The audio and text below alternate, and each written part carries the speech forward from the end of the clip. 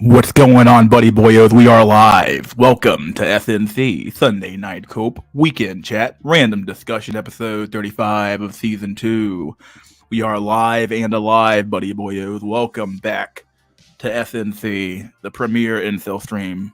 I think the only incel stream left. That's not really saying much, right? But hey, it still exists, right? We're still alive and kicking, right? Shout out to the Cope gang for being in here, staying inside and being inactive. Shout out to the mystery game for being in here solving those mysteries. What's going on, my dudes?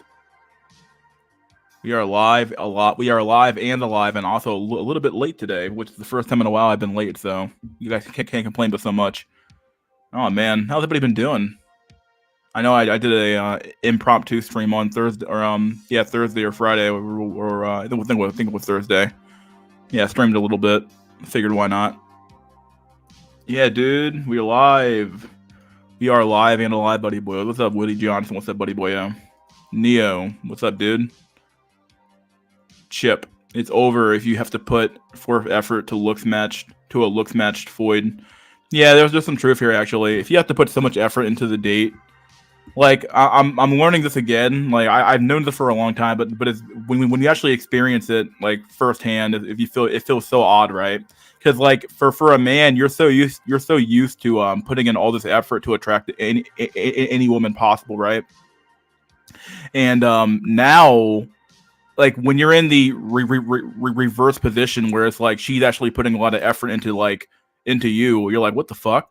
Like, is this how it feels to be Chad, or is this how it feels to be like to not have to fucking work my ass off to attract a woman? Like, my god, because like when a woman is like super into you, dude, she'll make it super easy for you to like to do anything really. So like, yeah, it's just one of those things where it's like, you know, just when you're in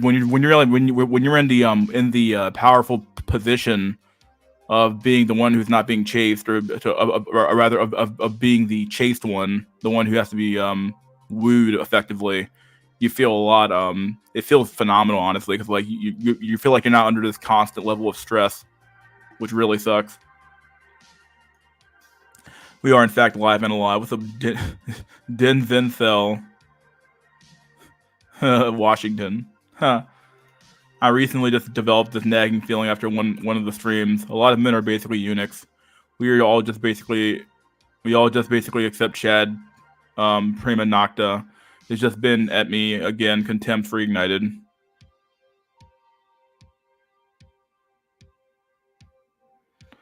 Oh yeah, I think that a lot of people have actually a lot of men have really just kind of like accepted their fate. If honestly, like, I don't know, maybe we were a bit delusional to expect men to actually rise up and do something about their condition, but it seems to me like enough men are like, it's kind of like that thing I used to talk about being a pocket watcher. That whole concept of pocket watching, where you're like, oh yeah, you're watching where that dude's getting his money from, therefore you're pocket watching, right? You know, you're morally judging how that man makes his money, so you're pocket watching. But it's like that culture that culture of like constant competition, that culture of like, well, he's the better man, that culture of whatever, of like almost this like level of like, and it honestly, thinking on it now, it might actually be earned somewhat, but we can't just let the system die in this fashion where like, or the system won't really die, it'll just change, right? Like you're seeing it now where like I don't know, will the system actually change? Well, let me backtrack to my idea real quick though. But yeah, like a lot of men are because of the idea of not wanting to what's the word?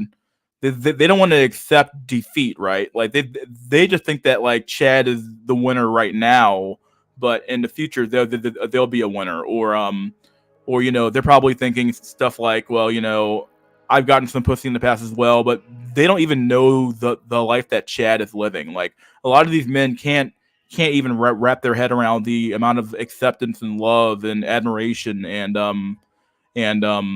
acceptance and love and snuggles and the amount of sex that Chad actually has. So when a man's like, he doesn't feel nearly as inadequate, because like a lot of men end up by a certain age having a sexual experience, so they're like, okay, well, I'm not an incel because this is going on, but they have no clue that like they've effectively been relegated to being a eunuch or a useless man or just some like a background character in Chad and Stacy's lives. And I think that coming to terms with the reality that you're really just nobody, like you're not special, you're not going to be the one who makes it, is a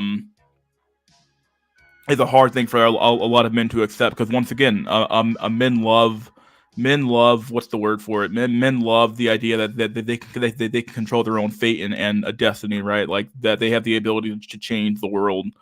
And then to be told that like just there's some other dude out there who has to do way less than you have to do, and he has he's just because he's attractive is just really fucking like like you have a no control over your looks per se. Like you can control your fashion or your body fat percentage, but you can't really control your overall look, right? Like you came out of the womb with genes that are going to show your face in a certain way, show your arms in a certain way. The whole body thing matters as well, right? Like if you carry fat in a particularly well way, you can get away with being a bigger size than somebody who's smaller than you, or somebody who carries fat in a really unattractive way, right? There's a bunch of things that come into play where it's like there's so many different factors you can go down to, and about how many things are like really genetically determined. And how much of it really, how much does this really have to do with your own hard work, right? But a lot of men want to accept the fact that it's just hard work of how they got where they are. So it's one of the things, right? But yeah, I think a lot of men have truly like it's not a matter of that they've accepted this predicament of being a eunuch, but they don't. It's almost like you're a eunuch but you don't know it, right? Or you're a eunuch but you get occasional sex, right? You don't really. Like, if you're getting occasional sex, you probably don't feel like much of a eunuch. But if you're getting no sex, then yeah, that's probably feels pretty shitty. But I don't know, like, how many men are truly actually, I don't know. I guess if you look at the numbers for 18 through 29, or what I call 18 through 30, the numbers are pretty bad. But I'm not sure. Yeah, it's just a fucking weird game we're all playing here, right? It's a weird ass fucking world we live in. But yeah, I think a lot of men will probably end up accepting this mindset that or accepting the reality that Chad basically has won the game of life when it comes to sex and stuff like that. So she doesn't enthusiastically say yes, it is over. Yeah, the beard is not connected. She does not feel protected. Oh man, based. It's true for fucking black men. That's cool. That's true for black men, bro. It's true for black men, bro. Imagine having to pay $300 for something that Chad got for free. Oh boy. Yeah, that's true. But the sad part about this, even this predicament, right? There are things that like even Chads sometimes end up paying, right? But they don't pay nearly as much as we do. So women will make it easy, or women make it easy for if they want the guy or want something from the guy. I think a lot of older women are trying to get their retirement plan, and they'll just fake the Chad treatment until the ring. Yeah.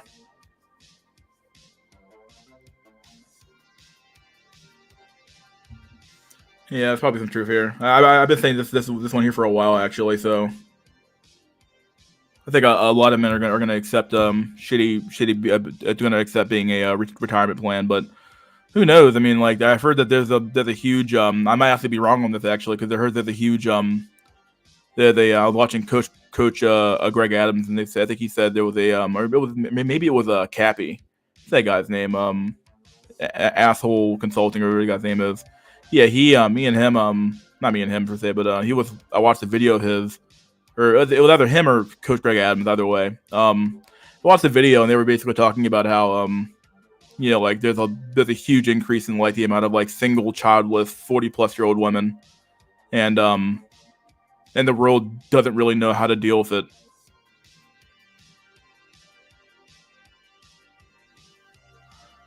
So like, are these men even gonna bother? Like, if the men get so bitter that they don't want to even deal with women anymore, how many men are gonna drop out of being a retirement plan, right? If what's truly happening is what I think is happening, but you never know. It's all about gonio angle, Rambus lens, and chin projection. Oh boy, Jaws law. Void. Indeed, I agree with very strongly. They will fake chat treatment to milk money out of a Beta Bucks Gerber Deluxe. Yeah.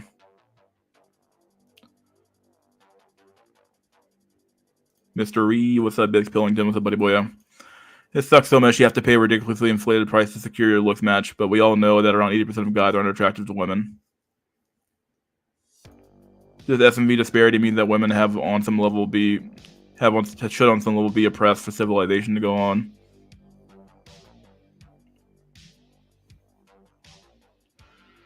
I was even thinking, is it like, yeah,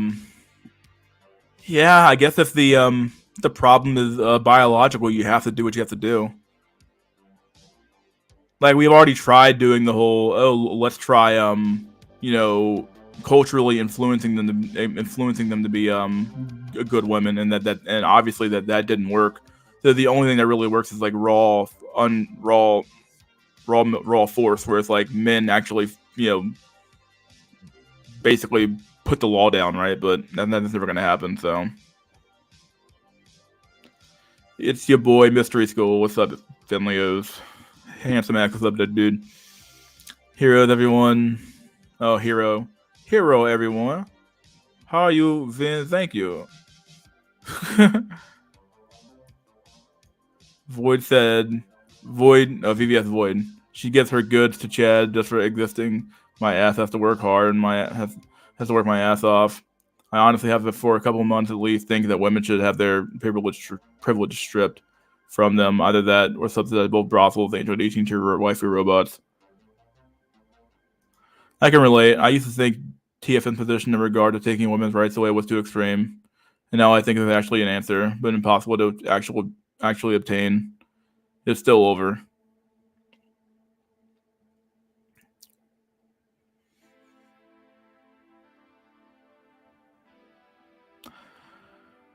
Well, here's the problem with this. See, look, the problem with our thinking here is that we're thinking we're thinking within the game that they made for us, right? So like we're thinking if within like the realm of like, oh, they're never gonna vote their rights away, right? But if like, I don't know, if younger and younger men are becoming more radicalized, they might not give a fuck what the system tells them to do anymore anyway, and just totally say fuck it. And with that level of like enthusiasm and the power behind it, you might actually be able to do it. But who knows if that's gonna happen, right?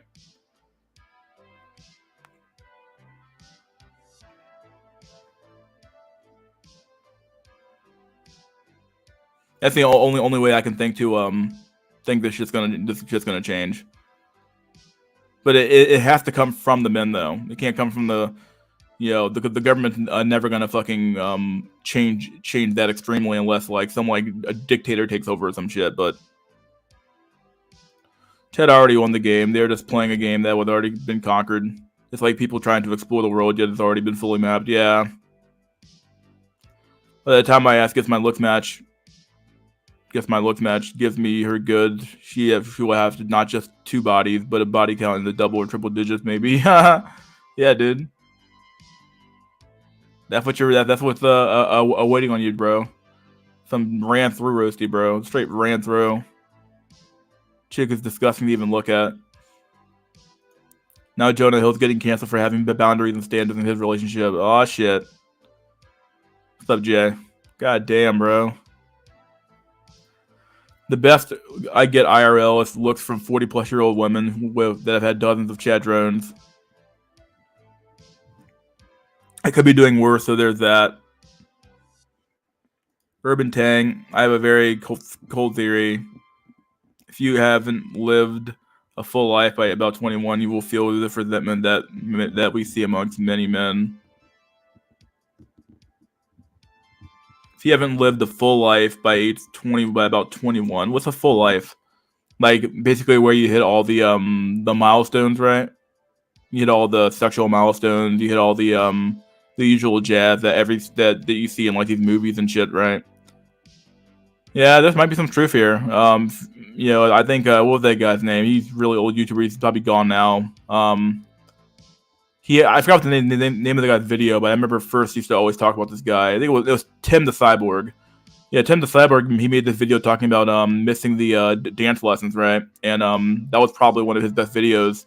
And he's not wrong. Like you missed dance lessons, and then like you show up. It's kind of like this. It's basically the same analogy that Monday FA Mondays use as well, where Monday FA Monday would talk about how he would what would Monday FA Monday do? He would always talk about how like you don't even know where the a starting line is for women. Like you don't even know what to do. Where do you meet women? What do you do when you talk to a woman? Like this stuff sounds like game, but it really is. Once again, we've already established that game is basically just regular social skills, right?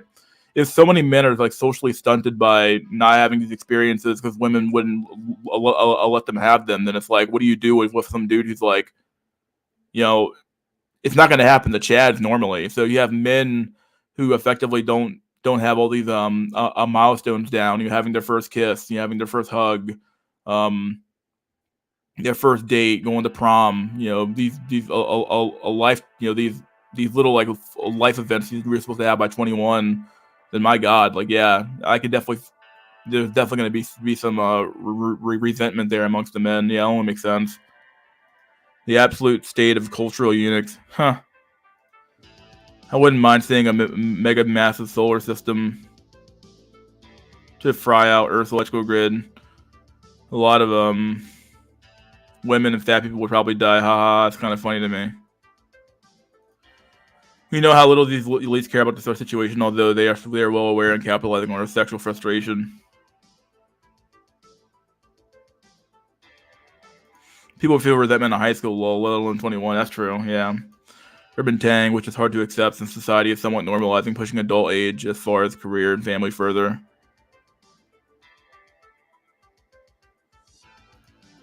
Hard to admit it. It never began, it never will. Oh boy. I can see that too, though I think it's as much more salvageable situation going into college age.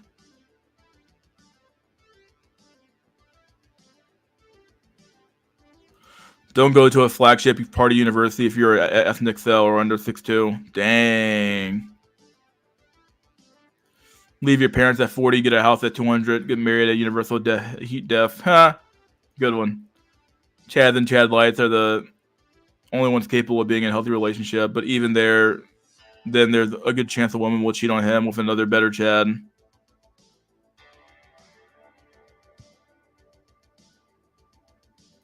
All these women have been put out of the house since 22. Yeah. The invisible playoff. The invisible playoff. That's good. Like, you're not even in the tournament yet, bro. You're in the playoffs. Like, this is the playoff for the tournament, right?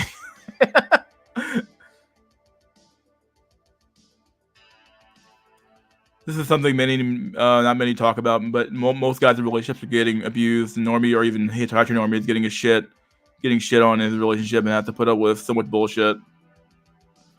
There was a Daily Mail article about 40 to 50-year-old women admitting lowering their standards for lowering their standards for retirement plan. Man, yep, Islam was correct. Women do need to be controlled and kept in pocket. Yeah, what do you know? Yeah, there will be a point where telling a man in particular to get their lives together before dating just doesn't make any sense. It barely makes sense now. Yeah. In my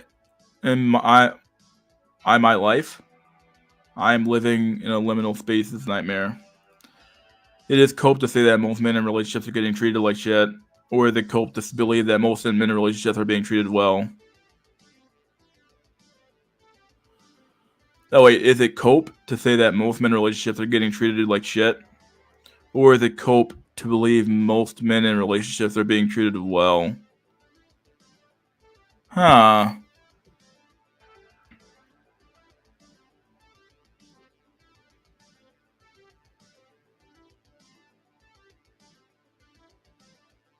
I would probably say it's probably more cope to believe that that their relationships are being treated like shit. It depends on the dude, right? Like, if you think about it, what types of men are able to get into relationships in the first place, right? If you would start thinking about it. A lot of I think that maybe the average, like, we'll use the term oofy doofy, or we'll use the term a regular fucking dude, this regular Joe Sixpack guy, probably getting treated like shit. But who's in the majority of relationships anyway, right?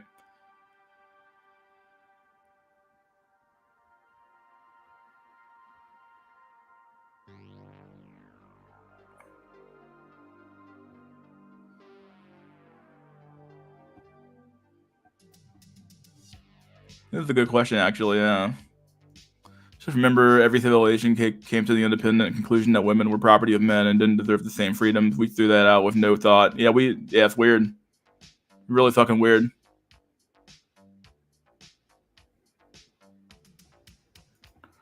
Wait till 40 to start dating and living life like Willie Pete said. What can go wrong? Yeah, dude. dude, I was thinking about this dude, right?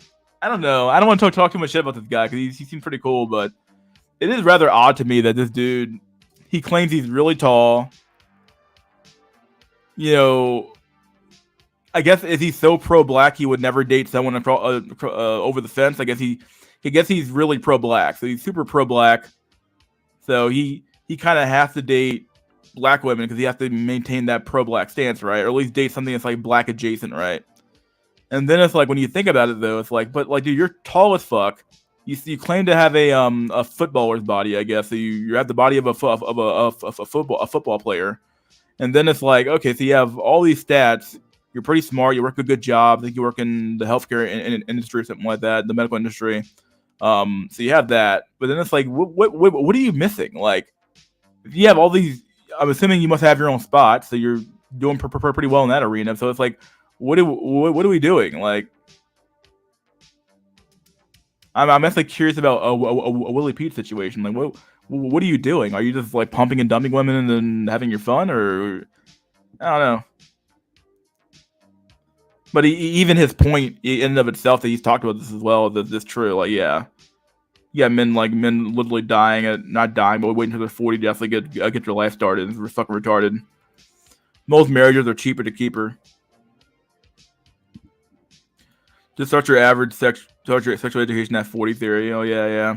Your average 15-year-old is far more based red pill than your average 15-year-old 10 to 15 years ago. Oh, my food is here. I'll get it later. It's not a huge deal. What's up, Mystery? What's up, Flame for? Just be wicked behind women and experience. They are right. They are right. They are right. You are wrong, Jack. They are right. You're wrong. Yeah. If you're being honest, fellas, you can't compete with your look max sexually. It's impossible. However good you are in bed, she's dealt with guys who fuck all the time. You can't win. Yeah, it's true. As some people said before, technology allows women to show more and more over time how they really feel about most men. It's true. Matches with a good-looking foil on OLD. What can you do for me, and how can you improve my life? The dating life of a sub-Chad.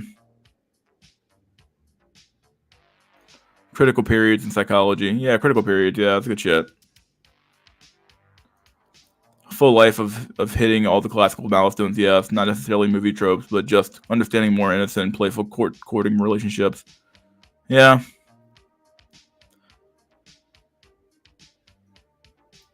Being in a relationship is like paying an employer to work for them. Most people men are slaves. Responsibility without authority is slavery. Mike Honcho. Women are not likely to get their rights taken away by a simple fact that women are pushed into more and more positive positions of power. Also, women are much more ideal in the elites. Yeah, I was just thinking though, it's like, like if obviously if you're working within the confines of the actual system itself, what if you work out, like you have to remember that the Overton window is real, and like there are certain schools of thought that are not being discussed in any or all seriousness as of right now. But like, what if you were to use those tactics? Like, when does like asserting male authority become a necessary evil to get the world back in order? Because like men are used as these pawns all the time to, they don't mind us asserting our masculinity when we're conquering a foreign country, but like, what if it's our own countrymen who are doing this to us? Like, what are you doing in that situation? You supposed to just sit there and take it? Sounds fucking retarded, bro. Hi, Mister. What's up, Pamphlet say?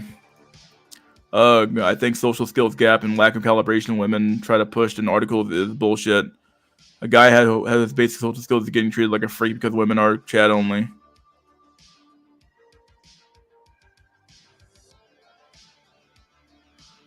We all knew this already. 7 feet, 7 inches, 7 figure.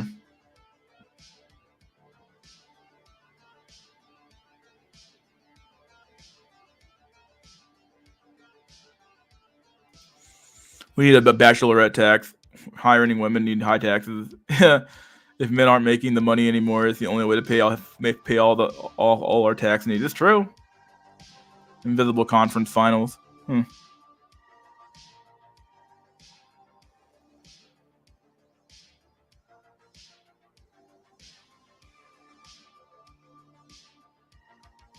He complains about PA gun laws. Why not just move to Ohio or Indiana with like no gun control? People probably cheaper than PA. I don't know why he stayed there, dude.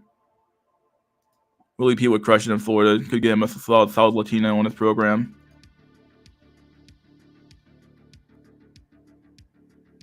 Chad doesn't enter relationships. He mostly just fucks. I'd say the most likely guy that barely made the cut. So I'd wager would be getting treated like the 7th option because they effectively were. Oof.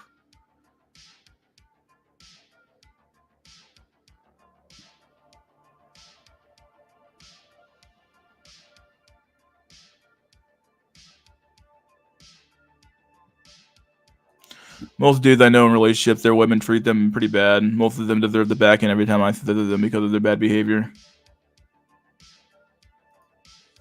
You're right. Most men in relationships are pretty much treated decent to well. After all, he won the tournament.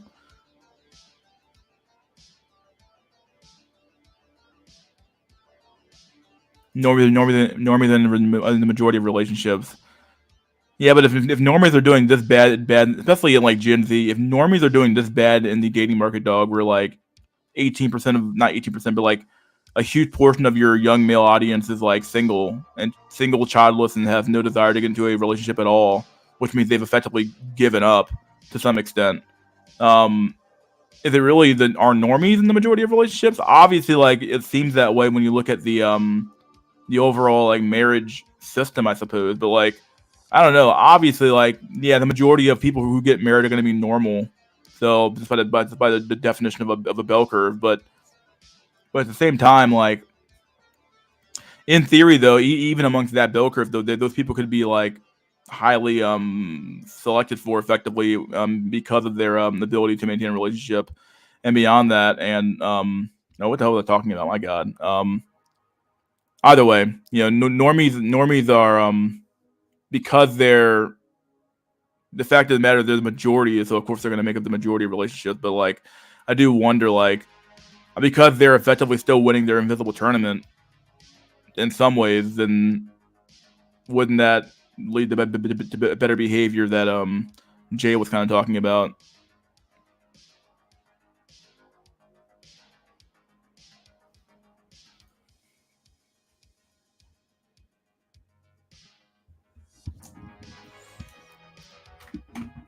Yeah, I got a new graphics card. Got the 3070 finally, even though it's too late for that card anyway. So I still got it. I don't think I need a 40 whatever. I think I'm happy with the card I have. Got a new monitor too, so it feels pretty good. Be back in a sec, my dudes.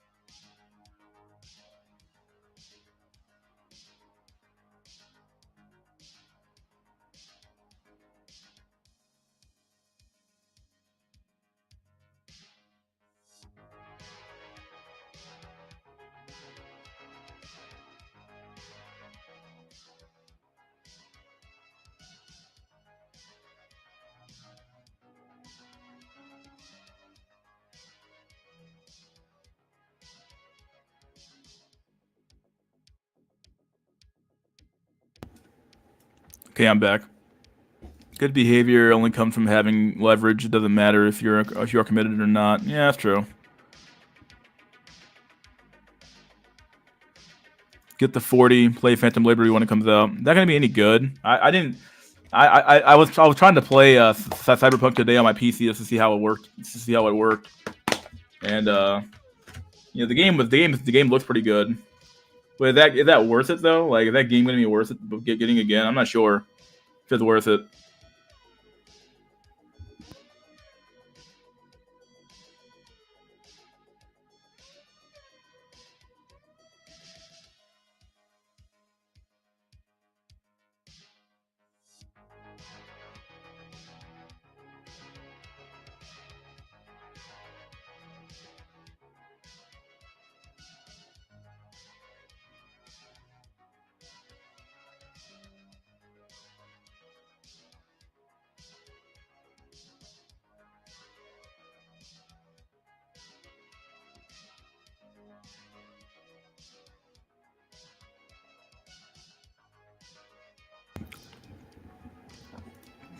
I played Cyberpunk on PS5, pretty good. Got it for $25 on sale. Yeah, the game is not like that bad, but it got shat on pretty hard. Kind of hard to tell what's a good game anymore at this point, but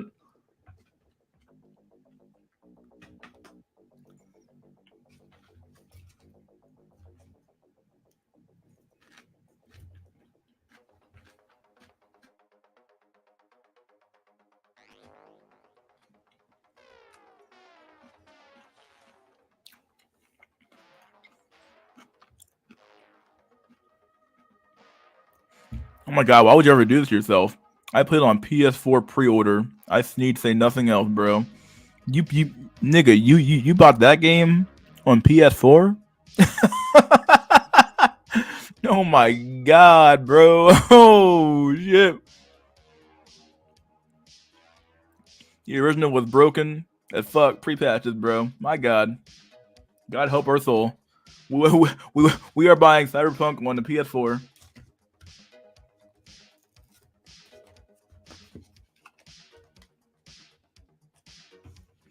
Truth be told, there's been very little incentive to actually buy a PS5 or even an Xbox. Like, there's very few games that aren't also coming out on the PS4 as well. Even though they're worse than the they're worse than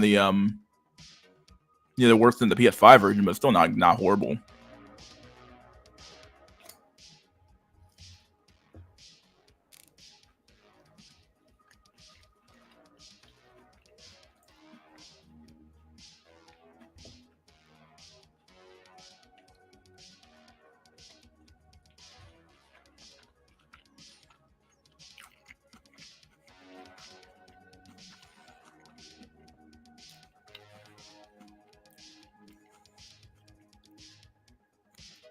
They fixed Cyberpunk with updates. Still had glitches, but it's not too bad.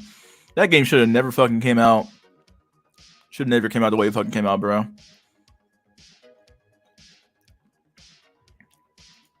A soy take on Jonah Hill situation. Huh.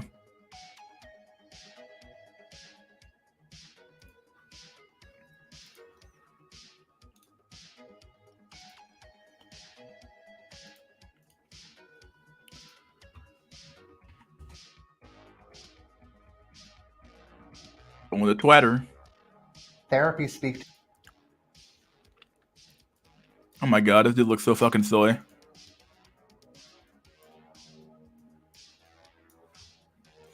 How's this dude fucking alive? He looks like a fucking soy boy. Look at this soy boy. Look at this guy. Ah, bro. Oh man. M'lady. M'lady. That's what he fucking looks like. This is M'lady.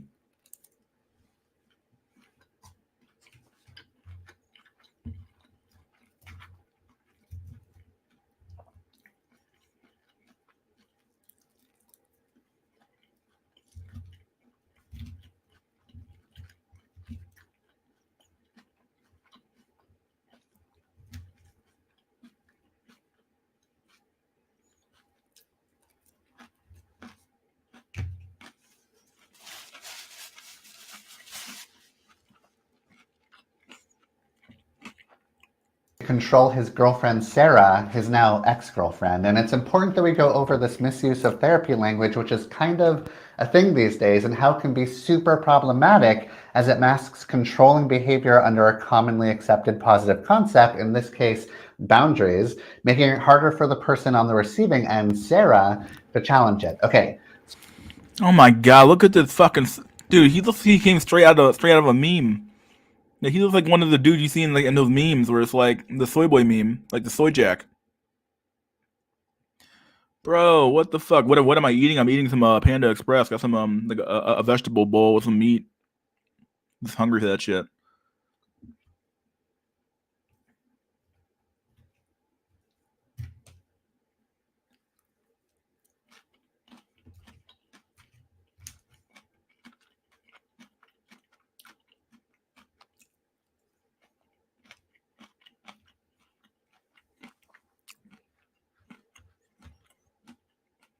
So Jonah is basically telling his professional surfer girlfriend, I am not going to be with you if you surf with men, have boundaryless friendships with men.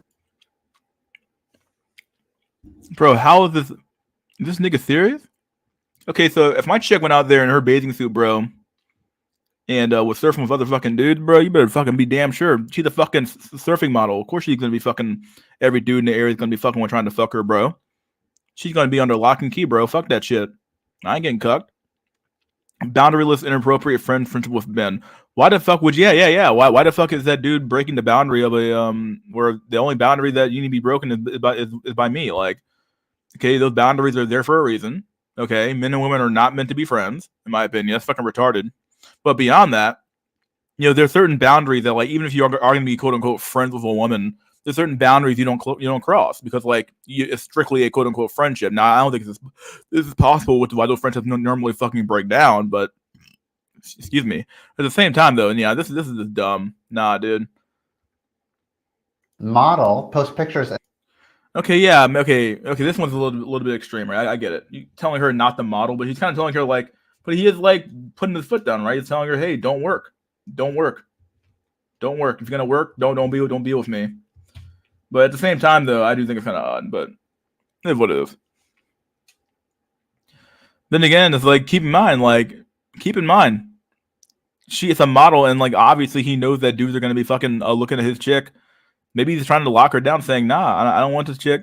If I'm the high value dude here, and I'm Chad, you get to make these kind of demands, really." So. In a bathing suit or post suggestive pictures and are friends with women who are in unstable places. He goes on to say that these are my boundaries for a romantic relationship. Jonah's use of the term boundaries in this message is a misuse of the concept. A boundary is a healthy limit a person sets for themselves to protect their well-being and integrity. It is a rule or guideline that one creates to identify reasonable, safe, and permissible ways for others to behave towards them and how they'll respond when someone passes those limits. However, in the message Jonah sent to Sarah, he is not setting boundaries that protect his emotional well-being. Wait, what? How is this not? Does this dude have no testosterone in his body? Look at this fucking dude, man. This dude here, this dude can't be serious, bro. Dude has no testosterone in his body. Looks like fucking a Jimmy Neutron if he aged like 25 years, 30 years probably. Looks like a slug. The soy god. But yeah, he is setting boundaries. He's telling this woman what she can't do. That's the boundary. Don't cross the fucking line, bitch. That's the actual boundary, bro.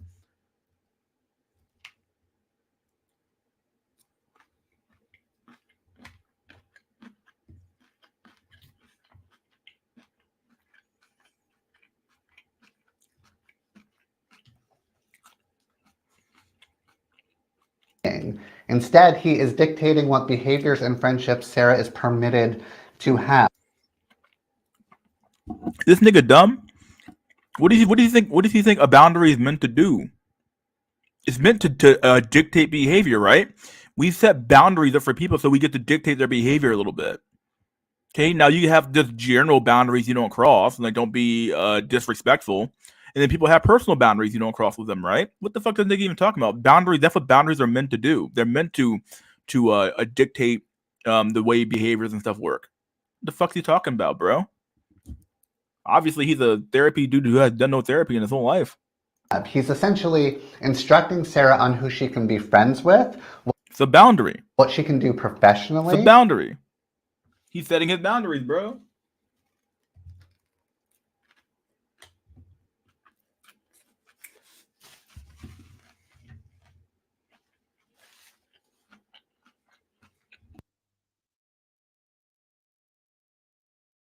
And how she can show up online. This is not an example of healthy boundary setting. Instead, it reflects an attempt at control.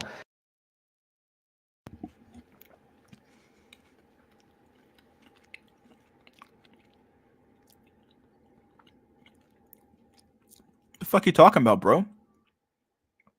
Once again, does he not know what a boundary is meant to do? Boundaries are meant to guide your behavior, control you in a way. It's not. It doesn't mean it controls you like a fucking robot, but like effectively, that's what boundaries are meant to do. You set boundaries on me, I put boundaries on you, and we behave in a certain way. Yeah, come on.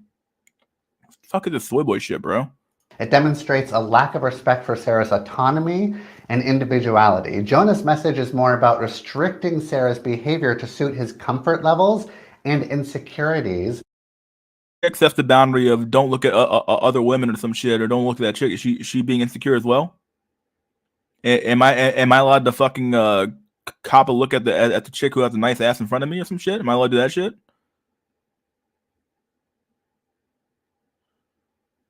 God damn, bro. Rather than expressing his feelings or needs in a healthy manner. Yeah, it makes him feel good when the chick is not out there fucking being a little whore. Makes him feel better, bro.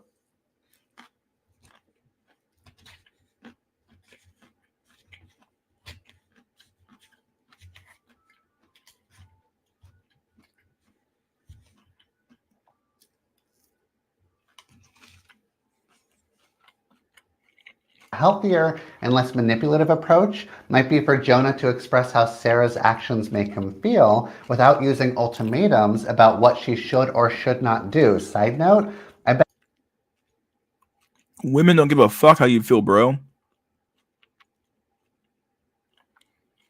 Women don't give a fuck how you feel, bro. It's true.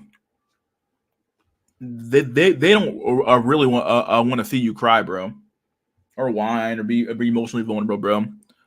He's laying down the law in the masculine way, and this motherfucker here saying, "Nah, bro, you can't do it that way. You gotta do it in the real feminine way. Where you talk about your fucking feelings, bro. Nigga, fuck you and your feelings, bro. I hate this shit. Fucking soy boy supreme here." he loved how hot Sarah looked in her posts before they got together. So this is a bunch of bullshit. Anyway, Jonah needs to consider Sarah's needs and feelings and not just focus on his own. What need or feeling is she satisfied by being seen by millions of men on a cover of a magazine?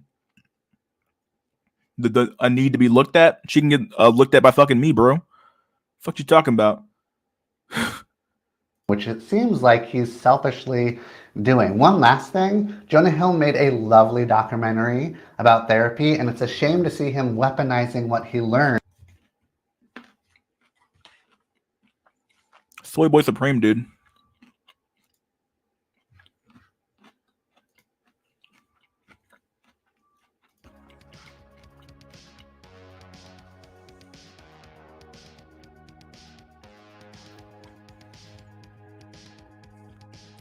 You got 80 people in here, bro. What the fuck? You guys doing here? It's a Sunday. 80 fucking people in here, bro. What the fuck going on?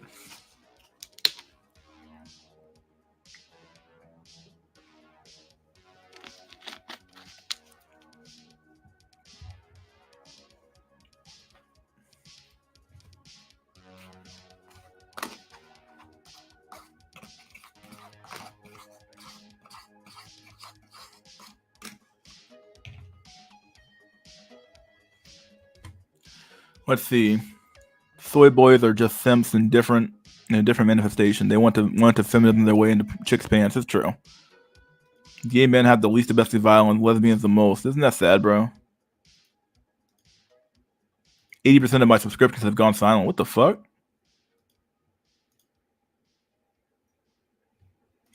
I think Henry Cavill low-key consumed black or red pill content. Hollywood runs him up the flagpole a lot.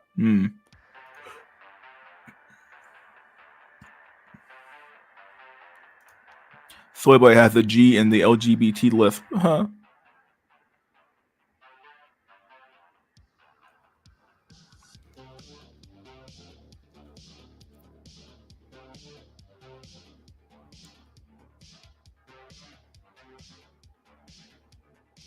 Wait, what? I went to a graduation party yesterday and there was no fucking way, bro. Oh, no way, bro. The fuck?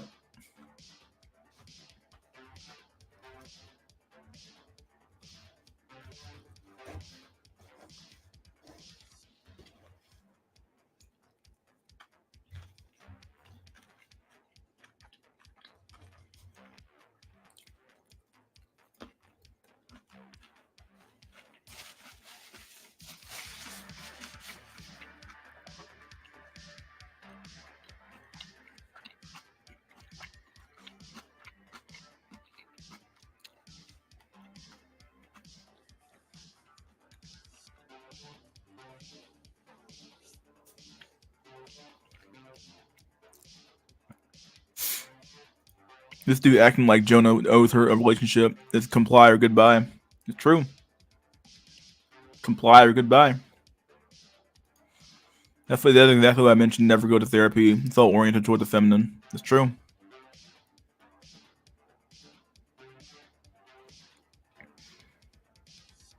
It's that bad. The fuck, Lone Hacker? Where the fuck you live at, dude? Upstate New York villages. The fuck, bro? Also, women were pointing out that the original Jonah Hill slip into her DM was from a bikini pic, saying it's hypocritical. Yo, bro, she was on the open market, bro. She is actually not going on. She's not going to be on the open market anymore, bro. So why the fuck should I let somebody else see her shit? There's no point. Why the fuck do other dudes need to be staring at her shit, bro? That's some weird shit, bro. Like every dude out here is effectively being cucked whenever their girlfriend posts a picture of themselves in a hot shit on their Instagram, bro.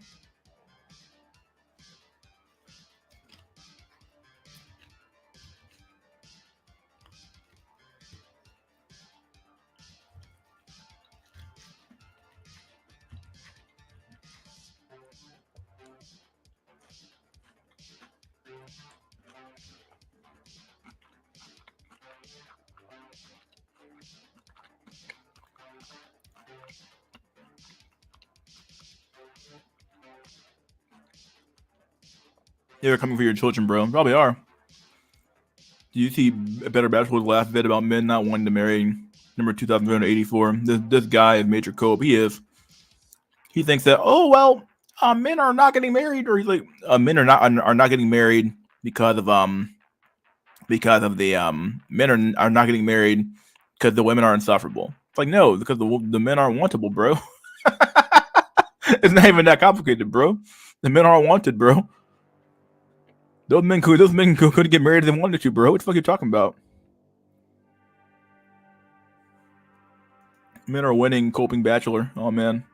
Amount of copium in the first 5 minutes. Let me see what the dude has to say. Look at the dude.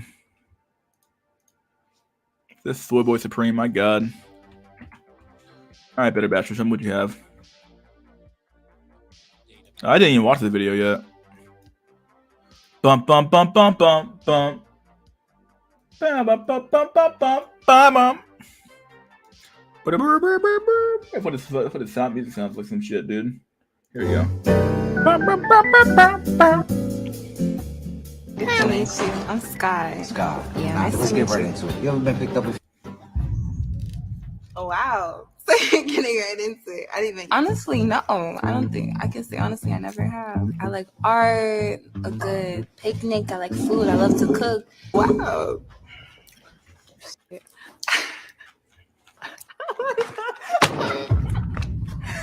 Damn. That's crazy. Guys, welcome to Better Bachelor. My name is Joker with a face for radio and a voice for print. Record number, new article coming out. Record number of men aren't getting married anymore. You know, in many ways, being a former married guy, if you were to ask me and my family and everybody before I went through the ringer, is marriage a good thing? And I would say, yeah, I'd say marriage is a good thing.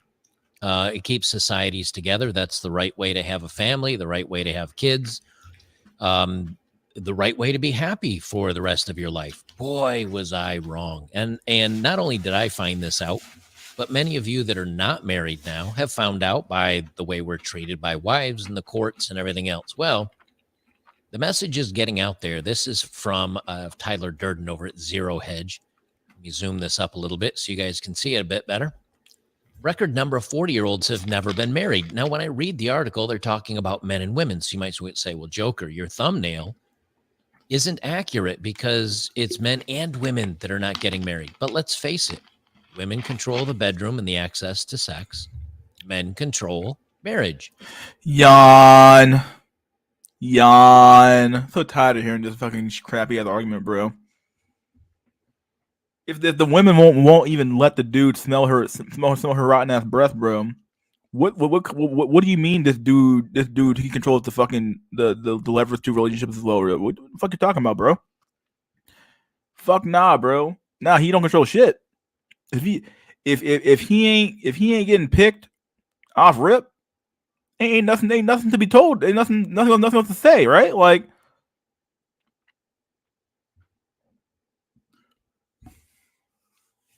I mean, bro, you crazy, bro.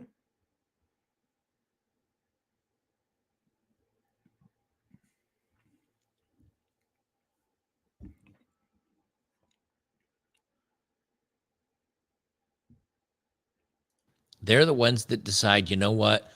I think we should do this forever. Ah, bro.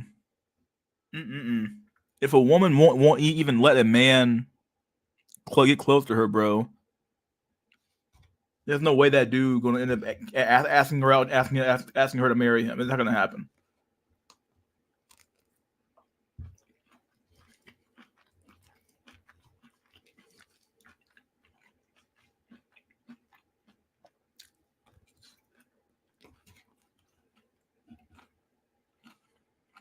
I'm going to keep and hold you in honor and cherish until divorce do us part, when you leave me and take half my money.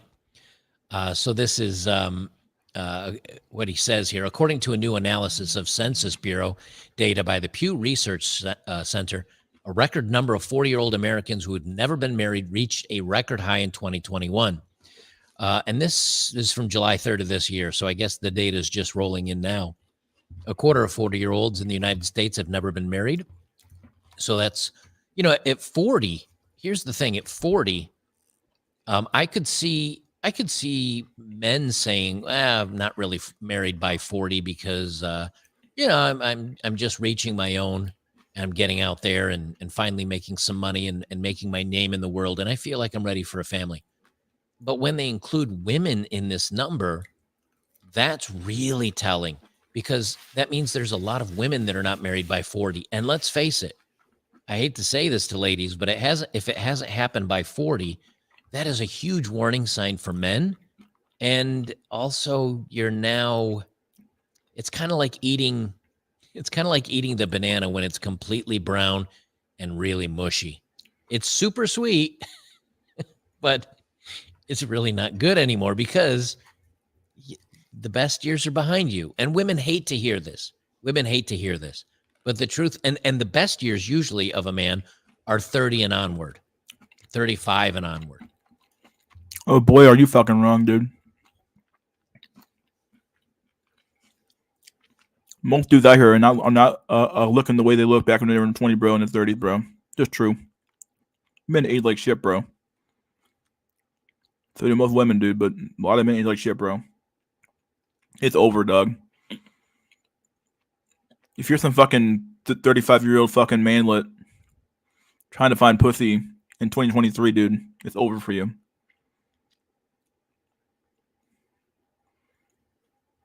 It's over, bro. That's kind of where you're finding out who you are, getting your legs underneath you, getting some money, getting some confidence. It takes a little while for men to ramp up, because what are men appreciated for? Stoicism, strength, money, ability to support what they give to the person they married. Women are not. Women are for their youth. See, the sap for this dog is that the only men expected to provide all the stuff that he just listed off, the provisioning and the money and yada yada yada, right? The only men required to have those things are non-chads. Is your normie ass. Okay, you're high tier normie ass, bro. You're high tier normie ass or normie ass. You have to have. It's expected. Like you better have this to make up for not being Chad, because that's really all you're really doing, right? All these things that they're telling you to hop through all these hoops for, and Gem Max and Money Max and all these things, right? Even geomaxing to some extent, right? But at least at that point, you're going to a different market. But at the end of the day, everything you do is a compensation for simply not being the fucking guy.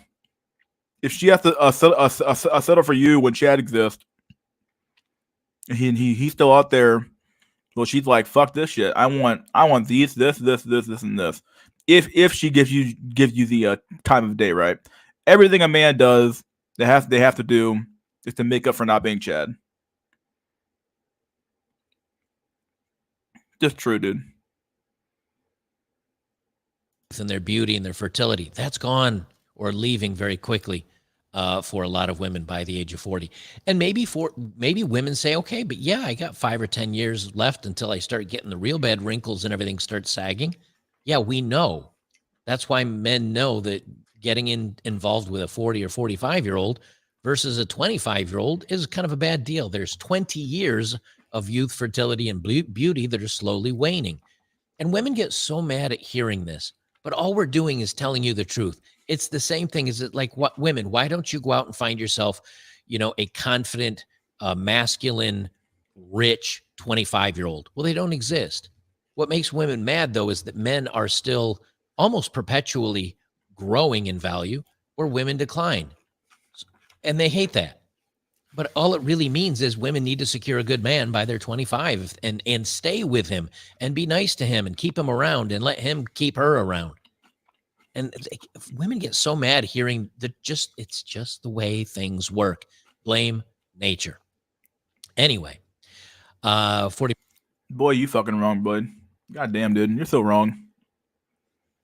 All it comes down to is this, bro. Okay?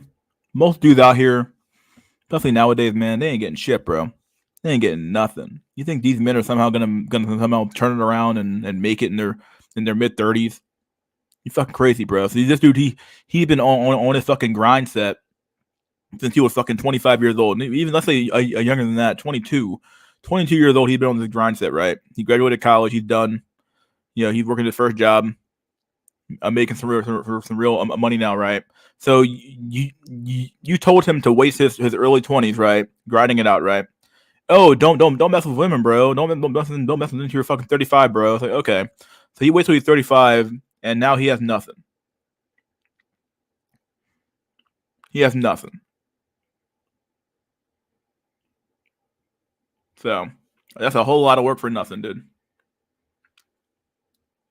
Quarter 40% year olds haven't been married. Most live alone, with just 22% of never married 40 to 44-year-olds living with a romantic partner. The findings revealed a downward trend of delaying marriage or foregoing it altogether among people born or after the 1960s, according to the report. In 1980, only 6% of 40-year-olds had never been married. That increased by 5 percentage points per decade until 2021. The trend is notable because the share of 40-year-olds who had completed at least a bachelor's degree was much higher in 2021 than 1980, 39% versus 18%, said Richard Fry, a Pew senior researcher. More highly educated 40-year-olds are more likely to have married, but the growth of this group has not reversed the overall trend of delaying or foregoing marriage. Sure, but why is that? Because it used to be men got the vast majority of degrees. Men made the money. Men were the providers, and women were like, I'm pretty and I'll have children and be a stay-at-home mom and I'll take care of the kids and you go make the money. And men were like, I accept this arrangement. But since women have turned around and now women are the majority of people getting college degrees, especially in upper scholastic achievement, I guess you could say. And on top of that, they're taking out hundreds of thousands of dollars of debt. Then they show up to a guy and they say, I make all the money. And the guy's like, I don't care. I don't have access to that. Well, I've got hundreds of thousands of dollars in debt. And the man's like, yeah, I don't want to pay that back. I'm not going to be a stay-at-home mom, or I'm not going to be a cook. I'm not going to take care of the kids. You do it. Well, we know how that turns out. And so what happens is both people end up working and both people end up having, and now you're both doing the same job. And then everybody says, oh, but there's so much money. Yeah, but then you end up having kids and send them off to a daycare and something else. It doesn't work. It's proving over time it's not working.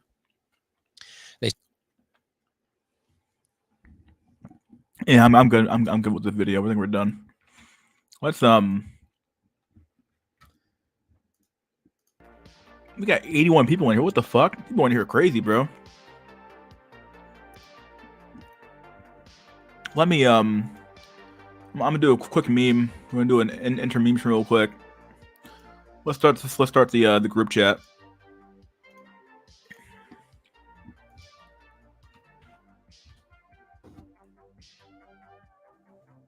There's the message, my dudes. Go ahead and join, and I'll let me do the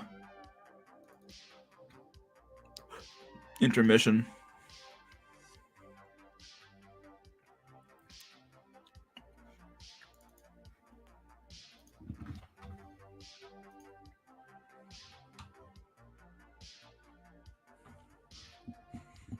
All right, guys, be back in a few minutes. Enjoy your meme, and I'll be back.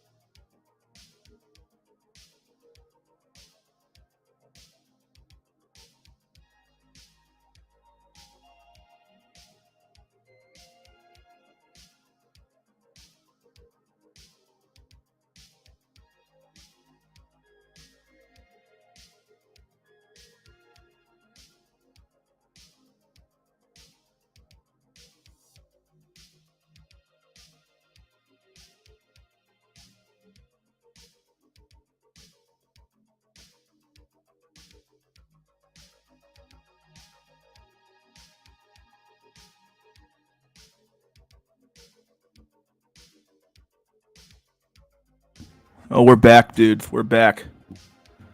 Welcome to hell again. Okay, let's close the intermission. We're done. You have no guests so far. My God. We still have 75 people here. Oh my God. This place is growing.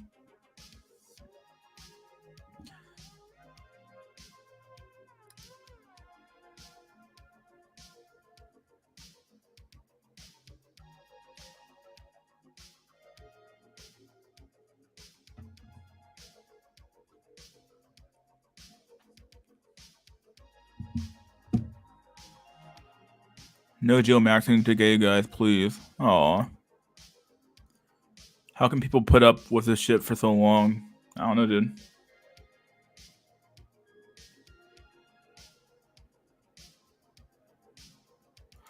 Yeah, 1,500 seems to be the minimum for rent. How can men even move out and learn to be independent if they can't even afford a crappy apartment? We need Asteroids 2024. Yeah, we need something, bro.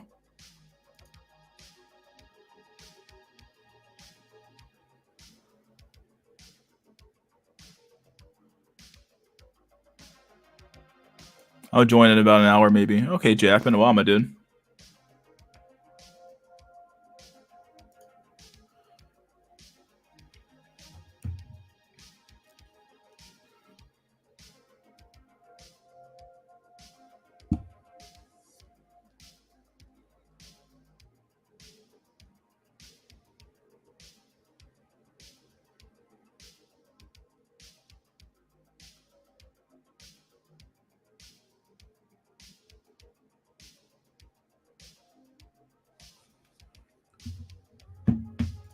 Let's see what else we got here. Indeed, Chip.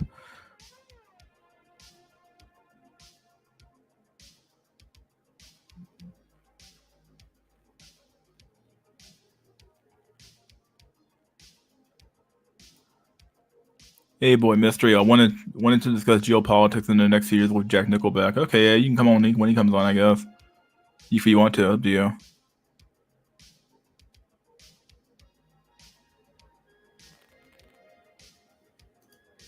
Barbecue with family right now. Cousin's fresh out of prison with his Dominican girlfriend from New Jersey. Ha! Oh my God! Game of the Forge for ninjas. Ninja. That's so true. I love that fucking meme, bro. Such a good meme.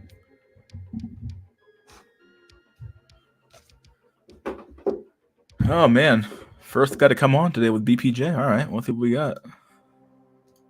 What's going on, buddy boyo? I'm doing all right, man. I hope the chat isn't tired of me.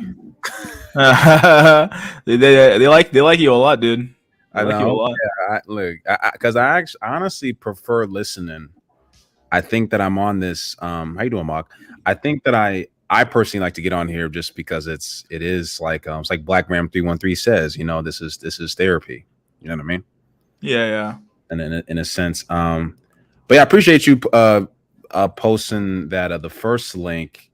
It was surprising to me. I looked on my YouTube feed and I saw Solo TV 84 talk about He's still around. Yeah, he just did a couple of videos. He actually, I mean, Solo, say what you will about the guy. I mean, me and him, we kind of had a little bit of a back and forth. He has some, I think that he has some good content. I think that he was a really good I think he still is a really good content creator. I don't know. I mean, I don't know. I remember watching his stuff like a long time ago, back when his channel was fairly popular. And truth be told, he did put a lot of dudes on to the game, right? He really did like bring dudes on, and like those dudes would be somehow become bigger than he ever was, which is kind of odd. But he did that quite a bit. He was somehow had the ability to like pick these channels out of like thin air. And next thing you would know, they become huge, and it's like, what's going on? Like, I appreciated his stuff. He had a recent video talking about like the 30 ideas that will get him canceled or something like that. There was some pretty good stuff on there, talking about the future, talking a little bit about AI. He went into talking about sugar babies and simps and like the same old stuff, but it's also kind of like talked about movies. It's like I like Solo because he kind of expands. It's not just about women with him. He talks about crypto. He talks about a lot of different things, and I kind of started off off of his so I got to give him his props. You know, we always didn't see eye to eye, just like any two people don't really see eye to eye. But I appreciate his stuff, man. He's a good content creator. Yeah. Okay. I know he was big on the crypto stuff. He got big in the crypto. I'm not sure how if he ever made any money off of it, but yeah. Yeah. But what I was gonna say is just that with the Jonah Hill thing. And did you were you familiar with the Keke Palmer situation? No, I'm not. Oh wow. So Keke Palmer, matter of fact, maybe I could show you a video in a minute. So Keke Palmer got into some hot water from her boyfriend / baby daddy, because Keke Palmer was at an Usher concert, and Usher was basically kind of serenading her, having his hand on her back, and she was wearing like a very sexual, like not a super sexual dress, but she was wearing like a dress that kind of had her ass out and was sort of like see-through and shit like that. And then the boyfriend basically let me find this shit for you. No you way, laughing, bro. This is exactly what the fuck happened, bro. No way, bro. What the fuck? Yeah, got cucked live on stage, bro. It's exactly what happened, bro. Let me find it. Fuck, let me just find the like a quick video of it. Yeah, give me a second, bro. Yeah, fine.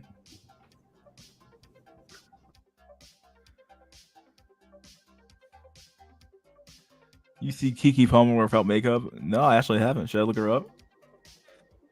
Howdy, y'all. What's up, Birdman? What I call you, Birdman? Because you have a crow eating French fries. Crow eating French fries, dude. The fuck? Yeah, I love corvids. They're pretty smart and based animals. Yeah, they're pretty cool.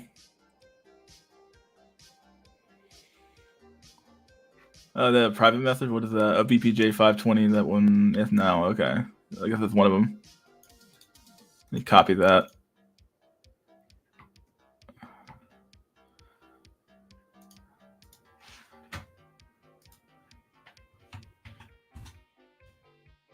Keke Palmer living her.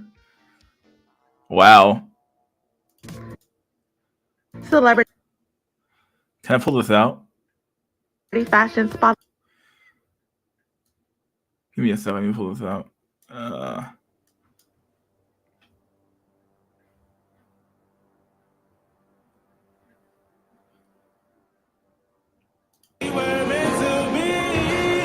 That's not what I want. Celebrity fashion spot. Yeah, this is probably perfect enough. Let me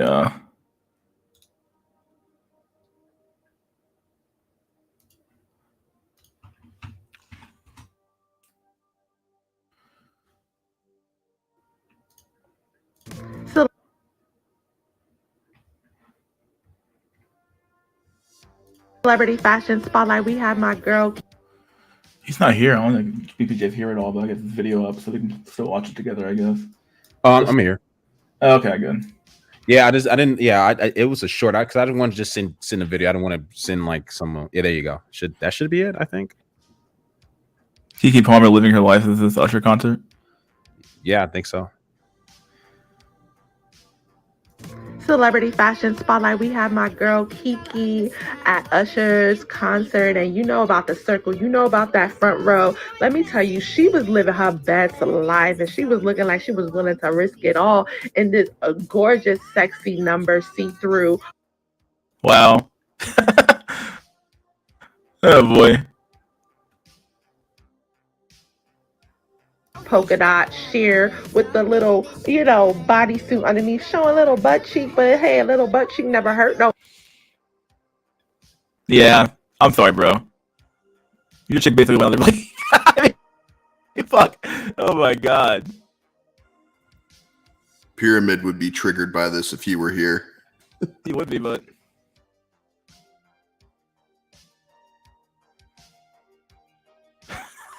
what do you even do with this situation, bro?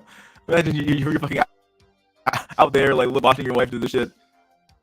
Your girlfriend do this shit. Is that just me, or are you Borging for everybody else? Oh, am I? Oh, seems like he is a little. Okay. He's kind of crackling. Oh, am I?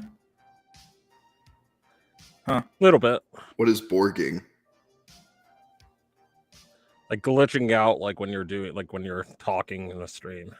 Oh, like Star Trek. Okay. Yeah.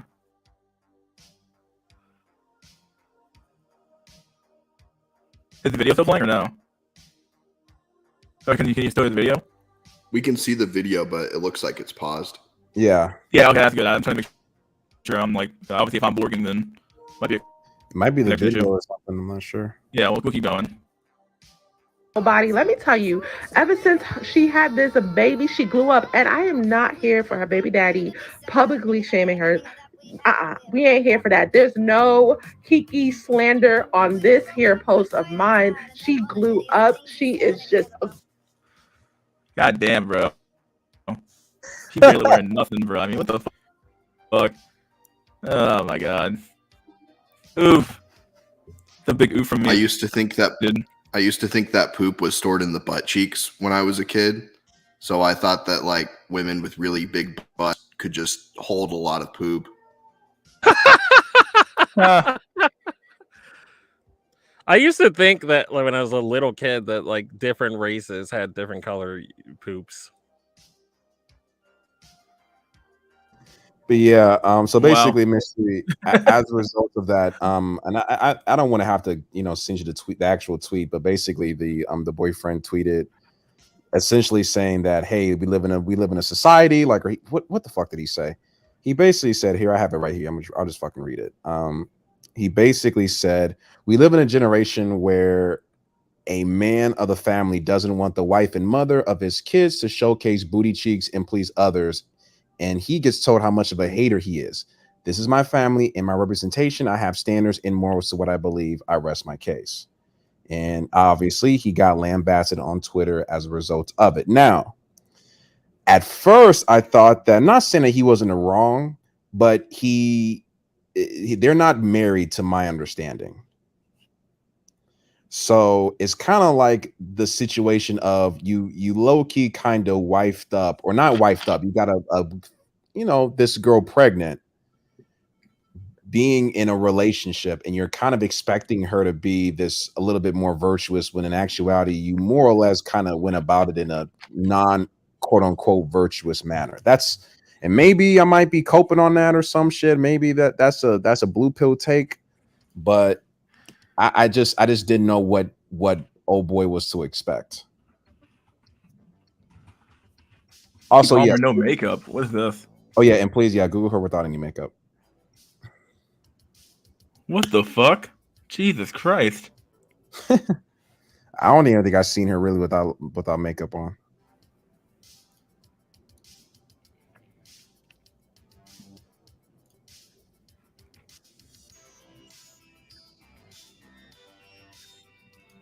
Is this really her? No way.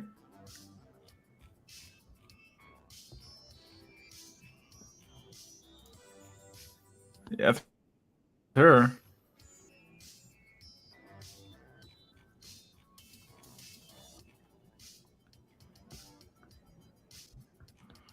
We'll just use these pictures here. This is always fun.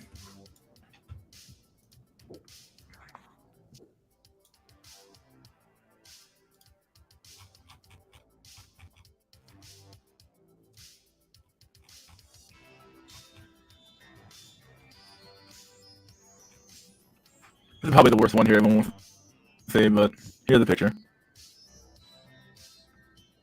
Ugh. Looking like a Nestle Crunch. El Goblina, like. Yeah, she's not a bad looking. I mean, here's the thing. I mean, I know we got the snow cells in the building. She's not a bad looking woman and what do you think, Mr. Scoop? Just by, I guess, black woman standards, she's not a bad looking woman. I would say that she's maybe like a 6 or so. What do you think? I could be wrong. I can agree with that. I probably put her more at like a 5, maybe even a 4. Well, we got the. Well, here's why I'll say mystery school. You got because you got to like kind of by black woman standards only because just by her not being fat, she can't. I don't think she could be a 4 just because she's not. Just be off the fact that she's not fat. Because most black women are fat. So if you're a black woman and you're not fat, then you're already low key above average. Yeah, like I said, I think they're separating out all the groups of women out in their own different brackets, I guess, because like what you expect from a Hispanic woman is gonna be different than what you expect from an Somewhat, Asian yeah. or a white woman, right? But in general, the women should generally be, fit, feminine, all the things that Cassie's gonna talk about. I mean, those things kind of are like gimmies. Like you got to be like fit. So yeah, it does make some sense if they're more fit than the average chick is nowadays. And yeah, just her face though. Yeah, no, her face. This is picture. Yeah. Well, I guess it's kind of like this, right? It's like, okay, do we use or rate women based on what they kind of should be? Like, for example, right? So let's just say let's say we rate her as a 4 or 5. If we rate her as a 4 or 5, then the vast majority of black women, and again, the snow cells don't all speak at once. But if that's the case, then the vast majority of black women, like 70% of black women, would be 1s, 2s, and 3s. Like 70% of them.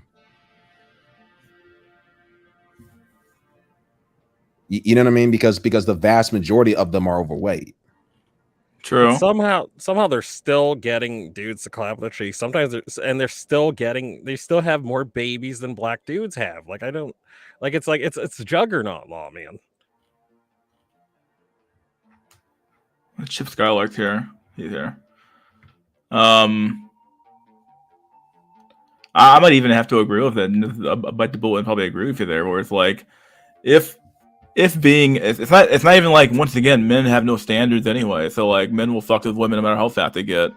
Like if you ever watch like that old show, My 600-Pound Life, like all the women always have dudes. It's unbelievable how many of the women have dudes, and like, but any of the fat dudes normally like, it's either nobody or their family or some shit.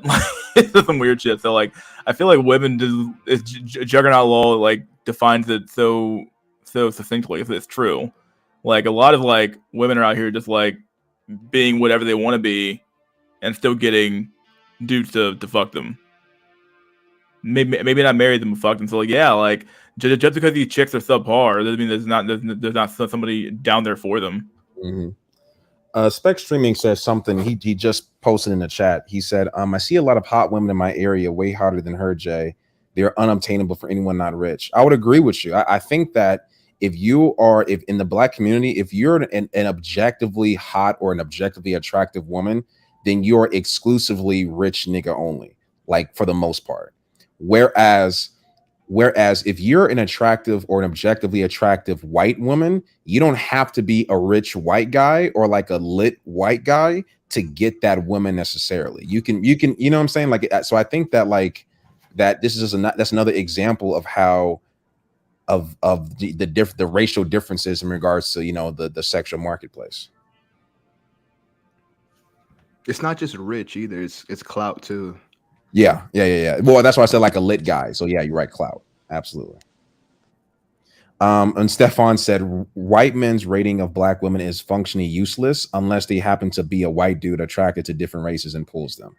I can kind of agree with that a little bit.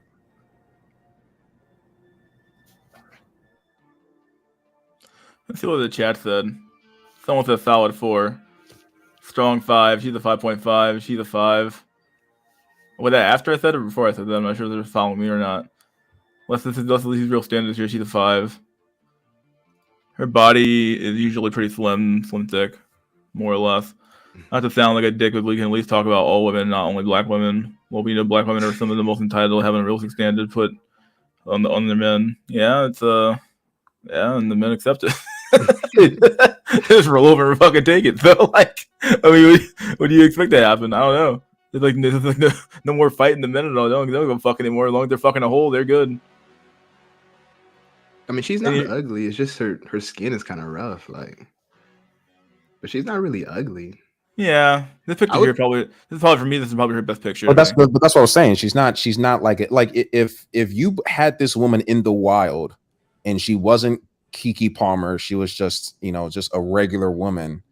For the most part, she would be. Most dudes would probably rate her like a 6, maybe even depending on how good she's looking that day, maybe a 7 or so. Her body's like an 8 or 9 though. I wouldn't fucking go that far. I ascended. No, she got some nudes out and they're pretty fire. But Stefan said earlier, she did a genetic pump and dump on her boyfriend. If you guys didn't know, her boyfriend is 6'4", 6'5". Yeah, her boyfriend is a but yeah, that's the thing. What the fuck? Well, what do you fucking know? Yeah, he's mixed. He got this curly hair, This genetic pump and dump. That's so fucked up, bro. When you think about it, that's basically what it was. God damn.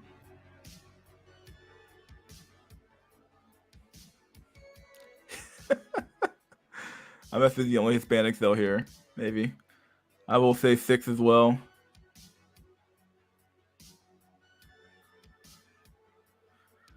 I agree with Jay. The hottest black chicks are open to white guys, or they want to pay and play or status. Well, actually, I just did a quick Google search. Her partner is actually, I mean, he is a good looking guy, but he's actually 5'9". He's actually 5'9". I do ride share for social experiment. I see the hottest black woman with Chad and Brad as well. It's always it's always the ones that have like white chick bodies that have like Brad or Chad. Like it seems like white guys, like if they want a black woman, they want one like a Zendaya type. Like that's what they like light skin. Well, but here's the thing too, and again, I've always said this. It's like a white dude with a black woman. That is like, y'all don't have to geomax. I think I need you to understand, like, black men, we got to geomax in order to get ourselves a traditional woman. White men, not necessarily so much. That fucking Zendaya, you know what I'm saying? Look at how Zendaya looks at Tom Holland. Like, if you ever look at like little, like, them out together and shit, Zendaya doesn't allow any man to touch her. Zendaya, and mind you, obviously Zendaya is like taller than fucking Tom Holland. Now she's probably got more money than Tom Holland, I think, but she looks at Tom Holland like he's that dude. Dude, his Keke Palmer's boyfriend is like 6'5" or something. He's 5'9". You must look at another Darius Jackson. No, his brother is an actor off of Insecure. He's listed as 6'8". There's pictures of them side by side where they're almost at head length. Yeah, you have to look this because I everything I'm saying. What's Darius Jackson you talking? Darius Jackson. Okay. Let me see. I'm not talking about Derek Jackson. No, yeah, Darius Jackson.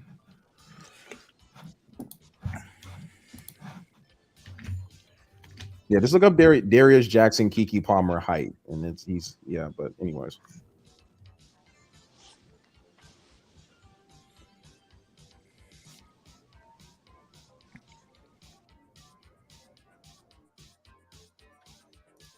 Keke Palmer is a 4.75. That's too much, bro.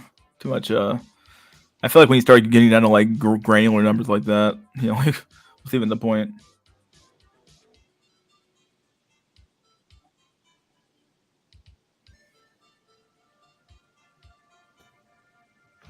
But yeah, I only brought up the situation because it was similar to the Jonah Hill situation, where the Jonah Hill obviously situation was today. But I think that what's happening is that I think that both white men and today and black men are kind of more or less figuring out the same shit about women and how it's more or less the same. And we talk about the differences, but more or less it's like there's still that quasi cuckoldry kind of going on. You know what I mean? Hypergamy.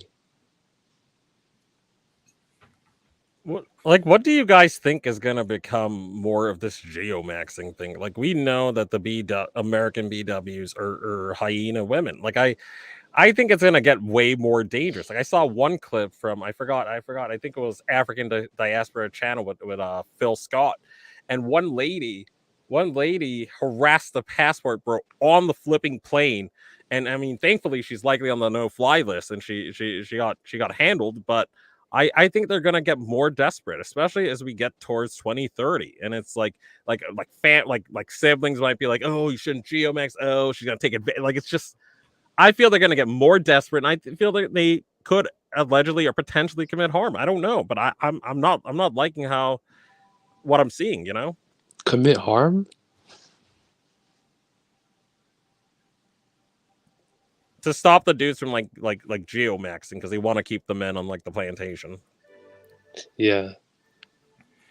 I heard right now in Brazil, there's like attacks on some black men way back when. I don't know if it's still happening right now.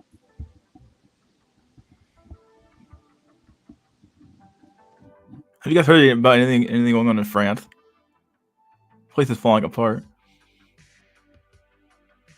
Like, it's unbelievable. Somebody said it's the start of World War III. What, France? Yeah, that whole thing. Or the plane. You think France is going to call it World War III? Wouldn't that be something? That'd be crazy. World War III is going to start out by France. I don't know. I'm proud of the millennial and Zoomer buddy boyos in France. Like they raised the retirement age to like 70 or whatever. Like that's like they're gonna do that here, and I don't think anyone will do anything in the States when it happens. Yeah, I'm not sure. I don't even know anymore. I think if things start affecting people's pocketbooks a little too much, people start doing shit. But when people start losing actual, real, tangible shit, they'll be like, "What the fuck? Like this shit sucks, bro." Like, I should do something. But yeah, as of right now, no. Nothing really ever actually hits America anyway. So it's always like this weird area. So I want to talk about CGA for a second. What, Coach Greg Adams? Yeah. So, oh God, no. What do you want to talk about? Coach Greg loves to talk about how guys are lazy and they're not doing anything, especially Gen Z guys. But then he'll turn around and say that rent is high and most Gen Zs can afford it. But in his era, he had roommates when the rent was like $600, $500. But he claims to be a grinder when he was younger. You know what I'm saying? Yeah. Yeah, the Xers I noticed, and even some older millennials I noticed do this a lot. Like they'll wag their finger at us and be like, "Oh, well, back in my day, I moved out at 19 or whatever." It's like, and I watched another Phil Scott video where I think he was talking about some like homosexual or whatever, and he was like, "Oh, well, back in my day, you had to actually move out to get butt or whatever." Like so many people are just so complacent and stuff, and they're we should bring back that shame. Just try harder, bro.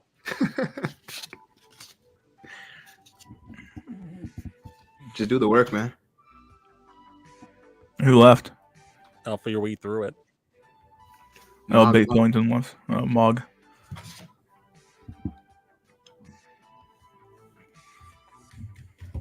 Just do the work so I can take your money. Yeah, I don't know. Coach Greg Adams has always kind of been he always kind of like rode the fucking line between being a dating coach, and then he did MGTOW for a little bit, and then he always kind of like dives into various parts of the manosphere before actually like making his own little stake in it. So, especially on Studios 21. Oh yeah, definitely.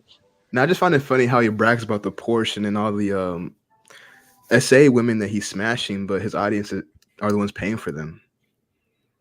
It is pretty funny, not gonna lie. Like, you have your fucking what do you want to call it? Your fucking your audience who's not getting shit probably are paying you money to smash bitches in your condominium and driving Porsche.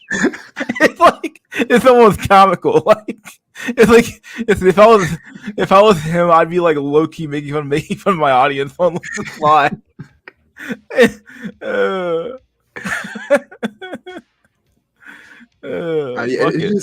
really funny because he'll take like jabs at his audience. So he'd be like, "You guys are not high value, man, because you're here. You know, so he'll take yeah, he'll take jabs with his audience too, and they're still paying him. I'm like, damn. What do you even call that? Like, is it simping when you do it for men too? I don't even know what to say. It is pretty funny though, right? Think about it. Like you're fucking doing all this shit. You're doing all this shit for a dude. Like what are we doing here? Paying a man a couple $1,000s a month. Fucking retarded. And then count the super chat money he gets. It's like what the fuck? But if anything, though, these places are kind of like they're a little bit like a radio shows. Truth be told, they're more like radio shows. Like Opie and Anthony at its peak. Yeah, people will just pay your ass to fucking talk shit on the radio. Is that really a fucking job? Like Jack Nickelback said they're pay pigs. I mean, think about it, dude. Who was the first sucker to fall for that one, dude? If you pay me more money, I'll stay on the air. It's like, okay. Hold the stream hostage. Yeah, whole thing, it's the bullshit. Like, oh, I ain't working until you give me the money. It's like, what do you mean we ain't working? Like, you do it for free. Fuck it, dude. What's the point? You really think the shit you're about to tell me on the end of the sentence is gonna be worth the money? I mean, think about it. I mean, think about it. He'd be holding the stream and saying, I'm not going any further until you pay me the money. And it's like, bro, the next thing coming out of your fucking mouth is not going to be worth 2/2 of a fucking cent of that money you're going to get. The fuck out of here, bro.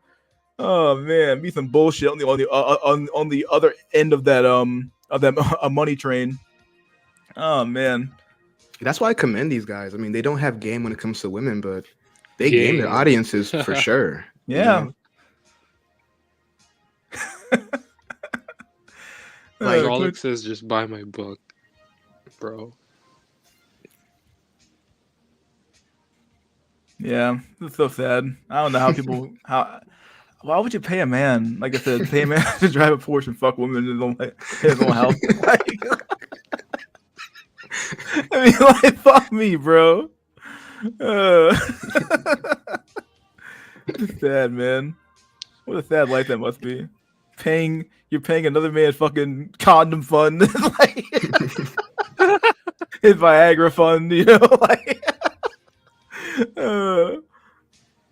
Oh fuck, dude.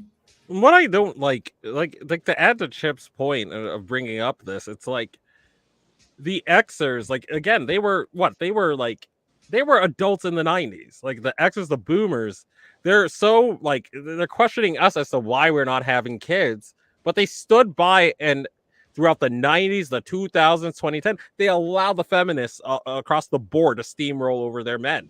They allowed, again, I have this like little theory that I use on that I use on my podcast. It's called I call it the AJ sopranification of boys in our society and the meadow sopranification of girls. They did nothing to stop this. They allowed this disparity to happen, and then they're like, "You boys are not stepping up. You males aren't ready for power, or whatever." It's like, and also Sergeant Willie Pete made this very good point. Other races of people besides black women, they train their men for power from the jump. Like in Latino households, for example, like they'll give the daughter a tea set for her first or second birthday, or they'll start play fighting with the kid at like 4. But in our community, it's just we just get told, black men just get groomed to serve, in my opinion. Yeah, like it's like statistically proven that the mother and the father, they invest more into the black girl than the black boy.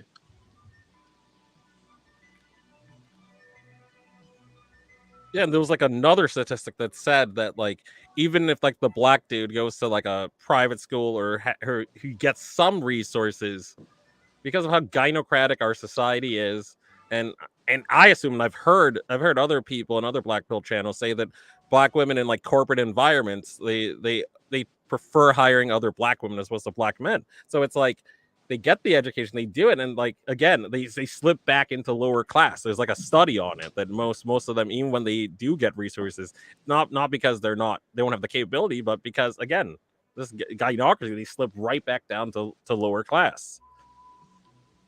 Mm-hmm. Zero community. It's a wrap for the community.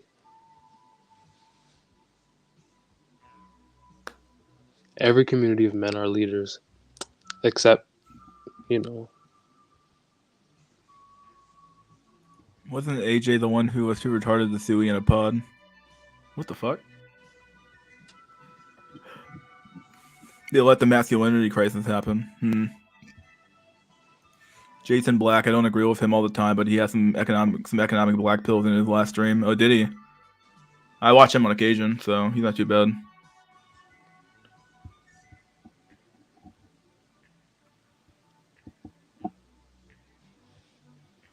Just like there's this one. Oh, go ahead. Oh, sorry. Yeah, there's this one like political YouTuber, and he's like a boomer, and he's like I think he's still liberal, but like he's ranting about how like soft millennial boys are. Dude, you were born in the 60s. You watched while all this crap is happening, and then now you're saying that the younger generations are coddled. You allowed the younger generations to get coddled, dude.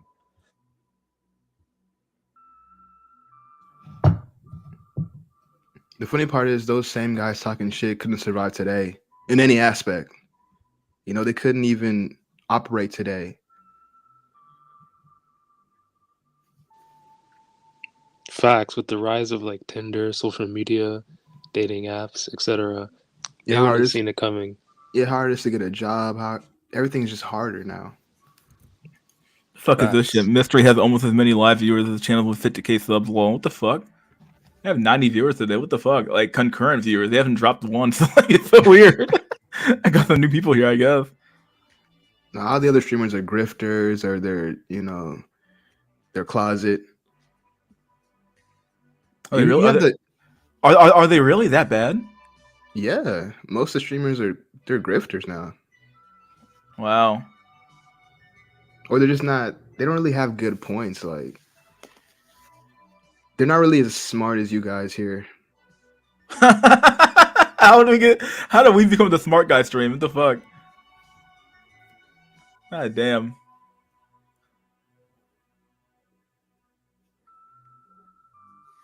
No fucking way. Who's? Alex playing with fire barely gets more viewers than you. No fucking way, bro. His live chat hovers around 110, 150, and he has 144k subs. Dude, how much of YouTube do you think is like a complete astroturf? Like, it's straight bullshit. And it's straight like they just make up subscriber numbers for people now at this point. Like, whatever, dude. They don't really have that many. They just like inflate their numbers somehow. Just to make channels seem bigger than what they really are. It's almost like a seed capital from like your from YouTube. Like, the channel looks big, people will subscribe to it, right? People pay for subscribers still. Yeah, they do. I'm saying it's the exact opposite of that. Like, beyond paying for subscribers, you make channels just look artificially bigger than what they really are, and then social proof. Yeah, social proof. So real people will actually come in there and subscribe to it, right? Yeah. Like, couldn't you, in theory, just do that? Until they find out they're being manipulated. But how would they find out though? Like, couldn't you just fake everything? They wouldn't know. Like. Now, I remember Stefan was actually debating with Alex, and he had some good points. He said something, because, you know, Alex uses deep fake for his Tinder photos. And so Stefan brought up a good point. He said, as a dating coach, if you have all this game, why do you need to resort to using, you know, deep fake and changing your photos to pull women? If you have all this game, you don't need to do that. They de-emphasize looks. And they emphasize the other red pill game tactics. I'm not sure. Like something else to add on to that point about that other boomer that I'm annoyed by. Like, I don't know. I remember the shift of things becoming what they were. Like, in the mid 90s, you had shows like America's Most Wanted that really pushed stranger danger to the hilt. And you had people saying, "Oh my God, it's not safe." And you started building more roads, you started more industrialization and all that. So it wasn't even safe for kids to walk around as much as the Xers or the boomers did.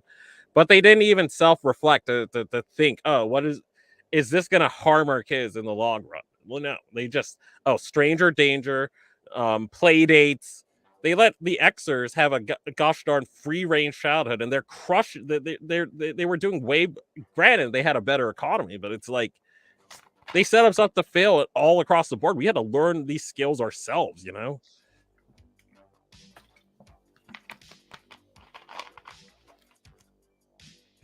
It's true. It's facts. Not so horror day. Oh god, this one here is funny. Wait, where's the one out? The real mystery is how the fuck we haven't been banned yet. Well, how is this possible? Truth be told, I've never actually been banned from YouTube. I've only thing that's ever happened to me is that I've had one stream taken down, and then I've had one video taken down. And that's it. They never actually did anything to me though. It's so weird. Oh, and Lithium, to build on your point about the black community, yeah. So, like the black girls, like, and the black boys, in comparison to both of them, I think the girls are put on game from an earlier age, and the guys like find out a decade later, and by then it's already too late, or they have to try like really, really, really hard and catch up, and play catch up and all that. I think women across the board are put up on game very, very, very early, and I think it was I don't know if it was on purpose from a societal standpoint, but it just seems like they know way more earlier, and it's like we have to spend our entire 20s and 30s playing catch up. Right. But the thing, well, let me say this though, is that like, what is there to know about men? Like men are like men. The thing about men is that for the most part, we tell you exactly what we want and we mean it. So if most men will tell you, hey, if you give me a woman who is in good shape, who I guess is cute, she doesn't have to be like a 10 out of 10, but if she's somebody who's cute, stays in shape, is kind to me, loyal, gives me sex at least once or twice a day, or even a few times a week, right? Because think about it, most men don't have to fuck 3 times a day because they're not used to that anyway. Like so most men don't even require sex super often like that, right? And just not be like a horrible person. Like for the most part, like men mainly ask for like maybe 5 or 6 things, and they'll be fucking happy. Like this notion. So I think that you're right. Women get put on early, but that's only because men are relatively kind of simple and we're straightforward about what men want, as opposed to what women want. It's very duplicitous. It's very, they say one thing, do the opposite. For the most part, we say what we say, what we do are pretty congruent. It's not congruent for women. I mean, the game that they're learning is not what men want. It's how to manipulate men, right? So leverage, right? Yeah, how to get him to do certain things. If you look at some of these games earlier, all this. Wait, can I address somebody in the chat? Ojit 1917 says, speak for yourself. Excuse me, my God. Some of us have high libido. Well, what good is having high libido if you cannot exercise that libido on a woman? I'm not saying you specifically. I'm saying that for most men, like, yeah, you can have high libido, but if you told your average dude, hey, I can find you a woman who will fuck you 3 times or 3 or 4 times a week, most men will take that deal. Most men will take it. Chip, Josiah, if I'm on some bullshit, please. No, you're right. You're right. You're right. No, but I was saying that the game that they're getting put on is not what men want. It's how to manipulate men. So if you look at the dating coaches for women, it's how to get certain things, how to get him hooked, how to, it's not about how to get a man or what he wants. They don't care about that. It's about how to get what you want from a man. Absolutely, you're absolutely right. But even then though, because we are simple to understand, their manipulation is not something that is completely. It's kind of like, like cater to his ego. This is simple shit. We wouldn't know if we wouldn't know that's happening, if we're being like manipulated or not, until you know. What is that? So for instance, like if you're more aware of what's happening in your environment, let's say you're being gamed, right? She's playing game, she's running game. Then if you were taught prior, then you would be able to like mitigate any like damage from that happening. Yeah, that's true. But when it comes to a lot of black men, I mean, look who's raising them. Usually a single mom. They're not going to put their son on game. That's facts. Because they're on the same team, basically. So They are. It's funny how you're talking about how channels, how you're not banned, but how is Cynthia G not banned after the whole delete male babies thing? And if you look on her channel, she's monetized. And the crazy thing about that whole delete male babies is if you look at the comments, those are brutal. There was a comment that I seen. This woman was saying how if she had a chance, because she has a son now, but if she had a chance, she would go back and delete her son. I said, what? That is some evil shit. insanity.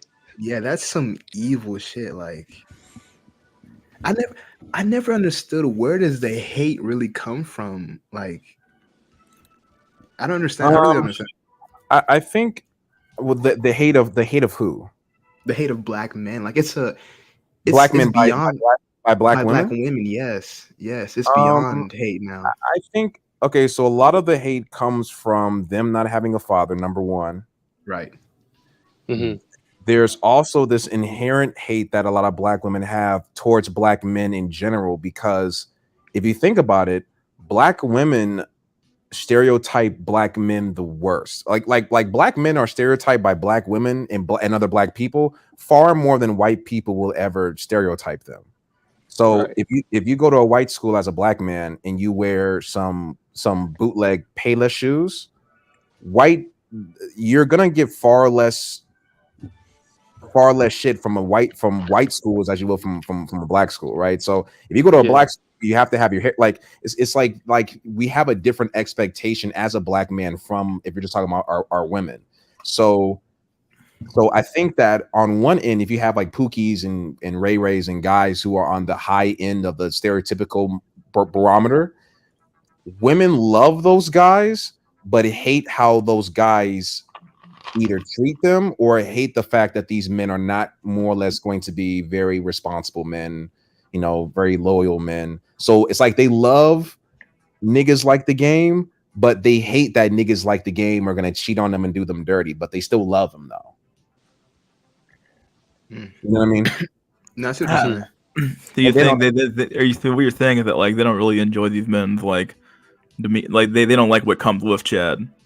Well, no, well, you gotta understand, Mystery. It's like it's weird for me to use Chad and Tyrone's when it comes to black women, because there's a whole other metric that women judge black men. So black men are not judged by the Tyrone. They're not judged by the Chad, Normie, low height. It's that, but there's the stereotypical black nigga point scale on top of that, right? So a black woman. So it's like a black woman can actually get with a normie if the normie has a lot of tattoos, if he was in a gang, is currently in a gang, is a drug dealer, you know, has a lot of drip, has a fucked up background, came out of prison. He can deal with, right, exactly, right. So it's just a little bit different. But black women at the same time, though, if you're not a black man who fits in with any of these black stereotypes, and let's just say you're a responsible, educated lame, the black woman hates you because you have the things that on paper would be good for a mate, but you lack the sex appeal, you lack the toxicity, you lack the nigga points that's required for her to be attracted to you. So she kind of hates you in a sense because you're not fitting into to what the fuck her stereotype is. So it's like they have a different hatred they have an inverse hatred for a Pookie Tyrone type than they will an educated lame type. Like it's really fascinating to me. So one less tattoo, that's like one hatred point. Not toxic, that's 2 points.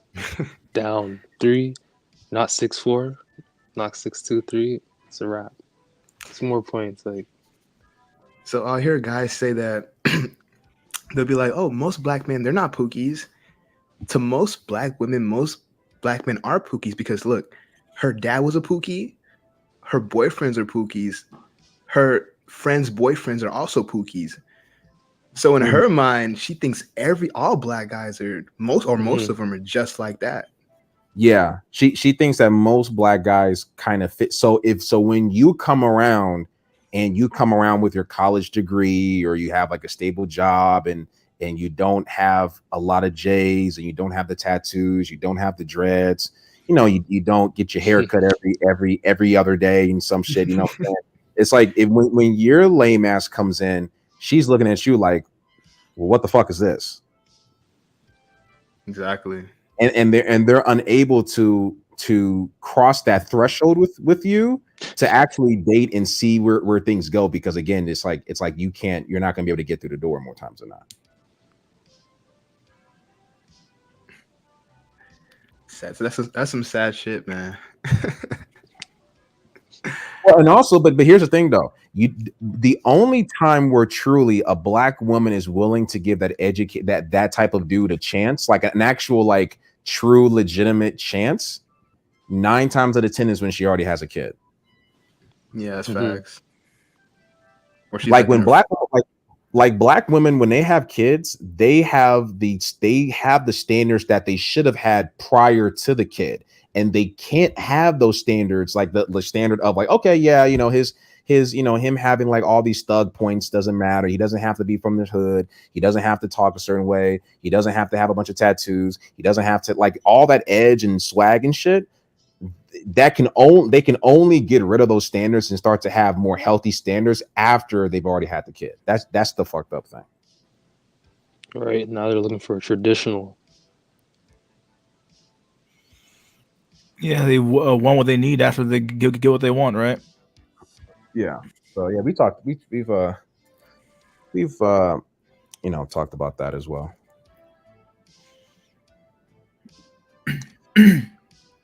Stefan said, educated lames have high relationship market value, but terrible SMV. So beta bucks is the only way out unless they date Latinas or Becky's. I don't think they have high relationship market value necessarily, because in today's market with the woman, you can't be relationship material unless you've crossed a sexual threshold. So if you're not highly sexually desirable, then how can you be relationship desirable from a relationship standpoint? For instance, like pre-selection, right? I wouldn't even say it's pre-selection. I'm just saying that that this whole notion. Okay, here's what I will say. The whole notion that women is like, okay, they put and they kind of do this, but it's like, okay, I'm gonna put you in the sex only category, in the relationship category, so you can have. So I get it, but women are not getting into relationships with men who they are not fucking. And somebody said that in the chat earlier. Oh yeah. No, I said that. That's how relationships pretty much start nowadays. Yeah. Mm-hmm. They progress go ahead. Yeah, I'm sorry. No, I was gonna say they progress from there. So that's the starting point. That's when Better Bachelor says that men control, relationships and marriage. Yeah. No, women control all of it, because you have to. The entry point is the sex. Mm-hmm. So if they don't allow you to get the sex, you can't have anything else. Right. But what I was saying to you earlier, Chip, is that here's the kicker, right? So sometimes we talk about the invisible tournament. There's also like the playoffs, right? Somebody said that in the chat earlier. I can't take credit for that. But here's the thing, Chip. Take the last 5 men that a woman has slept with.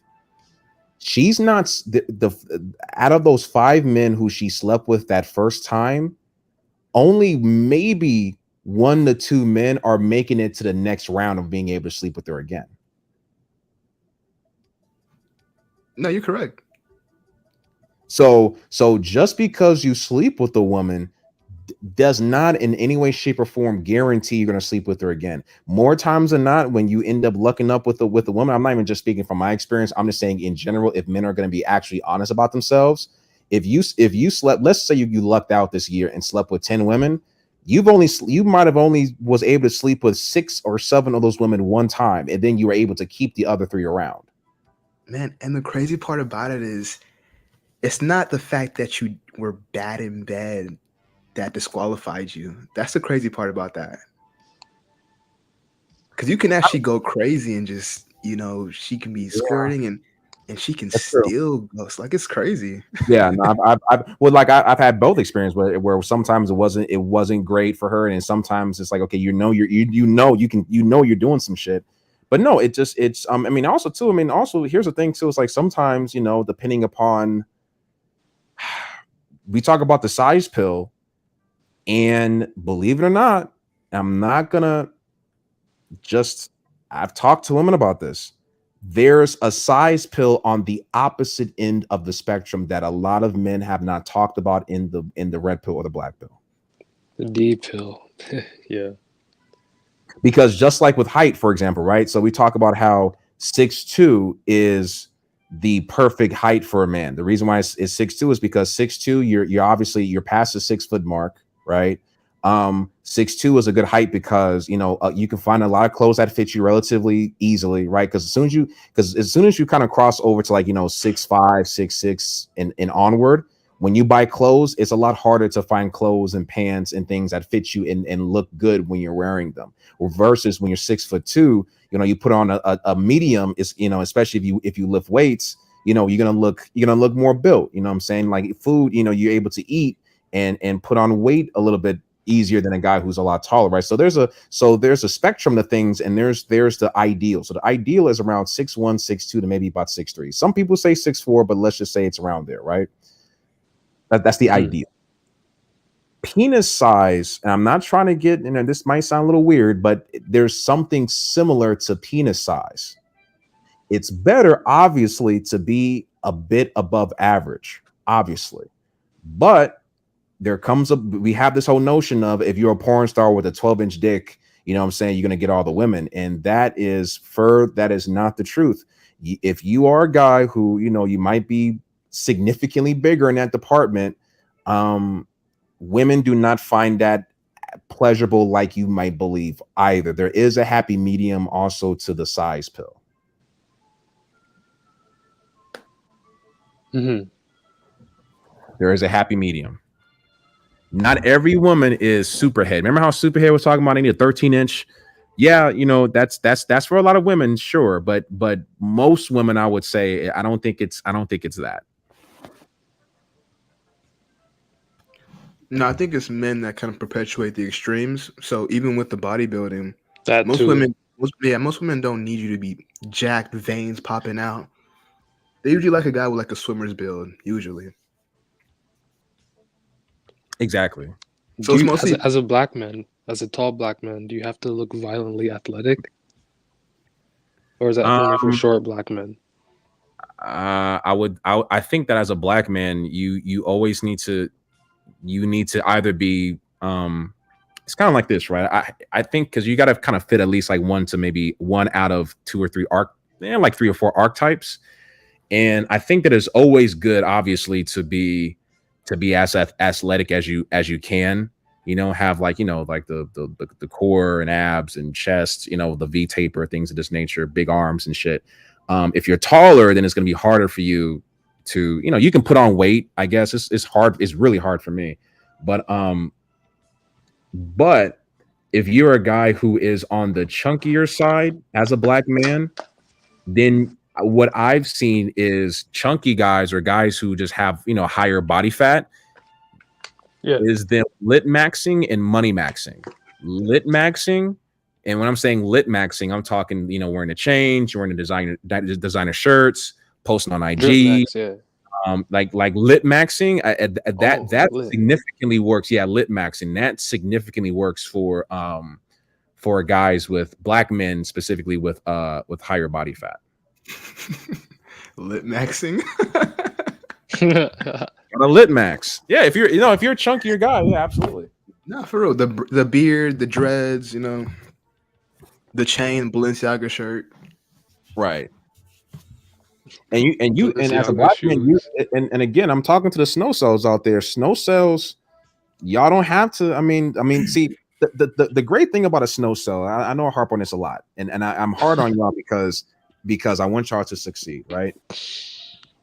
If anything that a black man does whether it's lit maxing, whether it's wearing some some good shirts, whether it's getting a beard, whether it's getting a tattoos, everything that all those things that black men do, it would work double for the white guy doing it. Facts. Double it works double for him. So take that same white dude, take the black dude who look kind of like this, right? Take a black dude who got a sleeve tattoo, take a white dude who got a sleeve tattoo. The white dude is gonna get more pussy based on him having sleeve tattoos than a black dude, because a black dude is expected to fucking have it. Right. So Tyrone has to work twice as hard. Even if you're Tyrone, it's not even that the grass isn't green on the other side. Well, here's the thing about a Tyrone, though. I need y'all to think about it, right? Watch like this. A dark-skinned Tyrone. No, it doesn't. Well, yeah, well, like just take like a regular black Tyrone, right? So, when you imagine a Tyrone, what body type are you imagining? Like Usain Bolt, that type, because the height 6'2", 6'3". No, so I'm not saying like shredded, but like lean. Okay, so you're thinking of a lean guy when you think Tyrone, because I think that when most people think about Tyrones, I think that most people are thinking like a guy who's fucking built. Oh, like I could be wrong. Giga Tyrone. Oh, that's a Giga Tyrone. Okay, I'm thinking when we're saying like Tyrones, I'm thinking that we're talking about like a Derek Jackson type. Okay, yeah, that's fair enough. You know what I mean? But the point of the matter is that like I think that when most people think Tyrones, it's like the guy who fucked Lena the Plug, right? It's like, okay, that's like a big that's a motherfucking tatted up porn star Tyrone, you know? Yeah. What I mean? But with a white dude, like a white Chad, a Chad could very well be skinny. Mm-hmm. A Tyrone, I don't think has the leeway to be a skinny. I don't think we talking about fucking skinny Chads. I mean, it's not skinny, Chads, skinny Tyrones. If he's tall enough, he can be skinny. Okay, I'll give you that. Phenotype, depending on the phenotype, I guess. Yeah, I don't know. What do you think? I'm not sure if Mystery is still on, but yeah, for other races, non-black guys, you gotta work twice as hard. Other guys. Double SNV. Go ahead, Chip. Yeah, you were saying that lip maxing, if white guys did it, that they'll have double the results. No, exponential results. If you remember the DJ from South Carolina, what's the name? Jason Pope, the one that gave 700 black women HIV. Yeah, he was lip maxing. Yeah, but as a white guy, you can like a white dude can lip max like. He can do this at any tier. He could lip max, and again, this is something as simple as just go to like a black mall, and you know like in some black malls you see like those places that are kind of like designer or quasi designer, and if as a white dude, if you dress like a black dude, or at least like kind of try. And I'm not saying it's gonna work. I'm not fucking saying that. All I'm saying is that like white men get more bang for their buck when they try the same shit that black dudes try. That's really all I'm saying. No, that's facts.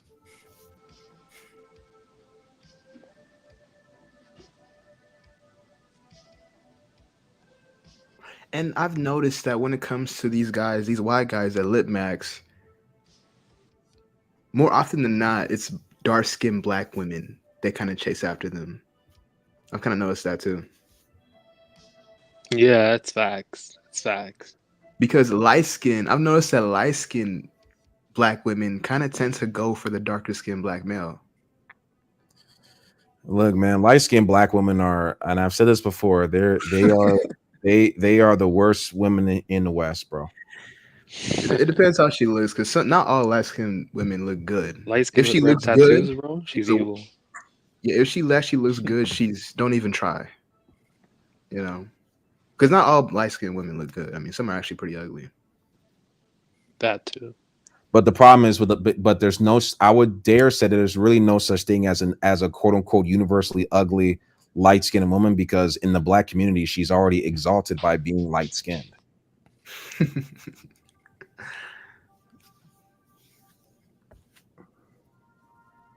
But anyways, I don't want to. Vivius Void said, "Sorry, you." No, go ahead. Oh yeah. Vivius Void said, "Austin Dunham is the real Tyrone." Versus Derek. He's not Jackson. tall enough, man. He's not tall enough. No. I would say no. I would say that he is just off the look of his. And I've seen a few of his videos. I think his videos are mostly kind of about something, but because it's Austin Dunham saying it, it's kind of like it's like, invalid. Like it's not, exactly. It's like yo, you gotta work on your gym. You gotta be the. It's like, and it's the same thing with like Justin fucking Waller, right? And I was and Mystery. Maybe I have to find those Justin Waller clips, but it's kind of like him. It's like yo. How dare you gonna say that you got to get your money up, you got to get this, you got to do that to get the blah, blah. But it's like, but you were getting women in abundance before you got rich, you ass. Like you were doing it before you got rich, and now you were rich, and now you're saying, well, it's because you're not rich. But if you took you and just took away your bread, you would more or less get the same similar results. It's just I don't understand. No, Austin Dunham is definitely funny. I remember he had a video when he kind of showed his Tinder messages, and there was a girl who was like, "Come over and come smash me right now," super thirsty. So in the comments of that video, dudes are like, "Oh man, time to hit the gym. Oh, it's time to work on myself." There's no amount of gym will ever get you those results. I'm sorry to tell you. Oh, dude, they're so desperate, bro. No, and the thing about it is too. I mean, here's the thing. Even like. Because that fucking eye area, that's kind of where that shit begins. Yeah, bro. If the eye area is where it's almost a wrap. Yeah, the eye area is like I didn't even know this until like I got older and you start fucking paying attention. The eye area, the fucking how your eyebrows. That shit is where that's the first thing that women see subconsciously and puts you in the alpha versus the beta category just off the fucking rip. And the thing about that eye area is you rarely come across men. Tell me if I'm wrong, y'all. You rarely come across men with a really good eye area that don't also have a good jawline. I was going to talk about that. So you mentioned that before. You said these Chad and Tyrones, once they have one good feature, it kind of parlays into another good feature. So he'll have the good eye area, then he'll have the strong chin, and then he'll be tall, and then he'll have good muscle genetics, and then it just keeps on building. It's all it's like either your genes are good or they're subpar or not good. And usually if they're good, like again, if you're talking about like that, like it's like okay, it's like if you have a bad eye area, like I don't have a good eye area, right? So if you don't have a good eye area, you are far more likely to go bald than the person who has the good eye area. Well, and the fucked up thing is like, well, damn, like the guys who have the good eye area, the guys with the hunter eyes, they might be okay if they didn't have the hair, but you know what I'm saying? Like it's like that's the black pill, bro. No, that's incel luck. Negative cancel pill, right? Till 20, right. It's not like God or whatever you fucking believe was like, okay, we're gonna give the men with the bad eye areas. Okay, I'm gonna at least make sure that they like keep their hair, or the guys with like the weak jawline. I'm gonna at least make sure that, you know what I'm saying. I'm gonna at least make sure that these guys are a little bit taller, or I'm gonna at least make sure that the guys with the weak jawline are able to build muscle mass a little bit easier. Nope. Yeah. So BPJ, are you telling me that you don't have a good a lower third? I think I have a good lower third, but not a good eye area. Nah. Okay. I think if I was to wear sunglasses, I think I would be straight. But it's like it's really all like, you know, I've been told I've had a good smile and shit like that. I try not to like, I mean, even about like with like my looks, I try not to stress too much about it. As like I try to do what I can, because I ultimately you can only make so many changes to it. So I try not to like obsess over it, you know, and be like, oh, like it's like and you know, get Wheat Waffles says, yeah, man, I gotta like watch this Wheat Waffles video and try to get my points up. You know, your shit is more or less what it is, and all the women that I'll be able to sleep with, it's 9 times out of 10 it was because of me being tall, basically. And I've always said that. Huh. Like if I was like, yeah, I mean, it's just, you know, it's brutal.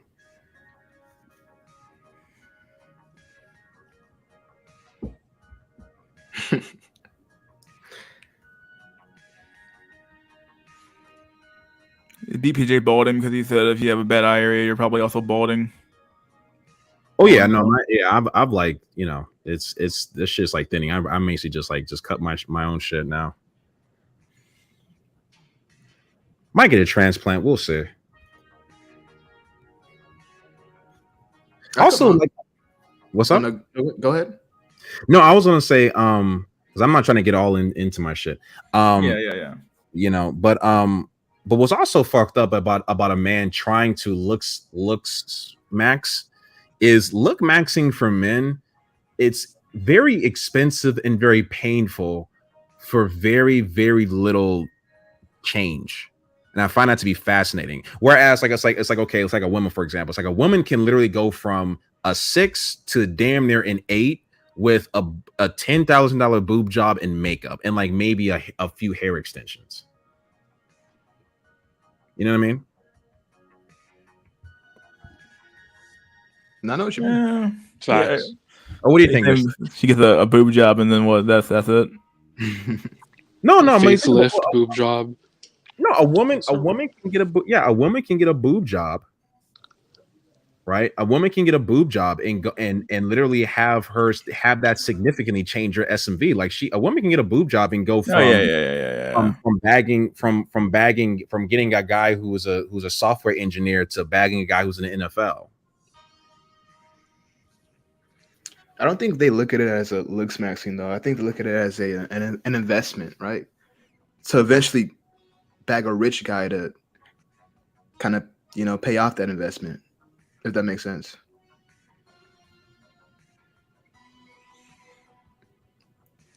Basically, I think I heard they're black pilled from a young age, so they know it subconsciously. What does it mean for a woman to be black pilled though? For instance, that looks matter in like in girl world. But the thing about it is, but looks doesn't even matter to them like it does. Like that's why like it's weird for me to call it black pill, because yes, we all know that looks matters to a certain degree. I think women put more agency in their looks, but looks don't really matter that much to them because most women are able, like most men off the rip coming to being 18, 19, 20, there's nothing preventing 90% of women from getting with a good man. Nothing. That's true. A woman can be 19, 20, 21, 22 and and have zero money in their pocket, zero education, zero nothing, zero anything, fucking shit. And if she just had a modicum of good decision-making skills, she can find herself a man who not only make good money, but also wouldn't cheat on her. It's really simple. I think game and all that inner game and outer game stuff was meant for women. They don't use it. Like, imagine if they actually like took mindset seriously, they would actually find a good man, and it'd be like a kumbaya world. But it obviously wouldn't work for guys because like juggernaut law.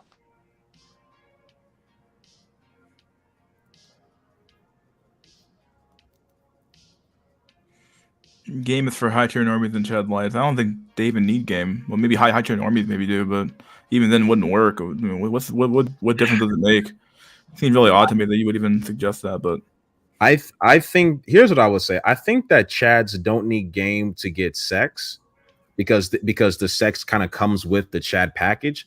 But I do think that Chads could use game to maintain a relationship, because once a woman is in a relationship with the Chad, the allure of her being with Chad would eventually wear off, and a lot of that quote unquote game and stuff would I think kind of come in handy to keep that woman on her toes. Because you have a lot of blue pill Chads who will put their woman on because blue pill Chads they get kind of fucked up in the long term because they're the only ones who truly are able to find a woman, at least in the beginning, who loves them. And just imagine, you guys, I need you to imagine that you've never been red pilled, you've never been black pilled. You're able to relatively easily receive love from a woman at an early age, and eventually you stay in that blue pill state and marry that woman. So even if you're Chad and you marry a woman without you really understanding female nature, you're more than likely going to end up in a fucked up situation.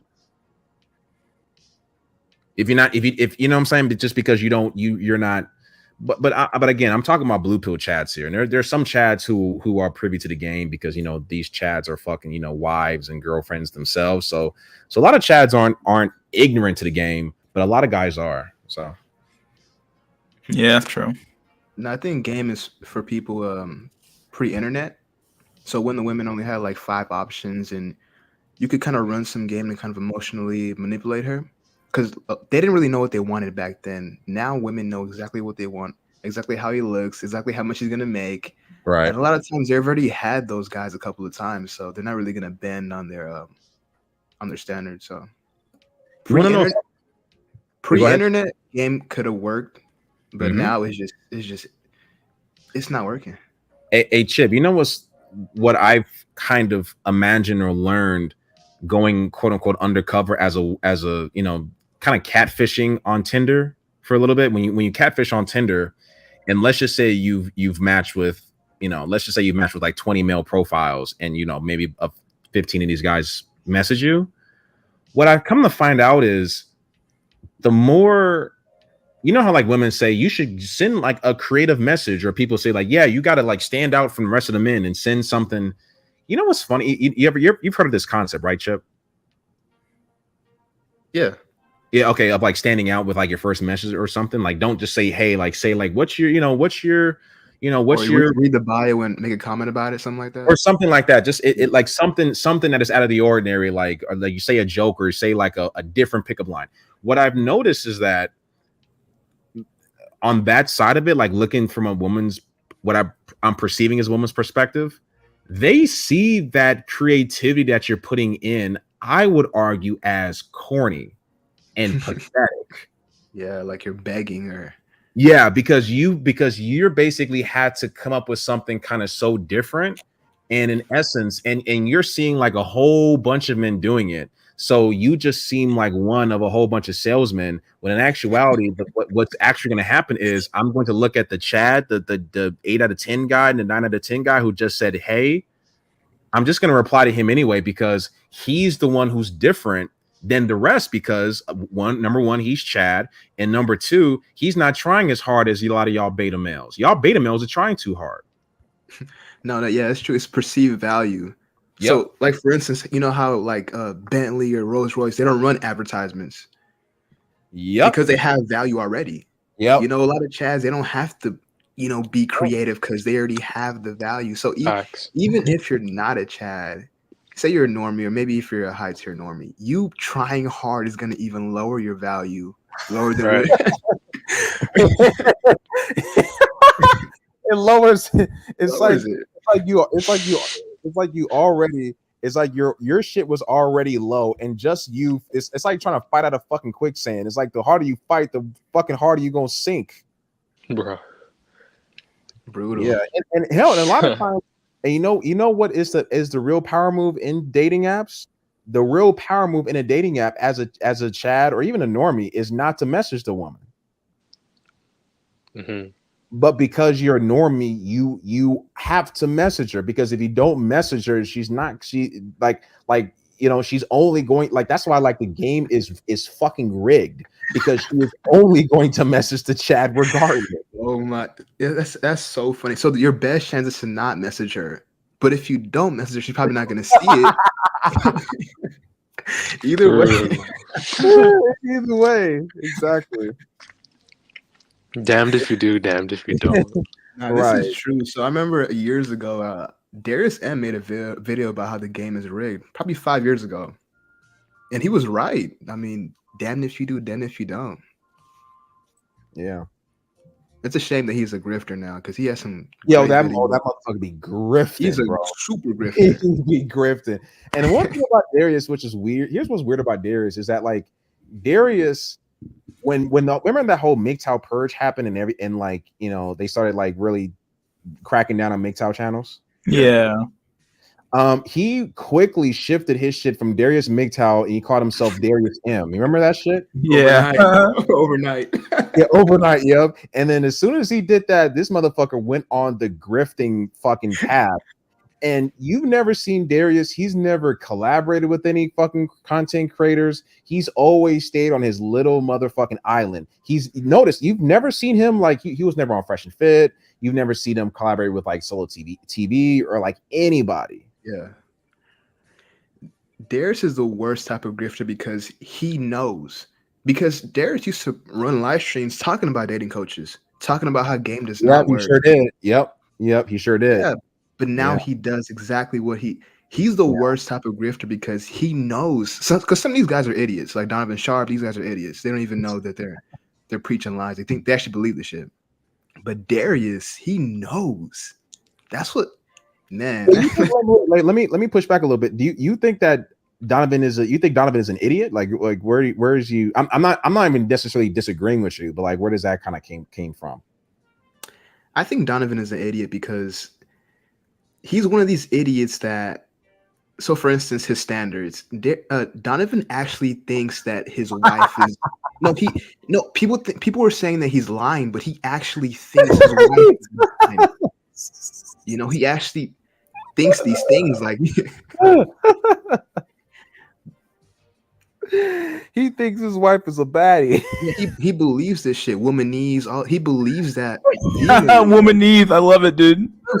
Believes that I love that shit, bro. Womanese. I was like, what the fuck is womanese, bro? Hey, I called it to I gotta find the fucking stream. I called into Donovan's stream one time. He ended up fucking hanging up on me. Some of y'all in the chat, maybe y'all remember. I called into his. I called into a few of them channels. I called to his, I think once or twice, and I called to Lucario's a couple times. Matter of fact, somebody actually broke down me and Lucario going at it on the they did a separate video breaking it down. But yeah, I still got some quasi love and respect for Donovan just because I feel like Donovan. I feel like for a lot of us, man, he opened up my eyes to a lot of shit. Obviously, it was all red pill shit, but he got some good content. I just think obviously he's not black pill, but I fuck with some of his shit. I'm not gonna lie.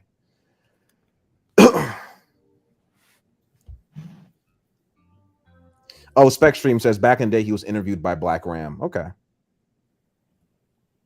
talking about Darius M. But yeah, man. No, but Darius has some fucking fire live streams. Oh my god. Some women would call up too and he would cook their asses. Man, he has some fire. It's a shame that, you know, he became what he is now because he was a great content creator. Super hardcore red pill, damn near black pill. He was one of the first ever people that kind of brought the topic that looks are what matter the most. Like right. No, he did. Yeah, he did. No, mystery, bro. Darius did this. He did a fucking video. It's my favorite Darius M video, bro. It's about flaking, and this motherfucker did a skit. He did a skit, bro. Hold on, let me find this shit. I gotta find it. Hold on a sec. He did a skit where he's like kind of going through the motions of a woman like scheduling a date with him. Yeah, I found it, bro. This shit is fucking so funny, and it's still true. How long this video came out? This shit came out fucking 4 years ago, and it's still so true. Let me. Yeah, you don't have to look at it, bro. But I promise, this shit was so fucking funny to me. It's like his best fucking. He never really did skits after this, but man, it was fucking funny. And it's right. Go ahead. No. He was ahead of the curve when it comes to the flaking shit because he would say that no matter what you do, like you could do, you know, have the best tactics and still get flaked on. And back then it wasn't that bad for me. So I was like, man, this guy's no, compared to now, like, and look, man, it's gotten to a point for me, Chip, and I know I'm over here in the West Coast. It's gotten to the point where the flake is the date. Like the flake, like we shouldn't call them dates anymore because okay, here's the thing, right? It's like, you know how like you say like, oh, I got a date for Friday, I got a date for Saturday. You don't have a date for Saturday, you have a flake for Saturday. Yeah, dog. She saved you don't forget she did you a favor. She saved you 3 hours, dog. Right. Yeah, No, wait. And before you started, and I will say this though, because and look, and the video is gonna break it down like in the beginning, but there was a point where okay, if you schedule 10 dates, like let's say we're back in like 2016. If you schedule 10 dates, you're gonna get flaked on at least 3 to 4 times if you're like around there. Like if you're like, if let's say if you're like a normie, if you're Chad, you're gonna get it about 9 times out of 10. She's not gonna fucking flake on Chad. But if you're a normie, the flake rate was about 3 to 4 times, roughly, right? If you play your cards right, but roughly, most women are gonna show up on dates even back then. Now, and then like maybe about a year ago, for me it was like 50-50 because there was a point where I was like, shit, it's like okay, half the time she's gonna flake. Now, out of every 10 dates, and maybe it's just me, y'all, but out of every 10 dates you schedule with a woman, about 7 times out of the 10 times she is going to flake on you, bro. 7. 6 to 7. It's the majority of the time. That's why I call them flakes. They're not dates, they're flakes. No, that's facts. I remember even Darius M. He had Flaky Fridays, and he had this one story. He had this one story. He said that he set up a date. he said he set up a date. And he told her, he told her I'm on the way, and he sat down and started eating lunch. He told the girl I'm on the way. And then he knew she was gonna flake, so he just sat down and kept on eating his lunch and just went to bed.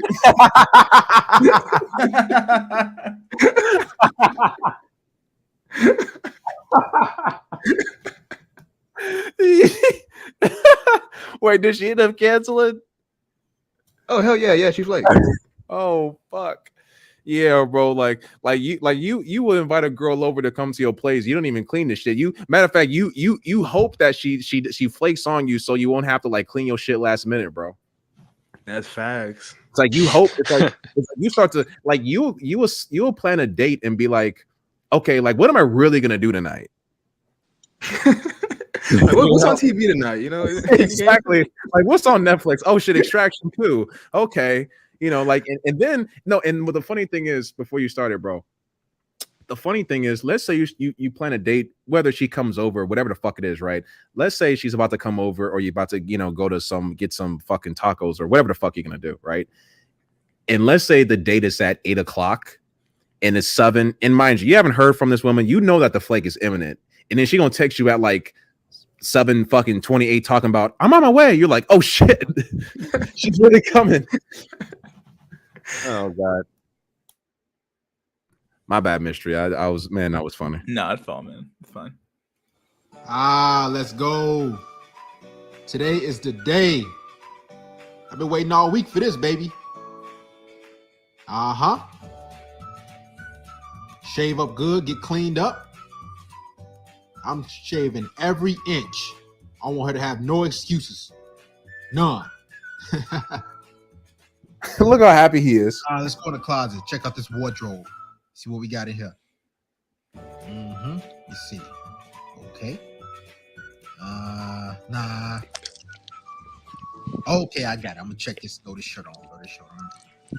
Nice. Fashion maxing. Cool. Feeling good. Ain't wore this one in a while. All right. Wait, pause real quick, mystery. And then so happy, bro. He's so happy, but the fucked up thing is that like, and y'all know this shit. You like if you're like a normal dude, because most dudes don't have a fucking wardrobe like that. If you're being honest, you probably have about 5, maybe 6 or 7 outfits. You have maybe about 2 or 3 good pairs of pants. Like you have your bad pair of pants that you fucking kept, but you got about 2 or 3 maybe good pairs of pants. You know what I'm saying? That that you look good in. You got a few shirts. Most dudes, they got about a few good date outfits in them. If we're just being fucking honest. Up to 3 Jordans max. Up to 3. Up to 3. No, most guys definitely cycle fits, and I don't think most guys even have a fit for a third date. Honestly. they expect that shit to blow up in the second day. They're like, fuck it, dude. They don't even bother with buying more clothes anymore. I make it to the second date every time. There's no point. Oh shit. Take off the young do-rag. See how the little waves going. Okay, got a fresh cut. Feeling good. All right. Just knowing he's gonna get flaked. My man was getting prepared at 4 o'clock for a date that probably didn't start till 7. I don't even know, 8 o'clock. Let's make it happen. Oh, can't forget the shoes. Can't forget the kicks. Feeling good, feeling great. Smelling good.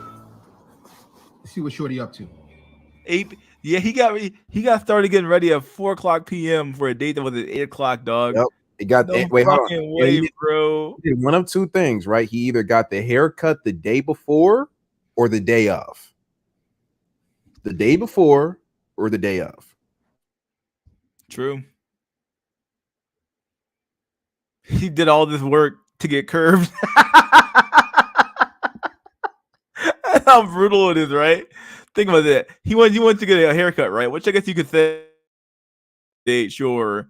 But still, you still went out to get a haircut, like kind of for the date, right? So like within that one day alone, you probably spent like what $30-$40 on a fresh cut, and then beyond that, you know, the clothes you already kind of had, so you can kind of just write that off as being like, okay, it's a reoccurring thing for me, right? But everything else, like, you know, you probably went out and got some fucking special shit for your car. The cologne you're fucking wearing right now, like all that crap. Dude. Like, hold on. You went to get the car washed. Yeah. And then not only did you get the car washed, before you got the car washed, you done went and vacuumed your car. You know, yeah. you ever vacuum your car and then you vacuum her side like extra good and shit. You know what I'm saying? It's like all that shit, bro. Just crazy, bro. Like, fuck, you did all this work to get curbed.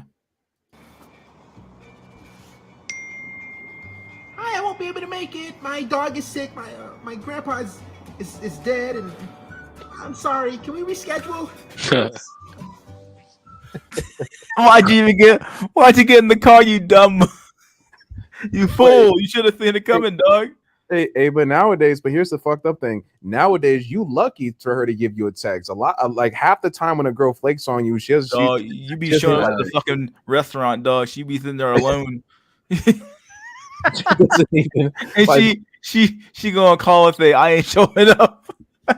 No, I'm saying this. You're not like nowadays. I'm telling you, you won't even get a call. You won't get a call. You won't get a text. Half the time, a woman they would rather like they don't even feel like you're worthy enough to like even like let you know. But in fact, the only way you can figure it out is by taking the hint, right? Like when you send a message saying, "Hey, are we still on for the date?" and she sends nothing back. Yep, that's nothing it. Back, it's nothing a wrap. Back. Yep, nothing back. You're like, it's over, dog. You already fucking know. No, like, that's it's a fucking done deal. No, that's facts. And this video would have been timeless if it wasn't for that part. It dates the video because you don't get it. Getting the message, Doug. She ain't gonna say shit. I want you to get in the habit of telling yourself this every day. No excuses, no passes. No excuses, no passes. If any woman tells you she can't make it and you already set a certain time, date, and a place to meet, what she's telling you is she does not care about you. She's telling you she does not value you nor your time. I don't care if she wants to reschedule. There's some truth here, because if it was Chad, she'd value his fucking time. In fact, she wouldn't even cancel. She wouldn't even cancel, bro. She'd be on that date right now.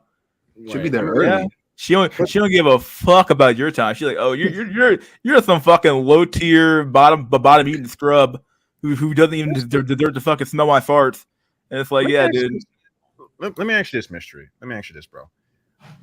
If you're a normie, as a normie, I would like, okay, sure. As if you're a normie, you can have the standard of, okay, if she cancels the first time, delete her number, block her, fuck her, blah blah blah blah. Sure, but if we're being honest, even if because we all know that if a woman cancels, so let's say you have about a 50-50 chance of her canceling the first date, and she cancels, okay, and let's say she is still talking to you and wants to, or at least says she wants to have a second date.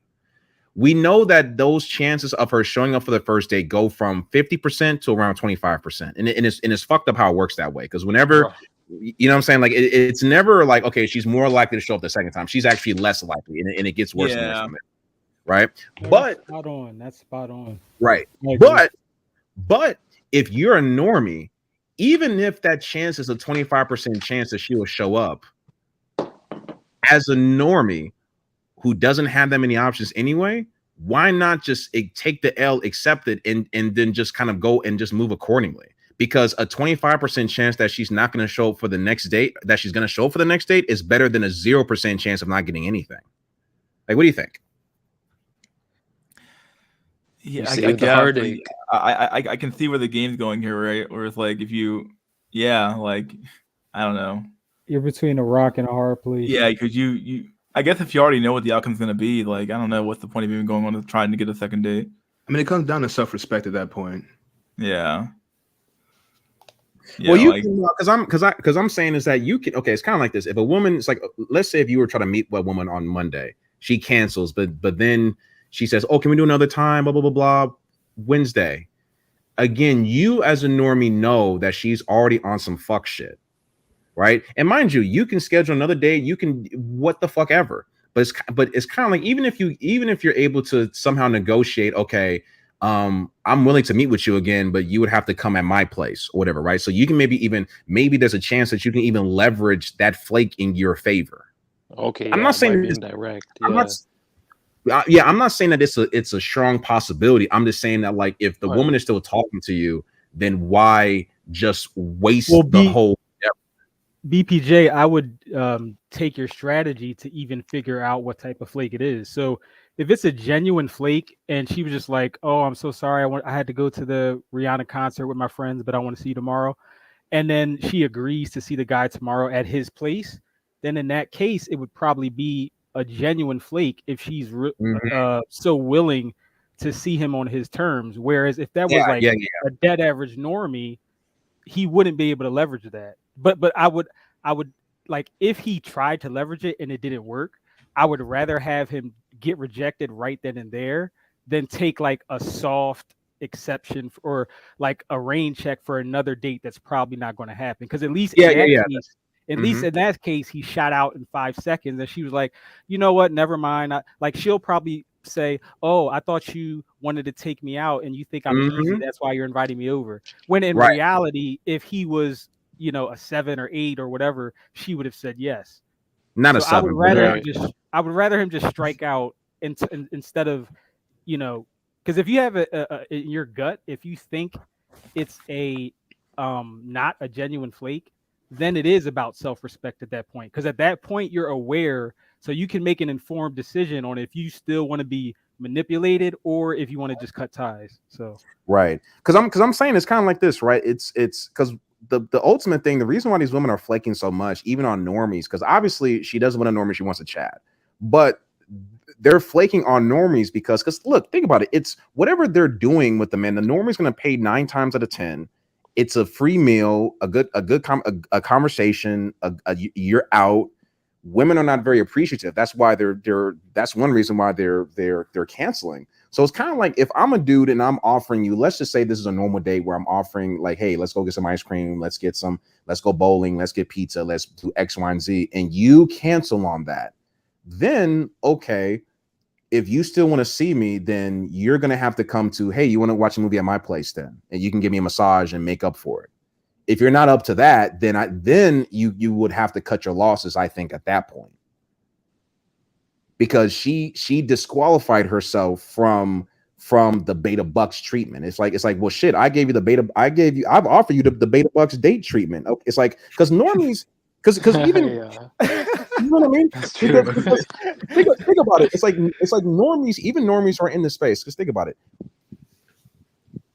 A normie understands, I'm taking this woman out.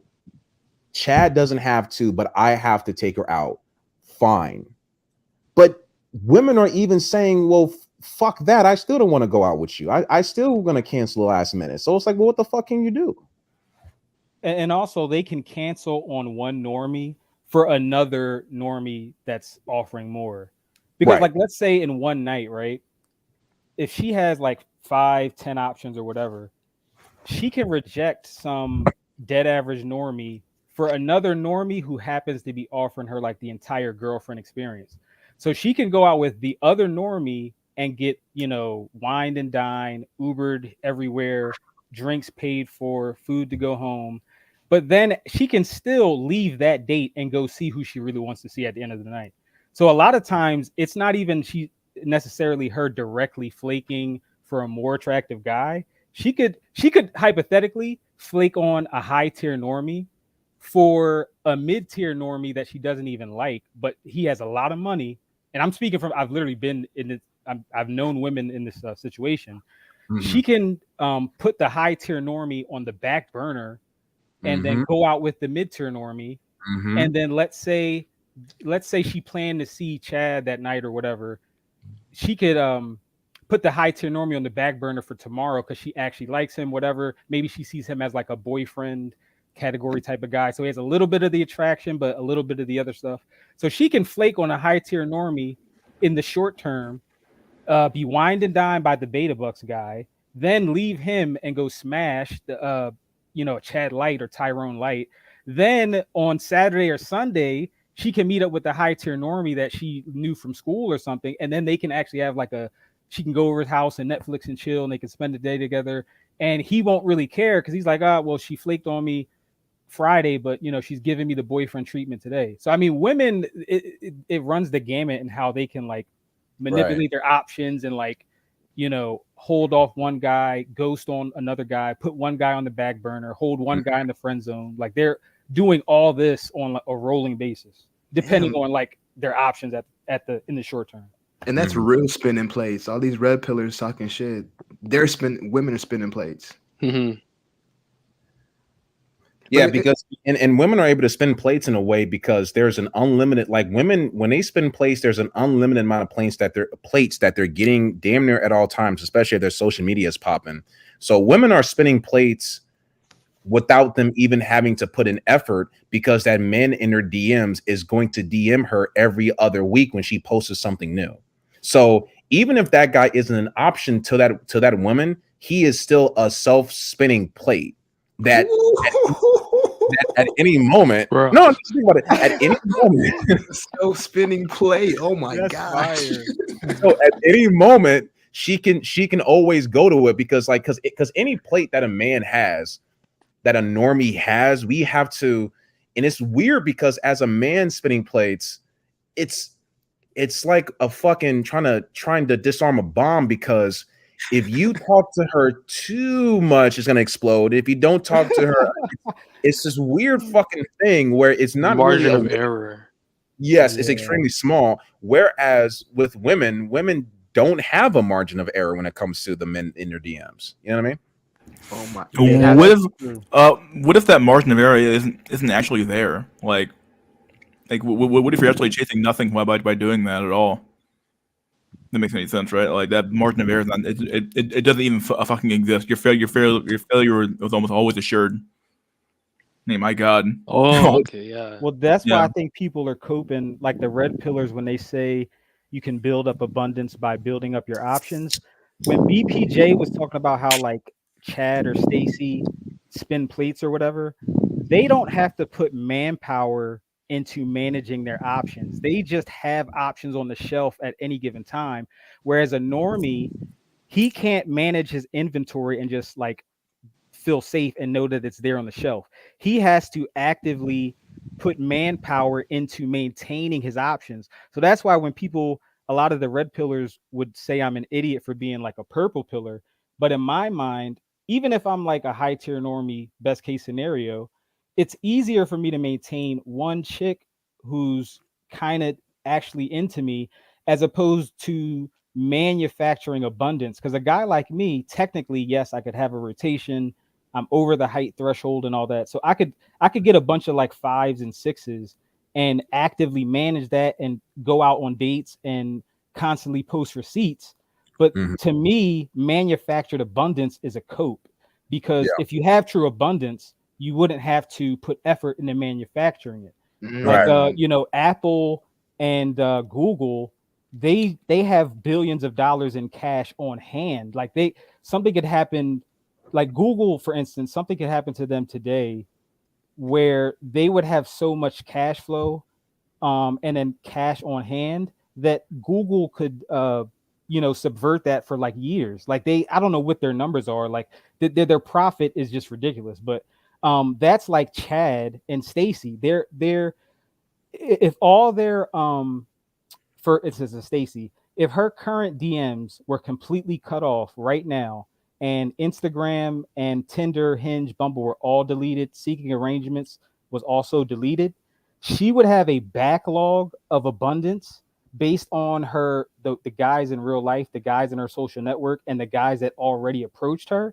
that she would literally never run out of abundance. So in my mind, there's no point in trying to manufacture that.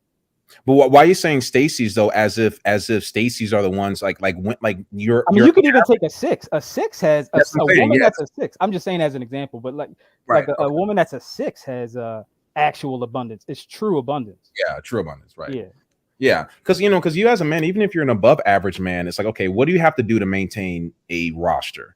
And the thing about a roster is if you're not, let's say if you're not a Chad or a Tyrone, like a true Chad or Tyrone, and you're you might be a high tier normie or what have you, or maybe like a normie with a little something. I'd say it's not even worth it, in my opinion. It's not even worth it unless you're at least a Chad light. But if you're like a high tier normie, I think you're better off with just one woman. Yeah. Face in LMS says women have an abundant reality, men have an abundant mindset. Right. Because no, you're right. It's like ultimately, as a man, let's just say, and Stefan, if I'm wrong, let me know, bro. Let's just say you're popping one week and you got a roster of, you got 5 women, you got 5, and a couple of them are recent women in your phone, 5 or 6 women, either in your messages, maybe a couple on this app or whatever, and you got about 7 women currently right now that you're talking to, like in some way, shape, or form. Maybe a couple that you've talked to recently, maybe whatever. You got 7.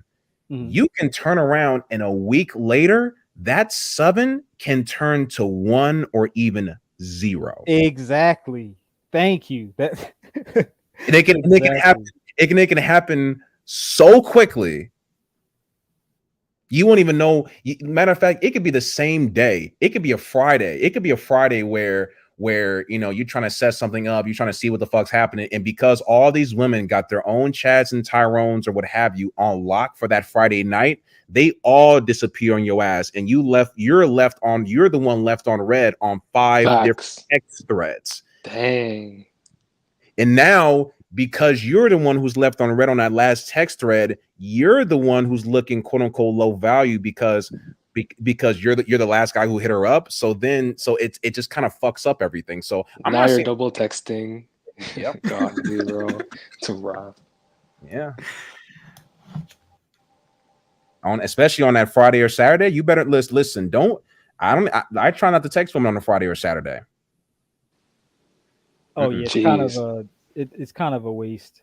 I mean, it depends on your relationship with them. Like me, I didn't exclusively do like social circle, but also I'm 35, so obviously, like when I was in college, that was in like the glory days because I went to college like before Tinder became super popular. Also, I'm 35, so obviously. But yeah, like even now, oh shit, I forgot what I was about to say. Because BBJ, you just made a good point, but I fucking had a brain fart. No, you got a good point about the self-spinning plates, because for a man, every plate has to be managed and maneuvered meticulously.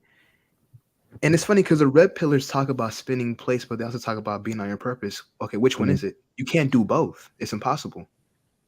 But you know what? Here's the funny thing too. So they also, with the whole being on your purpose thing, has this ever happened to any of y'all where you'll be talking to a woman and for whatever reason, maybe it's because you weren't that attracted to her, maybe something happened, but for whatever reason, you stop talking to that woman. Like y'all stop talking, you just kind of forget about her, and then your shit gets dry, and then you go back to the same woman, and you're thinking like, but wait a minute, if this whole notion of being on your purpose and all this other shit, if this thing works, then how come this woman hasn't hit me back then? You know what I mean? Yeah, I think that's a cope when they say like, yeah, it's definitely a cope. Because I noticed like even when I was younger, I would hear that advice like, just get on your job, get on your grind, and the woman will come. When I look back on that, a lot of that advice that was coming from the guys who were getting women, and they were telling their normie friends at school, like, bro, just stay in school, whatever. When we graduate, these hoes still gonna be here, bro. And then you graduate, and that dude's still like a virgin or an incel or whatever. But they're just taking that same advice and saying it in the manosphere, because it's like that's never been true. Even back in the glory days, before looks mattered as much and women had as many options as now, that wasn't the case even back then. Like it was still all my dropout friends and lazier friends, the fact that they were lazy or or didn't have a job at the time, like none of that affected how many women they got. My more successful friends that graduated on time or started businesses or became a doctor or something, whether they got women or not, it wasn't, what I mean, it wasn't like improved because they became a doctor. If anything, a lot of those guys just became a beta bucks because they became like a good provider protector candidate. But I can't think of like one scenario even in the 2000s where like one of my friends really grinded and then he went on the self-improvement journey, and all of a sudden I met him again and all these women are around him, or surrounding him. It's like, no, he's still that same guy I knew from high school. He just fucking has a good job now. Like, no, that's true. Most red pill advice is just do what Chad or Tyrone does, try to imitate them. So even with the like you hear some red pillers say, just ignore her. Well, if you're a normie or even sub, if you're ignoring women, nothing's gonna happen. They're ignoring you first. I mean, it's just a mutual ignorance going on. They won't even notice that you ignore exactly. Them. And somebody had a great quote that if an average guy implemented a red pill advice, he's gonna stay an incel. And it's true. Oh man, that is true, man. And also, like the age pill cope is a big one, because I had a SMV video the other day where I did like a whole chart of SMV, and like I would say, like, because they say like the peak SMV for men is like 35 or 40 or something, but like in my real life, most guys I see, the age pill takes them out before they're 30. Nah, this is like it goes against reality, because like I could cherry pick from my friend group and like pick examples of like some high tier normie that I ran into that like Hey, can you guys hear me? Sorry. I'm sorry, y'all. I had to make a phone call. No, I was only trying to say earlier. I didn't articulate it very well. Stefan was saying something. He was Oh saying no, I was pretty much done, because like BPJ, when you said even if you're let's say a 6 or 7 and you have like 7 options at the time, and like literally they can go to 1 or 0 in a day.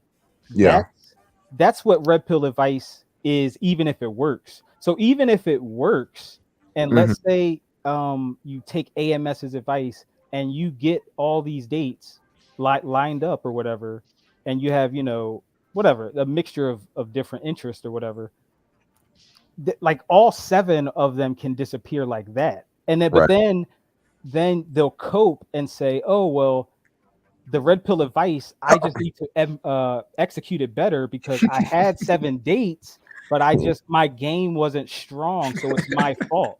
Right. So they'll cope and blame it on themselves, so it gives them a reason to like think they can improve on their game, and then they can delude themselves into again manufacturing those options. Right. But here's the black pill within this, right? Is so with the invisible tournament. So every woman, most women are for the most part are the same. We know this. They like the same shit. They're basically like the same person, but they're just different. They're like different variations of the same woman, right? For the most part, there's differences, but they're they like the same shit. Every woman has their own invisible tournament that if you're talking to them, you're participating in. So, Stefan, let's say if you do have 7 women in your phone currently, and let's say you just got 5 numbers, or like you're having like an uptick, like things are popping for you, right? You're talking, you're setting the dates up, right? Mm-hmm. And let's say you go on a few dates, a couple cancel, whatever. And out of those dates, let's say you went on 3 dates and 2 of them, don't want to see you again. And maybe one hit you back. Maybe you see her, more than likely you won't. Mm-hmm. And you end up losing all 7. You lost all 7 because you were only able to get to the 3rd round of all those women because, again, they have pretty much the same standards. So you as a normie, even you putting in the game in action, because let's just say you did, you put the Riz on, you had some game, you had some mouthpiece, whatever the fuck mouthpiece. Body game. I hate body game, right. Whatever the fuck it was, you were only your grade was only good enough to get to the 3rd round. It didn't really matter what women you were talking to because they all have the same standards. So it's pretty much like the NFL when they cut down the roster from like 98 or whatever to like 52. That's what you're talking about. Most women, even like a 5, even a 4 woman, they're going to do like 48 or however many 46 cuts before the preseason even starts. So that's like 46 normies. They're just cutting off rip. Yeah. And in the second round, there'll be some, high tier normies, Chad Lights, that they don't make the final cut. So then after preseason's over, they're dropped to like the practice squad, and they're like on the back burner. So and the thing about it is like you and anybody who played sports knows this. If you are a relatively untalented guy who works hard, you can only go so far. So you have a lot of men in the NFL, the NBA, like who try out, and these guys are working extremely hard, but because they just aren't talented enough, they're not going to make the cut. So you as a normie, you can employ the game, the whatever the fuck, all you want. Lit maxing. Lit max, you can do this. A lot of times you can do this all you want, but for a lot of these women, you just aren't good enough. And you won't be. And the difference was whether the woman knows it or not. I'm not trying to rant, but is whether the woman knows it or not. The difference between you and the guy who she decided to fuck that night was the eye area. It was the cheekbones. It was the hairline. It was the lower third. Exactly. And the harmony. That is. Yeah, harmony. Yeah. Look at what Base Pillington said. Oh, and I think most even some black pillars cope because oh yeah. Oh shit, I forgot what I was gonna say. Oh no, there was one study or I think it's Alex Date Psych or something like that, who he'll go over these like black pilled research studies or whatever, or academic studies. The guy with the ponytail. Yeah. And he was saying that men have this like they have this misconception that like attraction is like normally distributed like it is with women. Like how we rate women, it's kind of like the average is around a 5 and it kind of, like a bell curve. But I notice a lot of dudes cope and they can't accept that it might actually be possible that like even if you remove women's inflated standards, that even if you don't account for that a good portion of men could genuinely be less than a 5. Because I've said like one point, like I think the average man isn't a 5. The average guy is like maybe a 4. Yeah, I believe that. That's true. That's true. agree. And people thought I was being like a doomer, and I Yeah. was saying no. I'm looking at literally the OK Cupid study or whatever it was. Like the median was like a 4. Yeah. And I don't mean like when I call an average guy a 5, I'm Yeah. saying that he's an absolute 5. Yes. But I'm exactly. not saying that most men walking around are 5s. If you were to ask me, I would say the average man walking around in America is a 4 at best, because when you factor in body, most men are overweight, and I think most obese people are a 3. So there are a lot of 3s in there as well.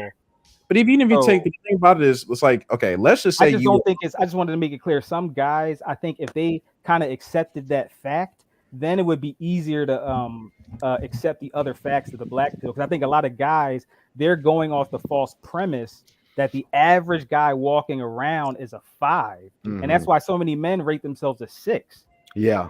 When in actuality, Yeah. even a guy that's a true 6 by black pill standards, he's probably like top 20% or something already.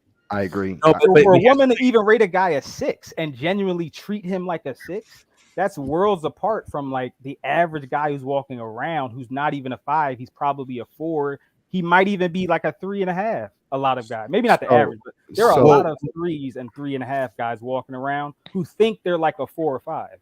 I think. See, I think. Yeah, I think you're right. What you're saying is 5. We're making the assumption that 5 is like the median for the population, but it's not. It's just like you say, it's an absolute score.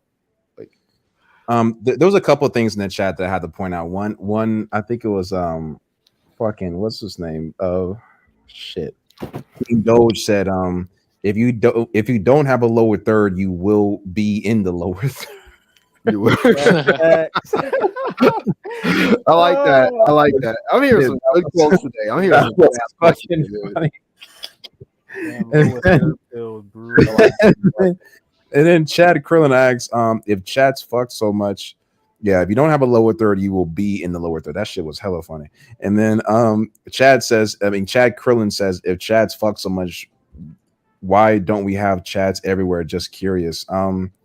Because, well, if we're talking about Chads, so the one thing that Chads don't do as much as Tyrone's, Chads, I would argue, don't has as many kids as your average Tyrone. I don't think. Yeah. Because white women, they use birth control. They're more responsible and shit. Yeah. And then genetic recombination is a thing. I mean, just because you're a Chad doesn't mean your kid is going to be a Chad. I mean, yeah, especially if the woman you're smashing is like a sub-5 woman. Yeah, exactly. Exactly. I think and wait, and I would also say this too. Here's what the kicker is, right? If let's just say you are let's say you're like a Chad light or a Chad light, right? If he's fucking a Stacy, like a woman who's like a 9 or like on his looks level, she is less likely to have his kids than the 5 or the 6. Yeah, I agree. Yeah, that's facts. That's true. So when that's why when Chads fuck and even when white guys fuck black women, I tell white guys to be careful. Make sure to wrap it up because they don't abort those. Yeah. Oh, I mean, they don't delete those. Oops. Yeah, they don't delete those. Yeah. You know what I'm saying? So it's actually more likely for Chads to have kids or Chad lights to have kids with average looking women than they are an attractive looking woman more times than not, because an attractive looking woman is going to want to, like a Stacy, is going to want to prolong her looks and her Staciness. That's why they're actually less likely, like a woman who's a 9, she's less likely to have kids in general than a woman who's a 5 or 6. Exactly. Yep. Right. It's I remember someone asked I think it was on the Caria show. He asked the question. Or it was like sort of. Well, he said, "Oh, well, if looks are so important, if women are only banging Chads, then how do you explain the fact that there's so many ugly people around? Wouldn't we just have a bunch of Chads and Stacys?" And people like Lucario have to understand is unattractive women still reproduce. Like, if you're a woman, you're pretty unless you don't want to reproduce, like you make a conscious decision to not reproduce, you're gonna reproduce. Like, you're almost guaranteed to reproduce unless you just go out of your way to not have children. Exactly. But I mean, and you still have unattractive women. So I mean, so if you see ugly kids running around the future, those are the product of unattractive women. Yeah, At least that's solely on the woman. Yeah, exactly. That's her fault. Yeah. Yeah, not only do they reproduce, but they seem to reproduce more than average or even above They average. reproduce. Well, obviously, there's more average-looking women than women No, who are. below average women reproduce more than even average and above average women. I've seen that. Oh yeah, I think that makes sense. Yeah, that's just numbers. I mean, there's not enough Chads to correct for that. Like Chad and Tyrone could go out tomorrow and all have 1,000 babies apiece with like a Stacy, and it wouldn't correct. Like, you know what I mean? There's just too much of a below average and average population for that to put a dent in the entire gene pool. Not only that, but a lot of these kids are oops babies. I mean, a guy was dumpster diving and no, seriously, a guy was dumpster diving and slipped up. Yeah. No, I'm glad my dad dated up. It could have been a lot worse for me. It could have been a lot worse. I don't care if he beta buxed or whatever he did, but I'm glad he actually like chose. I'm glad he punched above his weight. But I think he was tall, so back in the day that probably helped him out. So yeah, go dad. Because he could have smashed like a sub-3, short black woman, and I would have like looked entirely different. But I mean, Stefan, if the internet was a thing, would your dad be with your mom? See, I don't know how he looked when he was really young though, so I can't judge entirely accurately. But I think he would just be a tall normie today. Well, I mean, the thing about it he is would have ended up with my mom. I think he would have probably got like some short average. He wouldn't have. Yeah, he wouldn't have because no, my even mom mogs him. My mom and like if you see pictures with my sister, like where I'm a kid, like my sister, I mean she mogs me, but like there's no way in hell, like my mom by these today's standards, she would have been able to get like a Chad Roan or like even a Chad like. Because like back in the day, because I was born in '88, my dad had me really late though. So like when I was born, my mom and dad were already really old. But back in the day, like they were, back in the jungle fever days or whatever, like white dudes would like simp for like my mom and my grandmom. Because this is in Philly, but this is back in the Jim Crow or what pre-civil rights days. So by today's standards, like my mom just being like because she's like I guess a Blasian, a high tier Blasian or a Blasian Stacy Light, whatever you call it. By today's standards, my dad wouldn't have even got his foot in the door. She wouldn't have even answered his DM by today's standards. Like he would have had the beta bucks to even get a date by today's standards. So it's just good timing, just time window, the time window. No, most guys. I mean, I would argue that again. I'm seriously like 95% of men or of people now wouldn't be born if their mom had if they were social media back in those days. Yeah, I agree. Yeah. Even if your dad was a good looking guy and they were a looks matched couple, your mom was still had much more access to other men of that ilk who of other higher SMVs. So she probably would have flaked out on that first or second date with your dad, even if he was a good looking guy. Exactly. Yeah. I'm telling you, man. Like look, bro. We gotta stop calling them dates, man. We gotta call them flakes. Flakes. Well, let me ask you, what do you make of a situation? I don't know if you covered the scenario already, or I don't know if the previous talking points you guys were discussing, if this addresses the scenario. What do you make of a scenario where a woman reaches out to you first on a dating app and she still flakes on you? Like, what is that? Is that what the talking points that you guys made? Does that already cover that scenario? Where she's usually on there for validation. Well, like I mean, the invisible tournament type. It's a very good chance that she was interested in you at first. I mean, but you gotta understand, like, so let me ask you this: how often do you get a woman's phone number, Ryder? Like never, because I haven't asked for any. I don't. Okay. I don't really like. I'm on dating apps. I don't have many conversations going on dating apps, but I do get women who reach out, like who like me. Like, okay, and you might get her number, perhaps, right? Sometimes. Yeah, if I asked, I'm pretty sure I could. If it gets Okay. me. So, however, so you understand, like when a woman's on a dating app, she is in situations where a guy is asking for her number. Like this is something that happens like 5 to 7 or more times a day if she's on a dating app, or maybe give or take, depending upon how many guys that she's matching with. Mm-hmm. But so the point I'm trying to make is that like, so that same woman on Monday could DM you or message you first on a Monday. Mm-hmm. You schedule a date for Wednesday, but guess what's happening between Monday and Wednesday? There's other again, the invisible tournament. There's always new opponents in the tournament. Mm-hmm.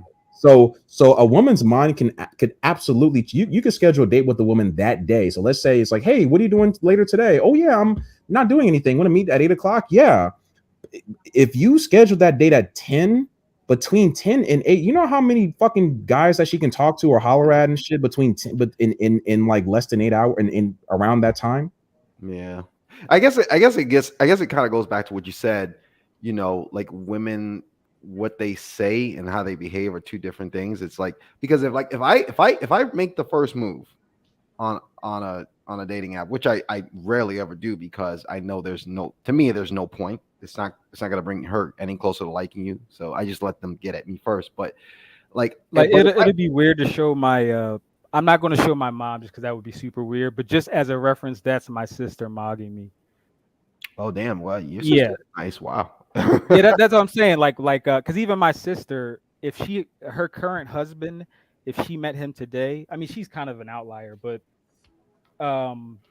her husband probably would have got rejected by today's standards. Like, you know what I mean? Like, he wouldn't have. Yeah, he's like a light skin, he's like a doctor. Back in the day, maybe when he was like 20.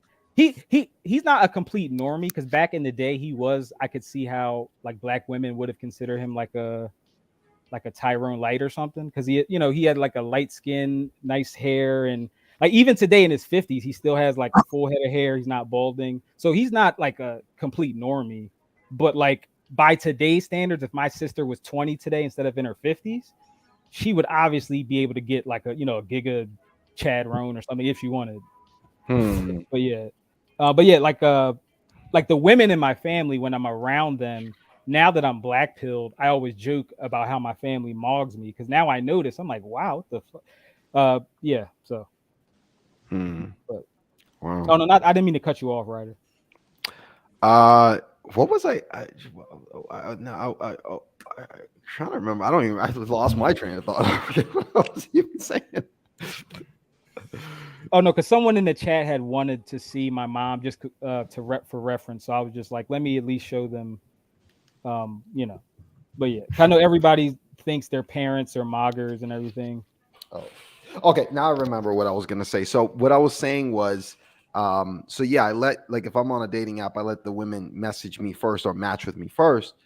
And so like as a man, like we know what we want. So like in the rare occasions that I ever reach out to a woman first on a dating app, like I know for a fact I like this girl. I like what I see. I like her profile. Like I like her. And like to me, it won't even matter. It wouldn't matter if I matched with 100 other women that day. Like I don't care. Like this girl that I reached out to, I know I want to talk to her, and nothing's going to change that. But I guess it doesn't seem to work that way for women. Like even when they reach out to you first, it's crazy how they can still flake on you later and how they could change their mind. It's almost like they don't even know what they want. I don't know. No. It's not that they don't. Okay, again, it's not that they don't necessarily know what they want. It's just that it's kind of like you're the guy that they're talking to when they're messaging you. You stop messaging, another guy comes. Like you gotta understand how rapidly this shit is happening so fucking quickly and so rapidly. Mm-hmm. And I remember when I saw this girl again. I hadn't seen her in like a couple months, and I knew that your average woman in her 20s, a month for her is like a year for the average man. She's going out to shit. She's talking to guys. She's fucking different dudes. She's traveling to places. It's like on average, a woman lives more lives and has more things happen to them than your average man, bro. Yeah. That's yeah, so exactly. true. Yeah. That's Facts. true. That's Vacation every like month. But wait a minute, BPJ, Wheat Waffle said if a girl travels too much, it's going to bring down her SMV. Man, that was bullshit. That didn't make any sense. Listen, there's nothing. Listen, we and again, this is what a red pill has lost all credibility. There really isn't anything now that lowers a woman's SMV. The only thing the only thing that can truly lower a woman's SMV at this point is if she gets fat. Like it has to be something physical that happens to her. She has to be the size of an SUV, right? No, but look, no. What if she has children? I mean, you don't think men still hold the line? I think some men still hold on. Okay, I would give no children. I would say children. Yeah. Them getting fat, but the problem with this is that a woman's baseline SMV is still much higher than a man's baseline SMV. Yeah. So if you take a man who's worth I don't know, he makes 100K a year. Take a woman who's a 7 who has a kid. Who has a higher SMV? She still does. That is so true. Even with the whole wall code, even if she hits the wall, her SMV is still miles ahead of you. Oh yeah. But that's one thing I will like. Men are super simps. We know that. But that's one thing I will give men credit for is the fact they will hold the line. Like they will hold the line. What kind of men? Well, some. Some. I'm not saying there's, but they will to a certain degree will still hold the line. A lot of men will still hold the line when it comes to a woman's purity. You know, I do find that purity. No. Listen to what I'm saying. When I say purity, I'm talking her children. The woman having children is part of her purity. Like that's what I mean when I say purity. Like, well, I will say, to give credit to that, I will say, like there is like a growing portion of men that are like kind of sticking to that yes, right. You know, that standard. But I mean, there's so many simps you may not notice. Yeah, there's still obviously I would say it's like 60% simps, 40% like, you know, respectable men, something like that. But no, that's true. I'm gonna say it's like damn near 75-25 because most of the dudes who are saying we gotta be honest here. Most of the dudes who say I would never date a single mother. Yeah, they're the same ones that date them. I get it. Yeah. Yes. You put a single mother in front of them who is bad enough. Yeah. Most dudes will. Here's what will happen. Case in point, Richard Coper dated a single mom. Right. Here's what will happen. Right. Here's what will happen. Right. I'm not even saying that I'm exempt from this either. Right. Because this just had never happened to me. So we'll have to see. Take your average dude saying I will never date a single mother, but that if that same guy has never fucked a woman who was an 8 or even a 7, if a 7 or an 8 single mother, even if she's a single mom of 2, but let's say she's an 8, like she's an attractive woman, that man will more than likely fuck that woman. And if that woman is able to fuck him, and this is the most attractive woman that he's been with, she can absolutely get that man to commit to her if she wanted. The fact of the matter is, the most of these men who are saying I would never date a single mother, even the single mothers who are attractive would not even date these men anyway. Yeah, that's true. Right. No, yeah, most guys are red pill by theory. You're not really red pill until you can implement that advice. Right. Because they can talk all day. I'm not gonna date it, no hymen, no diamond. I'm not gonna, no single moms. But they simp at the end of the day. Right. I mean, because most guys have had to. Oh, I can read that. Oh yeah, getting with single moms and being normalized. Most men will accept it completely by 2030. Absolutely. I think we're getting to a point where listen, that's being normalized. Like because being a cuck is being normalized. Yeah. Exactly. Being a cuck.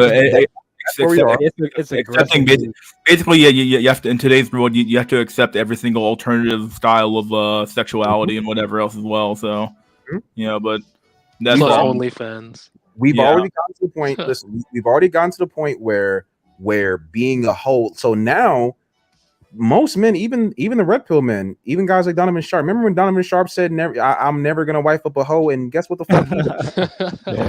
Remember that? So even the guys who preached about not wifing up hoes 5 years ago wifed up hoes. We're not going to wife up single mothers. They wife up a single mother. The bar is in Base Pluto talks about the bar is in hell and is only going to further. Yeah, Boyce Watkins pill. Yeah. Oh, yeah. Have y'all seen the way? What's his name? Boyce has been getting roasted this past week by a couple people, Corey Holcomb and I think it was someone else who's been roasted. Oh, it was Obsidian. They've been roasting Boyce Watkins. I didn't see what happened, but I recently looked at his the initial like marriage proposal he made to her, and it was like, dude. I remember seeing that shit. I was like, what the fuck, bro?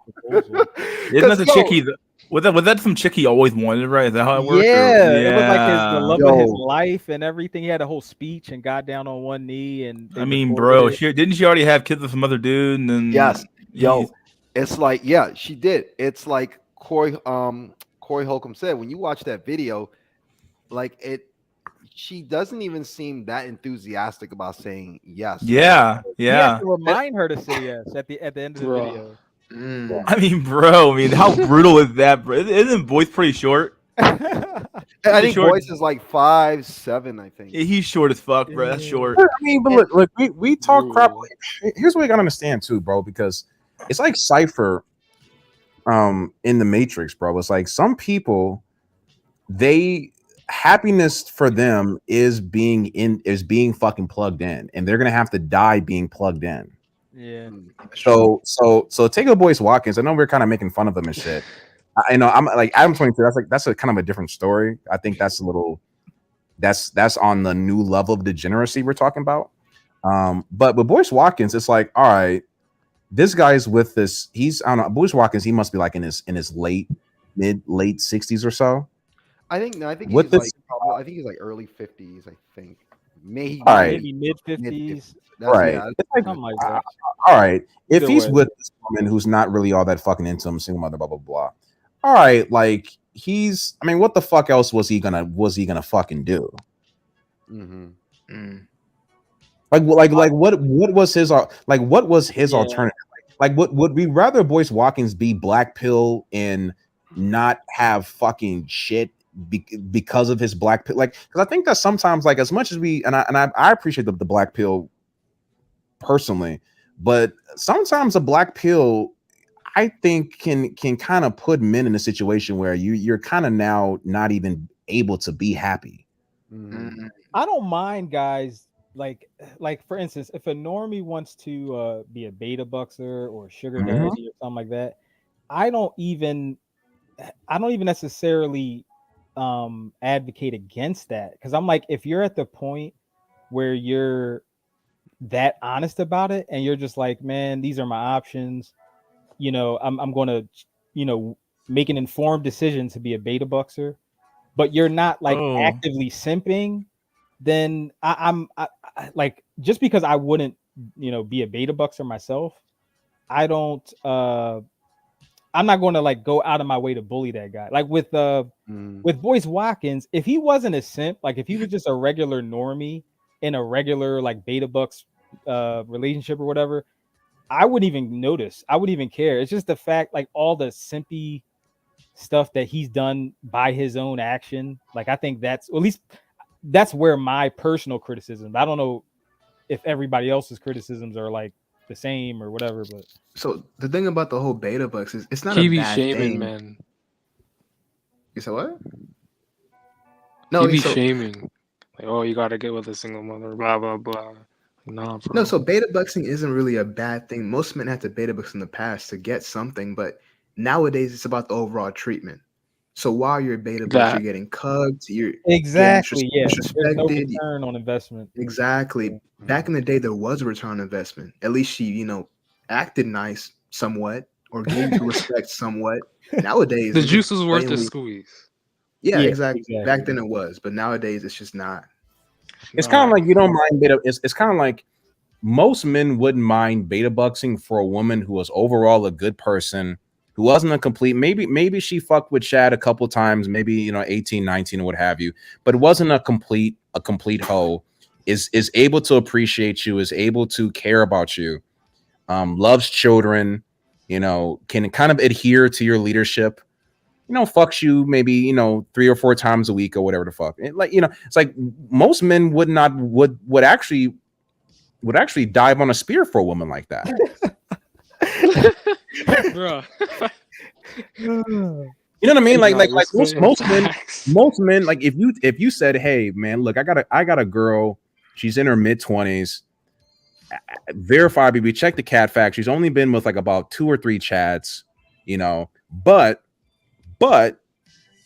she actually really appreciates the stuff that you do.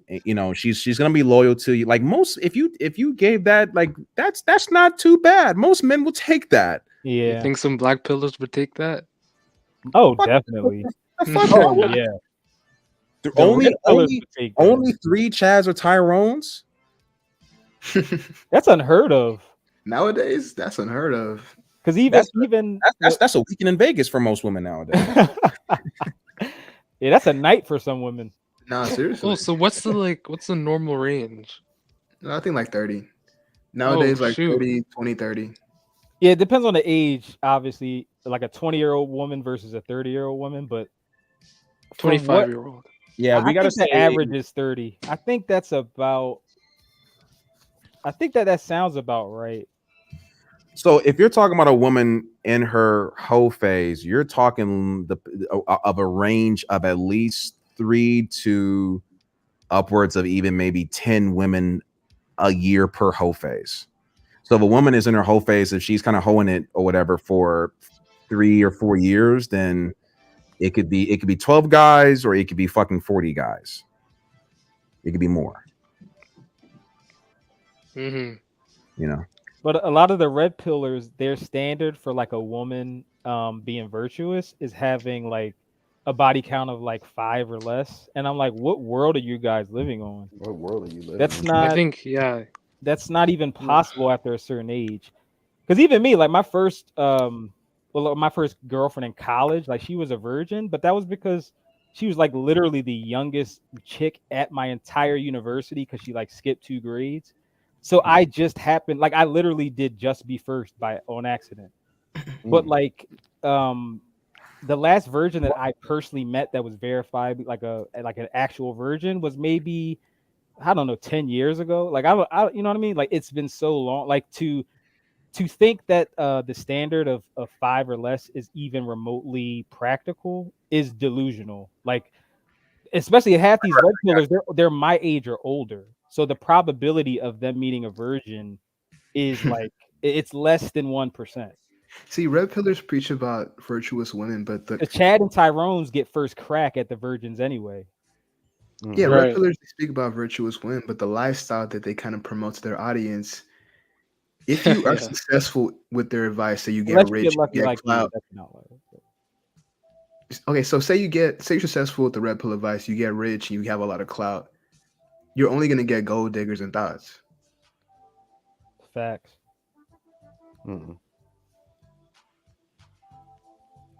It's really, I never really understood the why they preach that so much, especially Myron from Freshman Fit. He's a degenerate himself, but he talks about marrying a virgin, going back to his country and marrying a virgin. I don't know. It's really weird. Red pillars are as delusional as the women they make fun of. I realize hypocritical. Yeah, I believe that. Yeah, they are delusional as hell. And a lot of them, they'll criticize simps when a lot of the red pillars and the dating coaches, they lead with the wallet more than anybody else. And And they tell you to leave with your wallet too. That's crazy. Like the dude, Indian PE from Playing with Fire, he out of his entire body count of 254, 150 of them are sugar babies. And that was out of like 300 to 400 meetups. So he met with more women from one dating app, a sugar baby app, than he slept with in his entire life. Jeez. And then you're passing it off as game and charisma. Get the fuck out of here. He's still not married in my age, Myron. Oh wow. And he admitted on camera he approached 6,000 women back in 2017, and he only smashed 2 of them. He said that out his own mouth. Oh my god, bro. Like, and Alex says, "Oh, my business partner disproves the black pill because Playing with Fire, he used to bring black pillars on his channel to debate until they kept making him look stupid." He lies a lot. I've seen some of his debates. He likes to lie a lot and manipulate. But 6,000 in a year. What has he been doing the whole year? Damn, like, I mean, he approached 15,000 women overall his entire life. Jesus Christ. Like, get a hobby, man. Like, because I did the math, and his close rate in terms of cold approach is like 0.33%. So I did the math. My body count is 52. And if I approach the same amount of women that he approached, my body count would be 750. Sheesh. So that's numbers game. That's numbers game, bro. That's pounding the fucking pavement right there. I mean, but they are in Miami though, so it's pretty brutal out there. Yeah, and to build upon Stefan's point about meeting a virgin, yeah, like less than 1%. And I think blue pillars often think that they're gonna find like a virgin bride. Yeah, it's funny because when you hear stuff like people like Undead Chronic talking about no hymen, no diamond, I thought he was just saying I'm never gonna get married.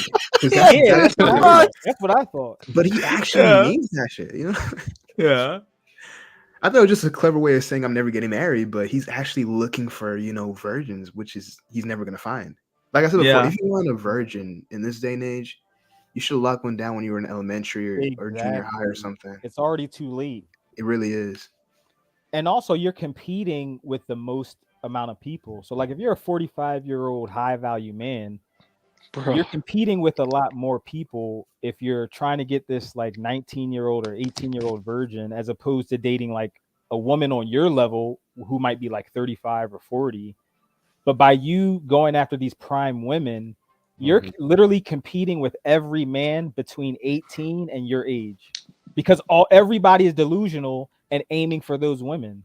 So that's just math at that point. Like, whether it doesn't matter, no matter how much you money maxed, that girl can turn you down for a guy that makes the same amount of money that just looks better, because you're competing younger with every guy, literally. Yeah, I mean, he's younger. Exactly, and he's younger too. Exactly. I only heard about 2 gangbangs in my high school. Wow. Both chicks had to move away from my small community. One became a drug addiction for a while, or addict for a while. Wow. That's funny.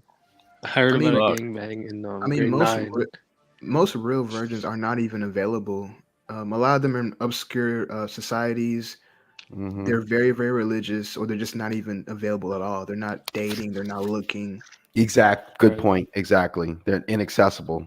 Yeah, they're just not accessible at all. Exactly. Good point. Yep. They're a lot of them are in traditional societies where you have to be born into that society to even have access to her in the first place. So. Like, you got to be a part of those social circles. Yeah. Gangbangs are more common than we think. Wouldn't surprise me at all, honestly. I think I heard about 1 or 2 in my school as well. Now, when I was in the high school, I did this one chick had a whole train ran on her, and she ended up being the sheriff's daughter. It was crazy, bro. It was insane. Yeah. Had a train around the chick, and I don't know. I forgot how they figured it out, but other way, and she said that she got raped, and I was like, oh god, and like that. That was like big drama in our school, big drama. Like that chick got almost got ran out of town. Wow. Yeah, I think even because the 2 kids she accused her, she basically accused like half of the basketball team. Wow. It was like half the basketball team, bro. Wow. All the Tyrones and stuff like that just showing up, hanging out chicks, dude. Like, Oh, shit. man, they run in packs, bro. Now I remember when I was in high school, these two Pookie twins ran a train on this one girl. That was, and they had a video too. That was brutal. God damn, bro. But I went to a predominantly black school, and trains and threes, all these were very, very common. You know, the girls get made, they get made fun of for like one day, and then everybody forgets because it's pretty common. Yo, let me tell you. When I was in college, there was this one girl on campus I had the biggest crush on, and you probably already know where this is gonna go in a few moments. And of course, I had a very good friend on campus, my best friend in college, and I told him about my crush, and he says, "Hey, let me show you a video." Yeah, you know what's coming. Oh no. you know what's coming next, right? So, yeah, he was always like my better, like and actually this guy, he's my best friend in college. We're still good friends today. He kind of like my most significant black pill experience actually learned like with him. We were both swiping on dating apps. Like he was the one who introduced me to Tinder and all that stuff. And he created my first dating app profile on Tinder, and yeah, like I saw how many matches this guy would get, and I saw how many I could not get, and like that, like for me, that was one of my when I think about black pill moments, that was like the one that stands out the most. Like when I just checked my phone for the first time and was like, how come my inbox doesn't look anything like his? Like, you know, so he's a good guy though. We still talk. Cool guy. Wow. Hey, can you highlight Jay's last comment? Do you think that black sex culture is degenerate or whatever?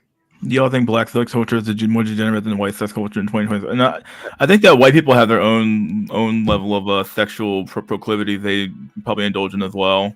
You know, the whole Greek culture and their own Greek culture and stuff like that, and so sorority girls and all that crap is definitely very pervasive in their culture as well. So like they probably have their own like swingers clubs are big in the white community as well. There's a reason why they have such a what do you want to call it, just such a like, is it more? I don't know, but I mean, like, depends on what you mean by worse. I'll say that black people are the most reckless. So if you look at the STD rates and the deletion rates, I would black agree. women are number one when it comes to ratio by far. Yeah. And the herpes rate is the most in the world, with 50% of them having herpes and all. They're the most reckless by far. Yeah. Can I add? Becky's are better at doing their dirt on the low, or at least like doing it in the sense that like even if it's not on the low, it's like Becky's still. They either find guys who don't care, or they find guys who are outside of that, like orbit of people who do know how dirty she really was in college or whatever. Whereas like a lot of the, I guess, Keishas or whatever you want to call them, they don't give a fuck. They're more just all like, you know what I mean? They're more reckless. Yeah. Like more just blatant with it. Yeah. Can I? Let me see what these guys have to say real quick. Hold on. That girl at college you think is more innocent has 30 plus bodies. Your government hates you and it's all BS. Oh, bro. I'm sorry. I think you're about the same, Jay. Not gonna lie, huh? My roommates got to FR or RA, and I overheard her calling me a creep and gameless. Her hearing them F sucked. She liked being slapped. Oh, bro. Wow, that is Jesus Christ. The fat women fuck dogs. The conversation ends there. Oof. I want to make a comment on that. Hear more about trains and black cultures and white behind frat. closed doors. I think all women are just as freaky as any other women. So as far as behind closed doors, I don't think it really matters. Like I've literally had a Pakistani chick cheat on her boyfriend with me, and I think he was like just a white dude. I don't think it was like a Pakistani dude. So behind closed doors, I'm not surprised at women of any culture doing freaky shit if they're attracted to the guy, or doing hoe shit with a group of chads or something. When was that? Sex play parties are big. I'm sorry, go ahead. I'm sorry, I'm gonna cut you off. Oh, and I was just gonna ask, Tyrone, when was that when you were with the Pakistani girl? Was that in college? That was when I dropped out, but I was still like living with my like my younger friends who still went to college. So I was probably like maybe 24, 25 at the time. Or you're reaping the benefits. Yeah, I mean Last year's. that was still like not golden era, but it was still like 2014, 2015. That was still kind of before like the current, standards. Okay, before TikTok and all that. Life was Yeah. good. So like my early 20s and mid 20s were great. So I have no complaints. I'm very grateful to be born at the time that I was. So. The music was good, all that. Yeah. Women actually danced with normies back when I was in college. Yeah, the old days, right? Even ugly dudes would dance with women back in my day. Like it's crazy. Let me I want to make a comment on that because I tried to make this comment, but my mic was muted by accident. But I want to make a comment on that whole thing about like black sex culture versus white sex culture. What I've noticed is that white males, and I'm not taking shots at the white guys out there, like no disrespect, but what I've realized is that it seems to me white males, they will do a lot of sexually provocative things and a lot of weird stuff in the bedroom, and a lot of times they will get like an ethnic chick to do it. Like they will ask a black girl or any ethnic girl, a Hispanic girl, Asian girl, to do frankly disgusting crap in the bedroom that they would ghetto gaggers that they would be too scared to ask a white woman. I mean, I don't they'll, think they'll get an ethnic woman to do it for them. I don't think the white guys are asking. I think the girls are asking the white guy. You think so? Yeah, that could be true. Yeah, that's a good that could be true. No, the two are not mutually. I think it's a mixture of both, though. Yeah. Yeah. Right. Yeah, but I don't think black women are the most when it comes to degeneracy. I think they're all degenerate, but black women are just the most loud and they're just the most reckless. I think they're the most black women are the most unapologetic about it, which I actually respect that. Yeah, I do too. Yeah, that's true. Yeah, because they're literally telling you. And to be fair, well, I guess to be fair as possible in the situation, I know a lot of them react that way because they're looking at it like, okay, well, white women and Becky's got to do whatever they want for 20 years and didn't get judged. They still got to get their Chad husband after they were a college hoe or whatever. So screw that. We're going to do what we want. I think because I remember there was a time where most people, like, it was a cope, obviously, but there were a lot of guys who thought like Becky's were like the sluttiest, and like they back in the days that were the popular DVD White Girls Going Wild or whatever the hell it was. Girls Gone Wild. Girls Gone Wild, and the whole white girl wasted like 2000s era where like every guy that like played a sport or something or was like a frat guy in college, he like assumed because anecdotally he could do well and get white chicks to do all types of freaky shit, they would cope and say, oh, just Becky's overall or like the sluttiest and this, that, and the third. And now I notice it's flipping where like I get it because like, black women are like the face of like, the twerking movement, and black female rappers push sexuality in our faces. So I get why currently black women like usurp the white women. But I just think it's funny that like 20 years ago it was different. Like Becky's were known as the among men, not publicly, but amongst men, a lot of black dudes would just assume, and a lot of these obviously were Tyrones or whatever, popular guys. They would just assume like even just the ugliest black dude ever could just easily smash any white chick just because they were so easy. So obviously a lot of it was cope. They were just projecting their individual success on all other black men. But again, now it flipped to where now Becky's are kind of under the radar a little bit. But the person that said obviously they fuck dogs or whatever. I mean, convo ended. But can you highlight Lithium's last comment about white girls giving head and? That used to be. See, that's another quote. That's a quote. that's a cope. That's specifically a black man cope because the black Right. dudes that could get black women to give them head never Right. made that. They never made that argument. Just like the black dudes who said like pussy is pussy. That was Gosh, never a bro. consensus. That was always a certain portion of black men who would cope because they couldn't get the same quality as other black men. So they could get the same quantity and just smash a bunch of trash chicks, but they would cope and say, "Oh, well, pussy is pussy anyway. It doesn't matter, bro." But the dudes who could get attractive women, they're like, "No, I know the difference between trash pussy and good pussy. Like, there's these bitches are not all the same in terms of pussy." Maybe a lot of the average women are in the middle, like just average pussy, but yeah, that was always a cope because I'm like, even me, I'm not a freaking Tyrone, and I've gotten great head from black women. And the few times I've like messed with non-black women, just because they were like freaky or like willing to do freaky shit with me because maybe they, maybe there was some element of fetishization involved or something. I'm not going to go out of my way and say they're like more freaky than black women just because of that.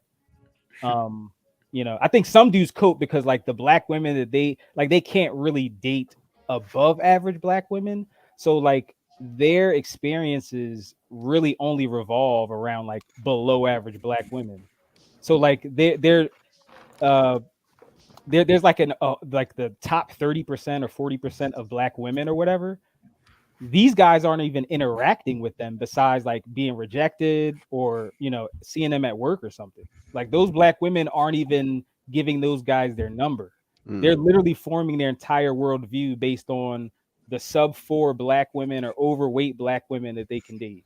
So Do you think the B-dub shames and judges black men more for the same degenerate acts they do with like white men? Wait, say that again? Yeah, I didn't quite get that. You said Do you black think women judge black men for asking for the same acts they do with other races of men, even though Yeah, they're the I less think like, they do. Yeah, I think they do shame black guys more. I think there's less willingness to do certain things that they'll do with non-black men. Yeah, I think so.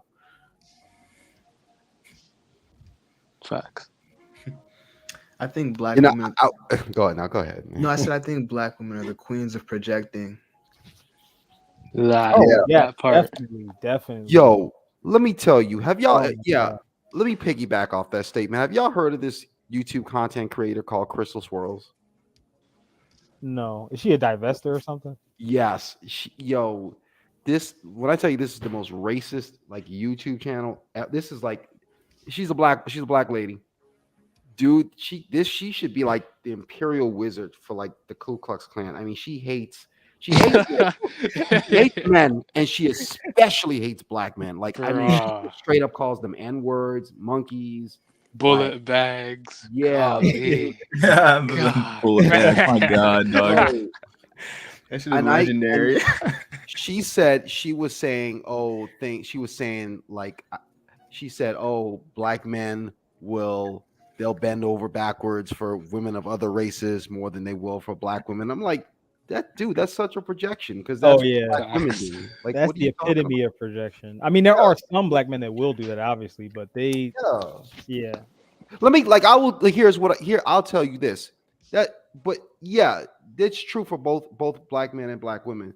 But I think it's even more true with black women. Like, for example, way more. It's they take it to it's noticeably different. Like Let me ask y'all. Like, I'm pretty sure probably all you guys. Like, I'm not gonna ask anyone their racial background or whatever. Well, I know yours, Tyrone. That's obvious. Yeah.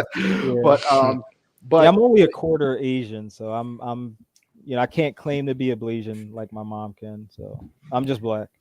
Okay, that's fine. Yeah.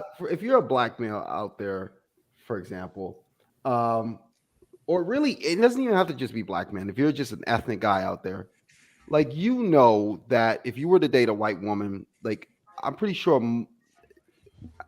like, if you're an ethnic guy on this call right now, I'm pretty sure I would assume that if you dated a white girl and you found out she was racist, you probably, I know at least for me, I would end the relationship, right? It's a deal breaker. Oh yeah, instantly, yeah. It's a deal breaker. Yeah. But is that, be honest, is that really a deal breaker for black women? I would argue no. Like how many videos have we seen on social media, on YouTube, of black Oh, women definitely not. Yeah, I agree. Yeah. who are dating racist white guys, and it's like they're still with these guys. So Yep. I would, Some of yes. those divestors would prefer that because some of these divestors, if they're attracted, now obviously a lot of them are unattractive, so they'll never get a Chad anyway or Brad. But when they talk about like how they should, when they're giving each other advice, because I've argued with divestors before, a lot of them will tell each other to play down their hatred for black men because a lot of the white men they're attracted to are actually friends with black guys, or they're like kind of not necessarily liberal white guys, but even like white guys that I'm cool with that, like, you know, we watch, you know, we play fantasy football, we might go to the sports bar together, even though they're kind of they might be conservative. Like, you know, we're friends from college, we watch the same sports, we might go to the bar. Like, so if a black girl likes that white guy, even if she's a divester, because he's friends with black guys himself, she has to actually fake and act like she's, you know, not a self-hating divester. Oh wow. So Personality max. So they would actually like if that white guy was a racist, because then they could just be their honest selves. Right. Wow. Yeah. I've never thought about that dynamic. Wow. Also, there's a book that teaches them to like keep down their attitude whenever they get with a white man. Oh, you're talking about like a book written by Crystal Carrison. She's like the head divester. Yeah. Oh yeah. Yeah, she's married to a white guy. Which I mean, I don't care. Like if you're an ethnic woman out there, a black woman, whatever, you want to date a white guy, like whatever. But yeah. Running JBW, because most of these black guys are with their they're low value, they're ugly, like because the thing is, you actually any white guy that's even like a high tier Brad or better, the reality is they would never have to settle for a divester, because exactly. if they were to date a black woman, they can choose from, you know, mentally stable, suburban, well-adjusted black women that they know from their social circle or from college or something. They don't have to settle for some below average overweight or like, you know, mental cell black woman. So like a divester, the real black pill, now divestors aren't aware of it, is that they're not even losing to like white women or losing to like JBW in reverse. They're losing to other like attractive, mentally well-adjusted black women. Because the truth is, any white man who would choose to date a black woman, as low as the numbers may be, they're choosing from, you know, they have their pick of all the black women that happen to be attractive, that like white men or would give them a chance. They would have no reason to even entertain dating a divester. Even a beautiful divester. What if I was a white guy, would I rather date a self-hating divester who happens to be a 7, or would I rather date this suburban black 7 who is friends with me and we're already kind of in that same middle class anyway, and I can take her around you know, my black or Asian coworkers, and she fits right in, like, and then I can take her around my white friends and she fits in with those as well. Whereas with the divester, like if I'm like a well-adjusted and white guy and I'm not really like, even if I was conservative or something, if I'm not like really overtly racist, there's no reason for me to go into a long-term relationship with a divester. So I think divestors, the reason they're even though the theme of their channel is like hatred of black men, it's really a Trojan horse for sub 4 black women to come to, because that's like their version of facing LMS. So whereas a normal incel, when they would go to YouTube and discover like facing LMS or He'd Succeed, a sub 4 self-hating black woman, she goes on YouTube and she discovers like Cynthia G and or Crystal Carol, whatever her name is. You know, that's their version of, you know, a black male or you know, a male incel finding some YouTube channel to cope with. No, I think there's a bunch of those women. Now, they're not the majority of black women, obviously, but there's like enough, black women that self-select. So when you go online, they all congregate on these few big black channels like Cynthia G and Real Talk with Yanni. So they amass these like huge 100K, 500K groups of these self-hating black women, even though in the general population, obviously they're not the majority or anything. But no, yeah. I think they're more MGTOW than anything. So they're more like the female MGTOW. Oh, that's a good that's fem cells. Spot on. Yeah, because they think they're still in the market. They think they're gonna find themselves a rich brat or whatever, but in reality, So by that definition, I don't know. You could say women could be black pilled. Well, I think women are black pilled and blue pilled to differing extents. Yeah, their emotions kind of keep them blue pilled. Yeah, I think they're always black pilled by action, but I think consciously a lot of women are either like blue pilled or like maybe purple pilled or some shit. But the action itself is always black pill, regardless of what their like rationalization for it is. True, because it's subconscious. Yeah. Yeah. So I think at best they're like black and blue pilled. I think like Face and LMS said, women are black pilled from birth. I mean, because they understand lookism, even if they are only on a subconscious level. And like Face and LMS said, that's why you'll see like a 3 or 4 year old young girl, toddler girl, using toy makeup. Like they understand the implications that looks have on your life, not just your dating life, but just your overall life experience. So in that sense, they are black pilled. But you're right. I do agree that in action they're black pilled, but they can be blue pilled in a lot of ways that they think. So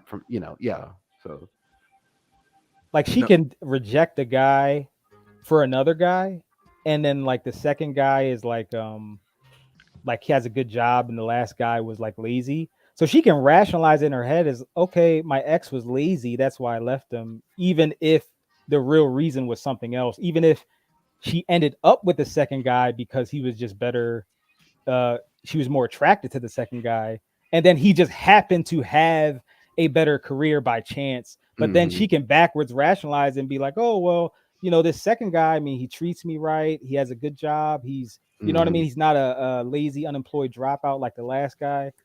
So they can cope with it all they want, even though if you were to really look at the actions, it's like, no, we know why you left the first guy. And it's even a black guy. It's even another black pills, because the lazy guy she was with in the first place, she probably rejected a hardworking normie to get with the lazy attractive guy in the first place. And then she monkey branched to another attractive guy who had a good job.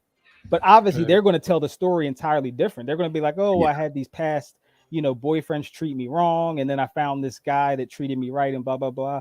And it's like, no, you rejected good guys all along, and you're just picking apart the minute differences between a lazy Chad versus a Chad with a good job versus a high tier normie that had an okay job versus a Chad light that dropped out of college. Like, that's all women are arguing about.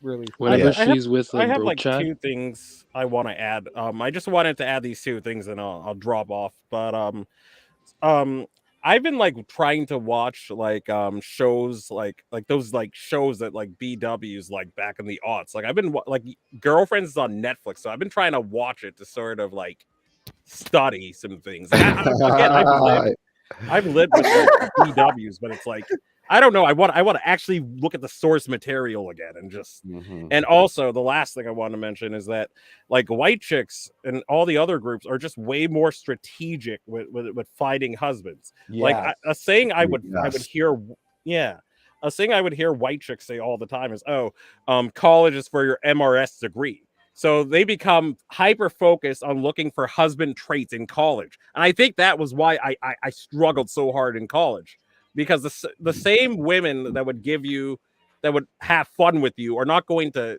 keep you as a husband. So just want to say that, and I'll leave. Nah, high IQ observation, man. Yeah. Yeah. Other women of other ethnic. Yeah. I think black women are very, when it comes to the dating market and choosing a mate, they're very childish in their thinking. But I think, but other races of women, especially white women, they're very strategic. Yeah, I agree. And to build on Stefan's point, whenever they're with a broke Chad, they rationalize and say he's trying. Oh you're yeah. saying that's what black women. You're saying that's what black women say? Yeah, not even Well, only. women in general, I think. He meant. Just women in general. Oh, okay. Yeah, he's trying. Yeah, exactly. You know what, man? It's crazy, man. It's because there's no shortage of normies with good careers. So when women of any race use that, it's BS. Because there's no shortage of normies with stable careers that want a girlfriend. They're not even interested in having a rotation. They wouldn't mind wifing up even a mid-tier bet. A lot of them would be happy to wife up a low-tier Becky. So when women run this game like, oh, well, there's no stable men around and blah, blah, blah. I'm like, no, you could have easily dumped that before you even got with the lazy Chad. You could have easily wifed up any of the, any of Lucario's clients that are paying him thousands to get coaching. Piggybacking off what you're saying, I don't know if any of you have had this experience, but I don't cook a lot, right? I order Uber Eats or DoorDash a lot. And what I've noticed, and this is so blackpilling, I've noticed like sometimes it'll be a young lady who'll deliver my food, and a lot of times it's an attractive young lady, and she'll have a guy in her passenger seat, and he's young, like he's like her age, he's young, but he's good looking. And you can tell, like, when someone, a guy and a girl, like they're a couple, you can tell that's her boyfriend. And it's just, to me, it's like a black pill for me, because I say to myself, well, if women want guys with good careers, and like if they're prioritizing guys with careers or good looking guys, why in the hell do I see these good looking Uber driver women driving around with their boyfriends?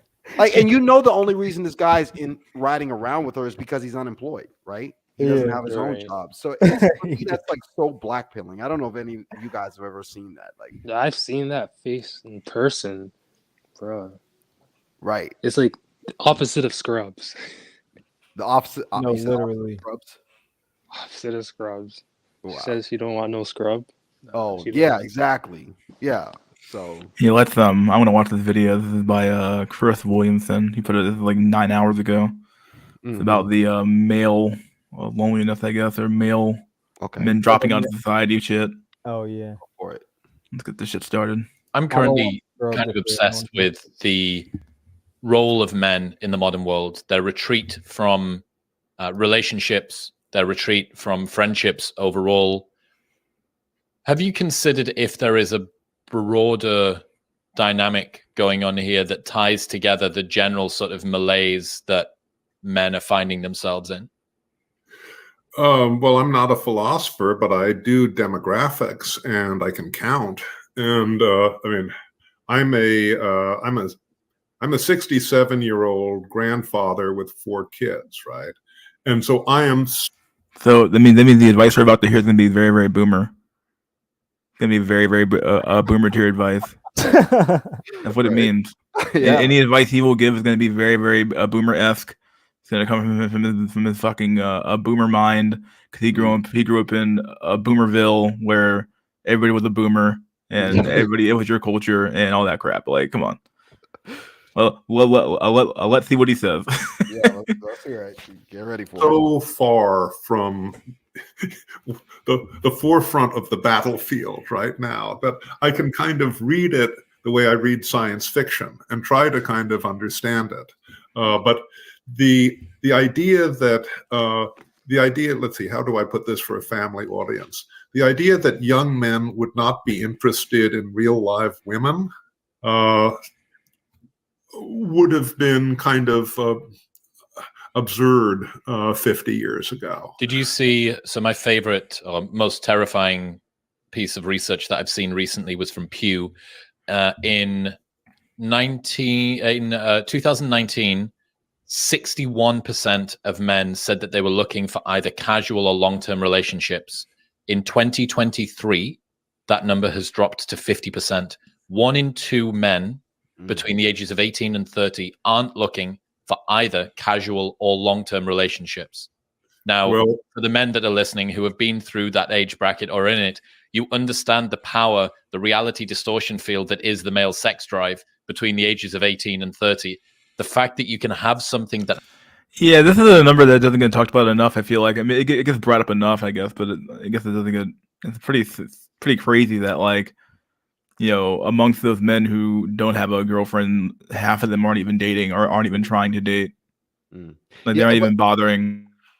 This what's the host's name? Chris Hemsworth. Chris Hemsworth. I don't know. So, what is Chris Williamson. Chris Williamson. Yeah, that guy. Chad Williamson. Yeah, Chad Williamson. There's got to be a Chris Hemsworth somewhere out there. I don't know. But at least the guest is being honest and saying, "Hey, listen, I'm detached from, from the dating scene, so I don't really know, but I'll try my best." So he is acknowledging that he's not in the know. So yeah, like I don't know, like I feel like there's this like certain subset of the boomers who weren't like complete degenerate, right?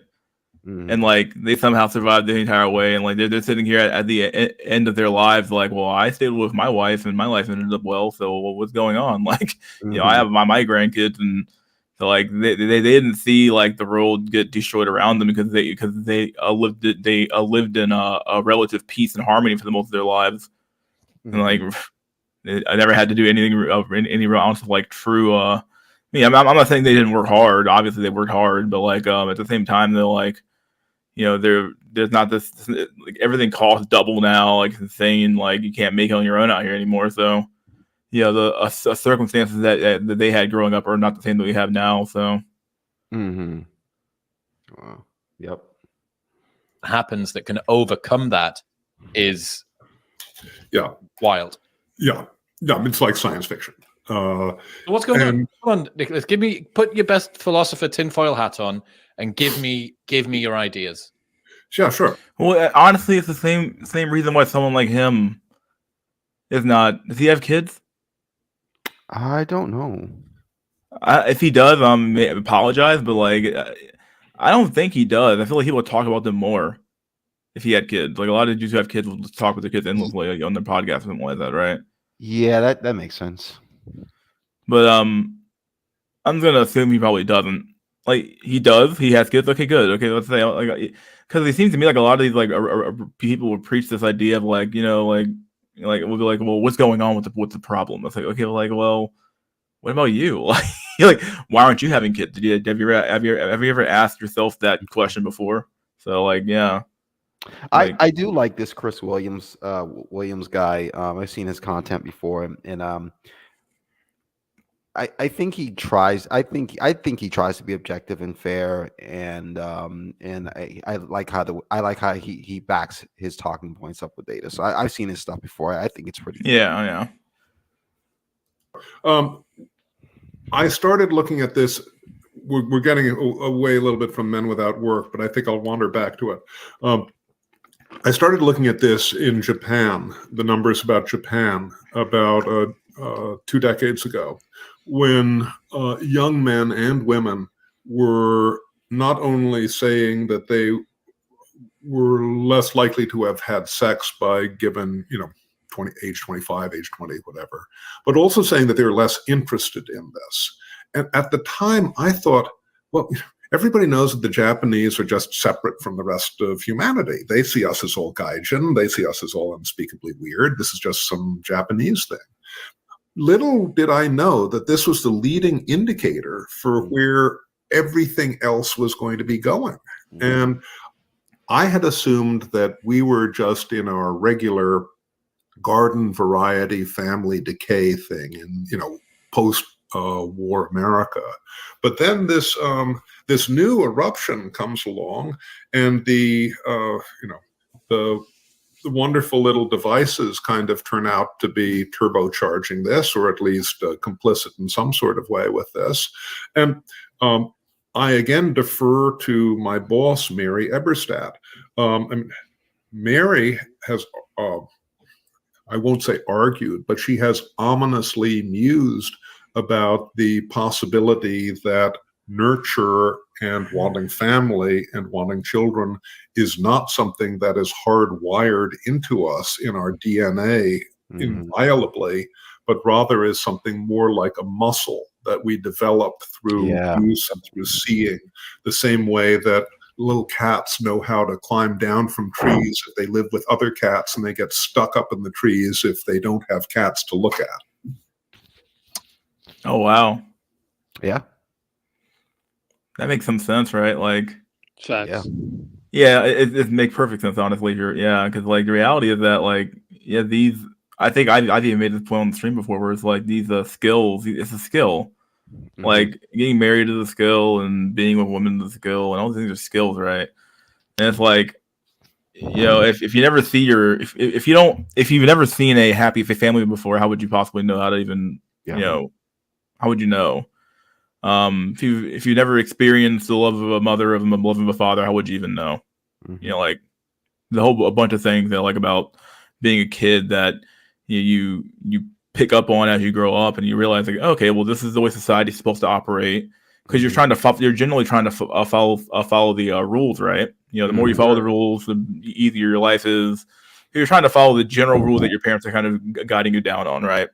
And at the end of all that, yeah, it's a monkey see, monkey do. That's really all it comes down to, right? So like, if your kids are, it really is like they are a reflection of you to some extent, right? So if you don't, it's garbage in, garbage out. The cake has been baked, all that crap. Ring the bell, like this is true. Like, you know, if you put garbage into your kids, we'll expect to get garbage out of them. Like, you know, like it only makes sense. No, but let me tell you, this guy, this host, this boomer guy, I gotta admit, for a boomer, he's actually not that far off. And yeah, he's not that bad at all so Yeah, far. I've listened to him before. He was on the Hoover Institute's channel. He had that not big one, but he had a pretty good documentary, or a pretty good sit down with the dude over there to discuss the a demographic decline of the world, really. But yeah, he's got pretty, for a boomer, he's got decent insight. Like, it's so far so good. Yeah, I'm surprised. Yeah. Oh, okay. So it's kind of like a mimetic. Yes, exactly. Rene Girard and Mimesis, that sort of thing. Yeah, I mean that's the musing of it. That's interesting. Well, I mean, so there's a guy, Stephen Shaw. You familiar with Stephen? I've heard the name. Yeah. Yeah. So he did Birth Gap, which is a fantastic documentary. I know that you're big on. I talked to him a while ago. I haven't seen the documentary. He was in Qatar with me, so he had a debate a couple of days after me, so we got to go for a bunch of lunches and dinners while I was out there. Also brought him on the show. I thought he was absolutely fantastic. I mean, going back to the Men in Work thing, but also feel free to fold demographic collapse in as well. How worried are you about all this? Well, I'm worried about it as a citizen. I'm worried about it as a researcher. I'm worried about it as a parent and, you know, a grandparent, somebody who'd like to see, you know, our society continue. Things can turn around. Things don't always head in a linear direction. In fact, they seldom seem to head for very, very long in a linear direction. This 50-year trend in the exit from the labor force is a pretty long linear trend. It's exceptional in that way, I think. What'll turn it around, I think, is not going to be economic and structural change. It's going to be a change in people's viewpoints and values and metaphysics. We've had, as you know, he's not doing too bad here. I don't know. I like his answer so far. Yeah. I think because it really comes down to like, what do you truly at your core believe and think about the world? Like, what's your view of sexuality? What's your view of all these things? Right, like all these things can have an influence on like the way you behave if you actually truly thought they were real. But what's going to be the catalyst for that? What's going to be the probably not going to be one. I don't know. I think he's too optimistic about the idea of like there's no a linear path. Like no. I don't know. Like, it seems to me like there hasn't been a single a civilization that's made it out of this death spiral of true, right? Like demographics. So what's going to be the match to light the fire? Like I don't know what that is. Yeah, because he's saying it has to be. Seems like he's trying to suggest that it's gonna have to be a cultural shift. Yeah. But that's the problem. Cultures don't change on a dime. I mean, like Right. they can, but it takes like significant cultural, like something significant for that culture to change on a dime. It's like if you're talking like 5-10 years, like something like the smartphone changed society very quickly. People adopted them very fast, and now we have smartphone culture all around America now, right? Like so, like like this, like one of those things where it's like you have to like be the right thing. So Then AI is on the way, practically exponentially. So yeah, I don't know what the if there even is a catalyst, right? Is there even going to be a release valve for this, or is this going to be like, is the rainbow thing is the rainbow shit, nature's natural release valve for this shit, like. Well, in my opinion, when he speaks about change, I don't know, I can kind of relate. For instance, like, as you know, like I grew up traditionally, I was cultivated to be like a Christian guy, not a modern guy. And so now that we're practically into a new era, post pandemic, etc., you kind of have to not be a modern guy to actually navigate the market for dating. So if he's talking about change in that way, that person might have to change, then maybe it might make sense. Other than that, though, I don't see anything positive happening. Had a couple of great awakenings in the United States in the past. We've had other little eruptions. It's going to be a change in mindset, and I don't see why we can't have a change in mindset. As a social observer analyst, I can tell you that our tools are poor enough that it takes us a while even to recognize when a change has already started. So for all we could know, this conversation has already started, and too blind and weak to have detected it yet. Are you alluding to the fact that a social change to be able to give some sympathy, support to the chunk of men that are in this 7 million? Not just yes, of course, empathy and support. I mean, we have an extraordinary empathy gap in the United States today. We can't even people who are in the intellectual classes and the describing classes can't accurately describe the arguments of people with whom they disagree because those arguments are bad and evil. They can't even do the intellectual thing of describing this accurately. I mean, that's a huge empathy gap. But more than that, I think finding spiritual and other meaning in life that takes you outside of yourself and reattaches you to humanity and to eternity. That's going to be a challenge given. Yeah, that's going to be kind of. I mean, the world has become so it's so much more. Like, look, as much as I want to talk about like religion and all that shit, like the reality is that I don't think once you have enough people out there who don't truly believe in God, it's like you would effectively need like him to actually show up in person for you to like someone to actually believe in God, right? At this point, because like nobody truly, in my opinion, most people are like Christian by like culture. They aren't really Christian by like act. They don't really care about Jesus most of the time or God most of the time. They're very, they do what they have to do for when it comes down to keeping up with the Joneses by going to church every once in a while. But other than that, they don't really like believe in God. It's a very, very transient thing for them, right? When times are good, God's not even in their fucking mouth. When times are bad, God shows up again, right? So like, that's the way they kind of view God, right? So it's like to expect that guy to have some like level of like, oh, like you would need some like level of like cataclysmic crazy shit going on for them to fucking believe that like, this is fucking God or some shit, right? Like mystery. Like I say, I think everyone is an atheist, and the proof I offer up is tell someone, a Christian or anyone, to walk off a cliff and and have faith God's going to save you. No one's going to do that, right? So Yeah, really, everyone's an Right. atheist, honestly, in my opinion.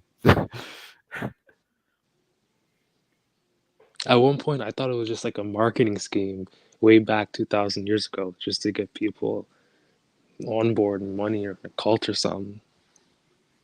Mm-hmm. You know what they say. Yeah, yeah. The three biggest, like my math professor told me once from college. Told me, he said the three quickest ways to get rich is politics. What was the other one? The pulpit. Politics. He said politics. I forget the third one. Politics and religion. I forget the third one, but and how atomized our devices have made us. You know, if you want to go secular with this, right, and you want to say, join a local pickleball club, pick up trash, look after the local dogs, join an art class, do yoga, do whatever, right? Yep. For as long as you have a incredibly convenient, incredibly distractible, highly distracting device that sits in your pocket, getting yourself up off the couch on an evening time is going to be hard. If you're spending 2,000 hours per year on the couch playing video games, smoking weed, there's a very high bar for you to get over there. Amen.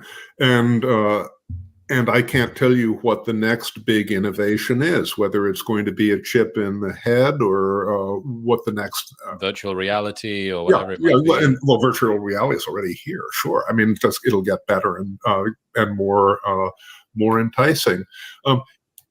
It's going to have to. Yeah, well, what do you guys make of the Apple AR headset? Do you think that's gonna take off or what?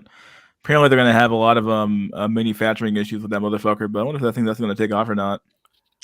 That thing costs an arm and a leg.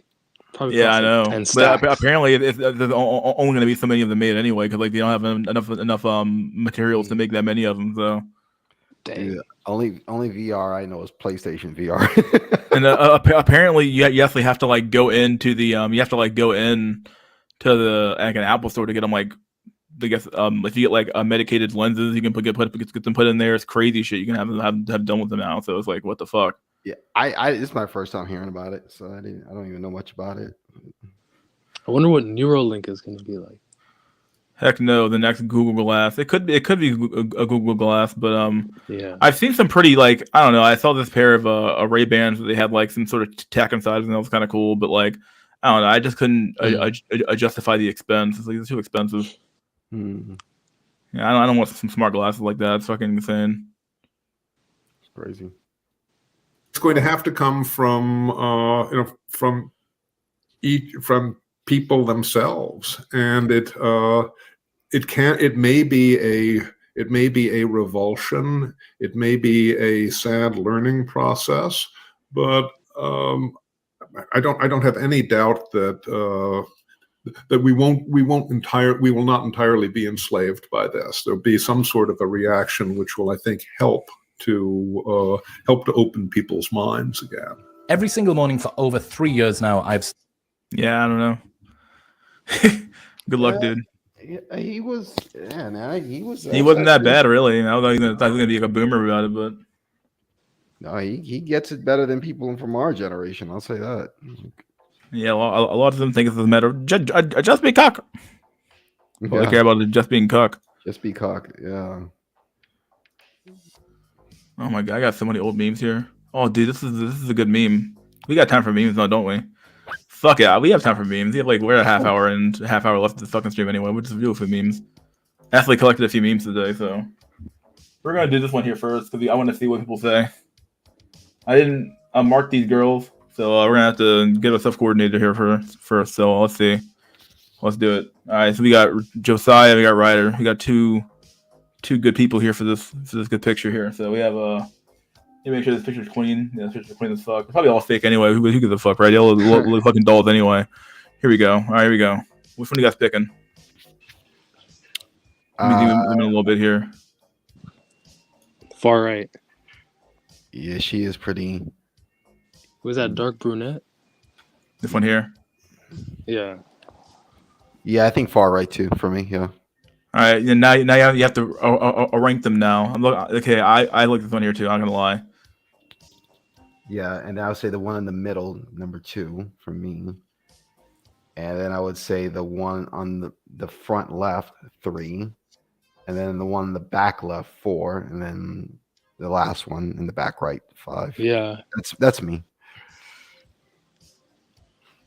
Yeah. Oh shit! What if we ask her? Any good pictures? Right of the picture, girl. Yeah, dude. Yeah, that one on the far right, she's got a really nice nose. Like it just They're all trimmed. They might actually be trimmed for all I know.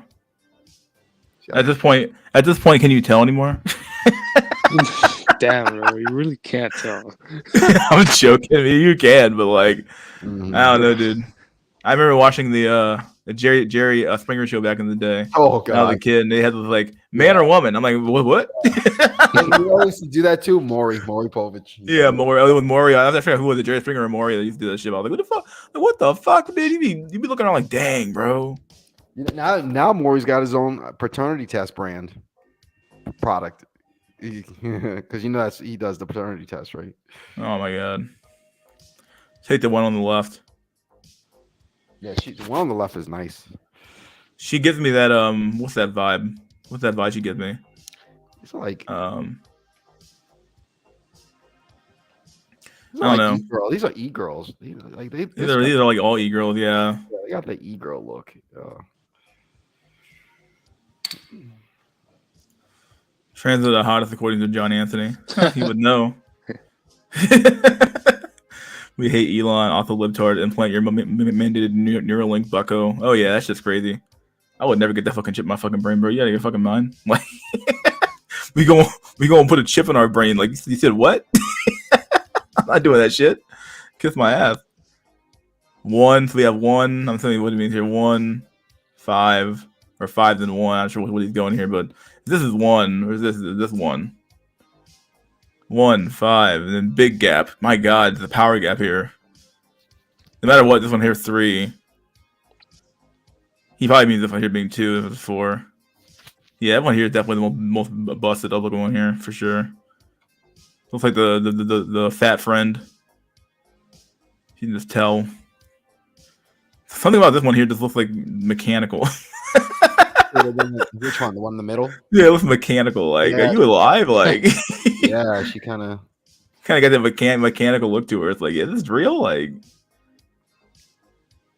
this one here looks real. So this one here looks kind of tacked on. Like you can't see into her body. So this is like a head in the corner over here. Oh, the one on the left. yeah, the blonde one. This is a head in the corner. Silly. What if all of these were bots in the future? Oh my god, dude. Oh, I'm telling you, I guess this one here would sell out because I got that one myself. Fishnet girl. Oh, snap. The fishnet girl's not bad. 2 front first. Yeah. Yeah, they all got that e-girl nose thing going on. Yeah, it's all like the exact same nose, bro. What the fuck? It's like it's like a meme. Thanks. Yeah, right. Bro, and the same lips too. What the fuck? Yeah, and the lips. Yeah, I didn't notice that. Yeah. Now to come to think of it, is this AI generated? It might be, bro. Oh my goodness. We could all be getting memed on right now, dude. Getting memed on. I got more memes they can do anyway. We're good. Here we go. Oh, I already did that meme. That meme's good. Here's a good meme. This meme's phenomenal, dude. Can't believe this even happened. I want you guys to see this shit. This is how based. Look at this. Look, you can't always tell, but this is Putin. Here we go. Look at this shit. Here we go. Look. I want you to see this. What? It just like salutes him. It's like, bro, thank you. He's like, thank you for acknowledging me, buddy. Oh Lord. He put his hand out. He's like, yes. Dude, for all we know, dude, Putin probably have like the whole fucking country's covered in like fake pigeons and shit, bro. Like mechanical pigeons that they use to control the world. Wouldn't that be something? Wouldn't that be insane? Like Russia's entire country is a sham. Everything's fake fuck. Vladimir Putin, he's like this mastermind genius. My God, this motherfucker. The squirrels and Rick and Morty.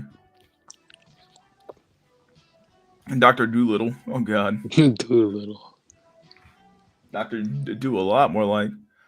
Let me see. I got. This is a good meme to do. Okay, well, this is a good meme. This is a good meme. Here we go. All right, here we go. So I'm actually getting ready to enter the workforce tomorrow again. So here we go. Oh, you are? The official NEAT diagram. There we go. So apparently I'm going from God tier. Look at the NEAT. Look at the base fucking NEAT. He's like this. God tier. NEAT. Next down here we have self-employed, freelancer, upper management. I guess that's where I'm kind of at right now, right? So I'm dropping down to God tier. So what? There's 2 God tiers apparently. There's one where you're a super neat, where you're just super duper neat, dude. You're absolute Jesus Christ tier, God tier, Super Saiyan, Goku, Ultra Instinct tier, fucking base neat. Meanwhile, down here at actual God tier, we have to do real work. You're either upper level management, shareholder owner, or self-employed freelancer. Look at this dude. He's like, yes, I'm in the God tier league. Look at this Pepe, dude. This Pepe should be on the front page of this channel, dude. I could sell this Pepe. Like keep look, all I have to do is take this Pepe, right? Just do a little bit. What's that thing called? You take the little fucking thing to paint and you cut out. You cut the picture out, right? Crop it, and then I crop it across my chop my channel, and then I just like change my and like here's how the fucking a grift works, right? I pass out fake Pepe images, not fake ones, but I pass out Pepe images, right? And then you guys can trade them in for shit. So we keep the Pepe market flowing. We'll make a cryptocurrency out of it, and then each unique Pepe will be a like in one of those like it's a verifier of ownership or some shit, and then you get we'll start a cryptocurrency and just pump and dump it, and we'll call it a day, right?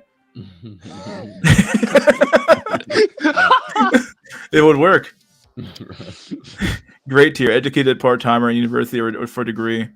Oh, there's not even a person for this one here. Wow. I've been here before. Yeah. This was me actually. Educated part-timer in university for a degree. That was me. Yeah. I worked my ass off while actually still going to school. So decent tier in college for a diploma. Oh man. Look at the B. Look at the B. Look at the fuck. Like, just be yourself, dude. Just be yourself. Look here, and then we have the Wojak over here. I'm happy as fuck, dude. But he's in decent tier. He's like, that's not too bad, bro. Meanwhile, we got down here in low tier. Look at this crying Wojak. Part-time wage cook. Wow. You ain't got no job, brother. You got half a job. Can't even get health insurance. Wow. Holy shit. Part-time my ass. He's part-time because he has to be, not because he wants to be. Then meanwhile down here at shit tier, he have full-time wage cook. Damn, I thought I got bad with part-time, but now you're at full-time wage cook. Oh wow. Full-time wage cook. Uneducated pleb laborer. You just drink yourself to sleep every night. And you wake up in this haze of like, what the fuck's going on in my life? Wake up, smell the coffee. You smelling some black pill there. Look at it's black. The freshly cooked black pill. Every morning you take it, you're like, fuck it, the only way I can make it through the day. That does wake you up, though. You take a whole fucking dose of that shit. You're like, fuck it. Jesus Christ. Take a cold shower. The only thing that keeps the demons away. No cream, no sugar. Nothing. Take it down raw. Sounds so sick when you say it like that, but yeah, take it down with nothing, dude. No chaser. Oh my god. God dang. Yeah, so this is the tier list I'm in. So I guess I'm now in God tier now because I'm up level management. So that works out pretty well. So I didn't drop down that far actually getting an actual job now. My God. Nice. Wow. So I fluctuate between God tier and upper God tier depending on if I'm employed or not. I didn't know. Wow, that's crazy. I left my job back in like the February just about. Haven't worked for like that since that long, so it's my first time being back in the workforce for a while. But I just lived off some savings I had. Didn't work. That's what happened to me. Didn't do a fucking thing. Yeah, that's what happened to me. I stopped working in February. Been living off my savings ever since. Yeah. Plus, Do you guys know any needs? Do I know any actual needs? Well, I mean, because even on YouTube, I used to watch some, but it's like their channels disappeared or whatever. Yeah, like I don't see any now. Probably got thrown out of their homes. Oh yeah. You got fucking. That's the problem. All these things, you gotta think you can just go neat with no money. Nah, dude, neat. I mean, like, it just seems like neat's like it's a class of its own, right? Like you got actual fucking rich ass fucking neats hanging out doing nothing, and you got the crap tier neats, the ones who live on the street. Well, they're doing a whole lot of work trying to get that money. So I don't know, but I'd rather be the rich style neat than the poor style neat. Mm-hmm. Who wants to be in low tier, dog? I mean, I was looking at this thinking that like part time is gonna be full time is gonna be worse than part time. At least at full time because you can get the what they call it, the health benefits, right? Oh yeah. Well, part time, I guess this kind of makes some sense though, right? If you're gonna be in actual fucking hell for like, you know, a full fucking day, you might as well go for half the time, right? Fuck it. Fuck the health insurance, bro. I wouldn't work there for longer than I have to either. He's definitely kind of smart. This is smart tier, actually. Low tier. Like, he's like, fuck it. I'm going to work, but I'm going to work the least amount I possibly fucking can. Put me on that half schedule.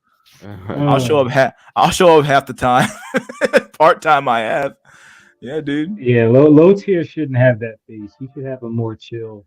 He's like, yo, bro, I'm sneaking the system, bro. And I'm on food stamps too. He's like, bro.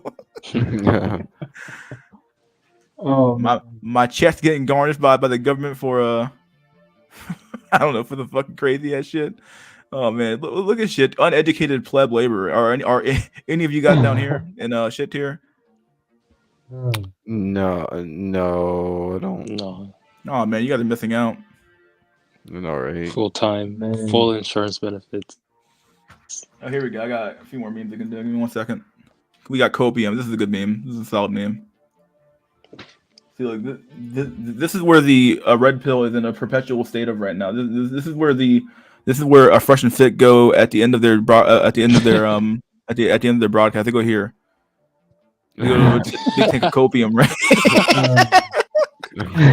They go into a big tank of copium where they chill for a few hours because they gotta get that daily copium pill to deal with life. They can't accept the fact that fucking nose that they got, that beak, that fucking beak that my man's got, and that bald spot growing. I mean, the look's still coming for you, boy. And then my other man, every time my man caps, I know because he's lying about women, bro. He ain't getting no bitches at all.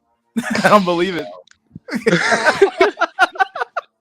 Yeah, man. If he breathes, he's capping. That's like a thing. If he breathes, he's capping. Oh man. But yeah, this is where they go at the end of the show. Going to a big vat of copium. Who else is doing this? Richard Cooper's doing this every night. Who else? Definitely the Cold Approach guys. Oh yeah, do it after every 100 rejections. Dude, they doing that every 100 rejections, bro. So you see these motherfuckers like you never like you be looking around for your friends like, what the fuck is this bro at, bro? He in here, dog. He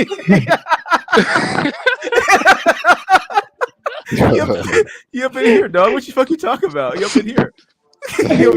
He went out there. He got cooked. He came back home. Man had to cool off a little bit, bro. You got cooked. went out there, got went 0 for 100 and came home. Like, dude, Frog and Ostrich, dude. Those dudes ain't getting no pussy, bro. It's true. The only pussy I ever see them getting is the ones that show up on their show. If even that, probably. Those chicks probably be lying, saying, "I'll fuck you when I get there," and they'd be like, walk up in that bitch and do nothing, bro. You think they're banging? You think they're banging some of those girls? They probably are, guaranteed. Pay them first, Well, and then they're leading with the wallet, so they better get something. Yeah.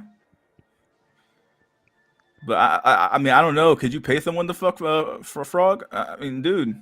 I guess the I status. mean, he had to pay Miranda's rent and fund her entire lifestyle for her to even like be in his presence. So, I mean, my man is looking like, I mean, Frog Man. he wouldn't even kiss Fresh. He wouldn't even kiss him on camera. Dude. Like, damn, a chick that's been living with you for months won't even kiss you on camera. That's crazy. Yeah. I smell copium somewhere, dude. And what this meme here is a good meme.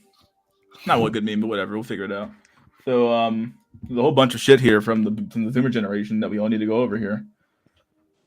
All right, Zoomers in the chat. If you're still here or not, I don't know if you're even on YouTube anymore. But here we go. We have we got the Zoomer haircut. The NPC. Here's the NPC every day. It's a guarantee, bro. It's a guarantee every time, dog. If you see a kid with this haircut, bro, he's NPC tier. This haircut is the international sign of NPC in the Zoomer generation, dude. Yeah, I know, right? Yeah. his hair mogs mine. Jesus. What is that in the in Gen Y? What is it in Gen Y? The international sign of like that you're NPC. What's the international sign? I know we have one for old women, like the Karen haircut and all that shit like that, right? It's like the international sign for NPC. But like, what's the one for Gen Y? I wonder what that would be. Probably the soy boy glasses. I don't know, the soy boy shit. Yeah, probably. Yeah, there's one. But the hair is definitely shorts, those really short shorts these guys are wearing. Yeah. Maybe. So we got sus. We got dead. It's fire. Dead ass. For real. For real. Not gonna lie. Bussin'. Bruh. Pick related. What is that, bro? Pick what? What's that? Pick related.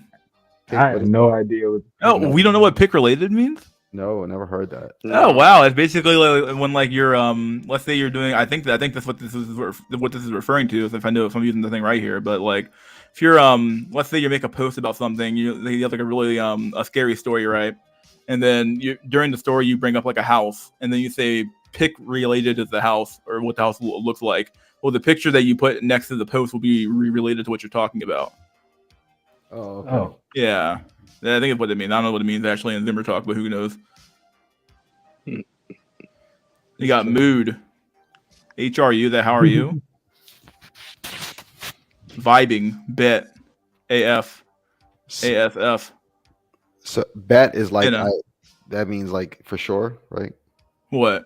You say bet, that means like for sure. Nah, dude, I mean you got betted, bro. I don't know what that means. Like that millennials means it's like, yo, are you trying to reach the movies? He's like, I bet. Yeah, I was joking. Yeah. It doesn't mean that. Like, yeah, for sure. I mean, for sure. Yeah. It's fire. What does it's fire mean? Does it mean you're putting out a fire? Yeah. Or does it mean that it's on fire? Like, it has the Zoomer generation disintegrated so much they've lost the use for the it's fire. What do you mean it's fire, bro? What the fuck does that mean? You mean it's on fire? Have you lost the use of the word on? Like, Zoomer generation's like, it's fire. You're dead ass, bro. Busting for real. What about dead? What does that mean? Like, bro, it just means like. It means I'm dead, bro. I mean, it's they're leaving off one it's like, letter. Don't kill me. Like DKM. DKM. No, but dead. So I thought that was short for dead ass or something. Oh, I don't okay. know. Oh, okay. Yeah. I mean, it's still stupid to leave out the A. Like, what's the difference? Yeah. It's like you're dropping. You want to know why? Because it's cuter. It's dead. I'm dead, bro. Yeah, I guess it's. Yeah. When you say it like that, dead. I'm dead, bro. For real, buffing, you know. Like I do use that no stuff cap. a lot though. Like have you like this song by Taylor Swift, Lavender Haze? And I was like, it was just a good Lavender song. Haze, bro. What the fuck? Yeah, that's a good song, Lavender Haze. And she actually got a good album. Taylor Swift. I think it's like this album she put out. It's like the first Taylor Swift album I ever listened to, but that's pretty good. And got critical acclaim and everything. But her lead song for that album is Lavender Haze, and I'm like, and I was like, I like the song. I was like, what is Lavender Haze? What the hell is that? And it means like when you're catching strong feelings for someone. I'm like, what? I'm like, some of the terms this generation uses is just so crazy. Lavender Haze. Mhm. Wow. Same thing with like emojis. Like you gotta research the definition of, from the black heart all the way to the red heart. It's a lot of that Gen Z stuff. Yeah. Taylor Swift got purple pilled by Giga Chad. Now she wants to commit and leave the streets. Wow. Well, here's the end of this meme. Sorry, meme, you're done. Fuck out of here, meme. What else we got going on here? We got any other memes? Oh, we got the Adam 22 shit. That link in the back chat is just one of the things I brought up with Alex. It's pretty funny, but I don't know if you already seen that. What is it? Where Alex admits to defishing women. Like he admitted this on camera on his own stream, but it was like I think a year or two ago. Oh, Alex playing with fire deepfakes. BBC. What the fuck? 145. Yeah, go to 145. Yeah. I hate this video already, dude. Well, yeah, you're looking at an ogre, so it's not pretty to look at. Is this dude lying to us? Hold on, let me put this shit over here. We'll end with this video, I guess. Yeah, I'm going to share something slightly personal. Damian Dempsey, okay. I think my question got deleted, but how have deepfakes worked out for you guys? Can you share some of your stories? No fucking way, They bro. got laid. They got this guy that charges people $800 to impose their body. I mean, to impose their face on like an IG model's body, and then they use that for their like Tinder profiles or whatever. What? And then him and Indian PE, they actually smashed a couple girls doing it supposedly, but some girls called them out on it obviously because that's a fucking catfish.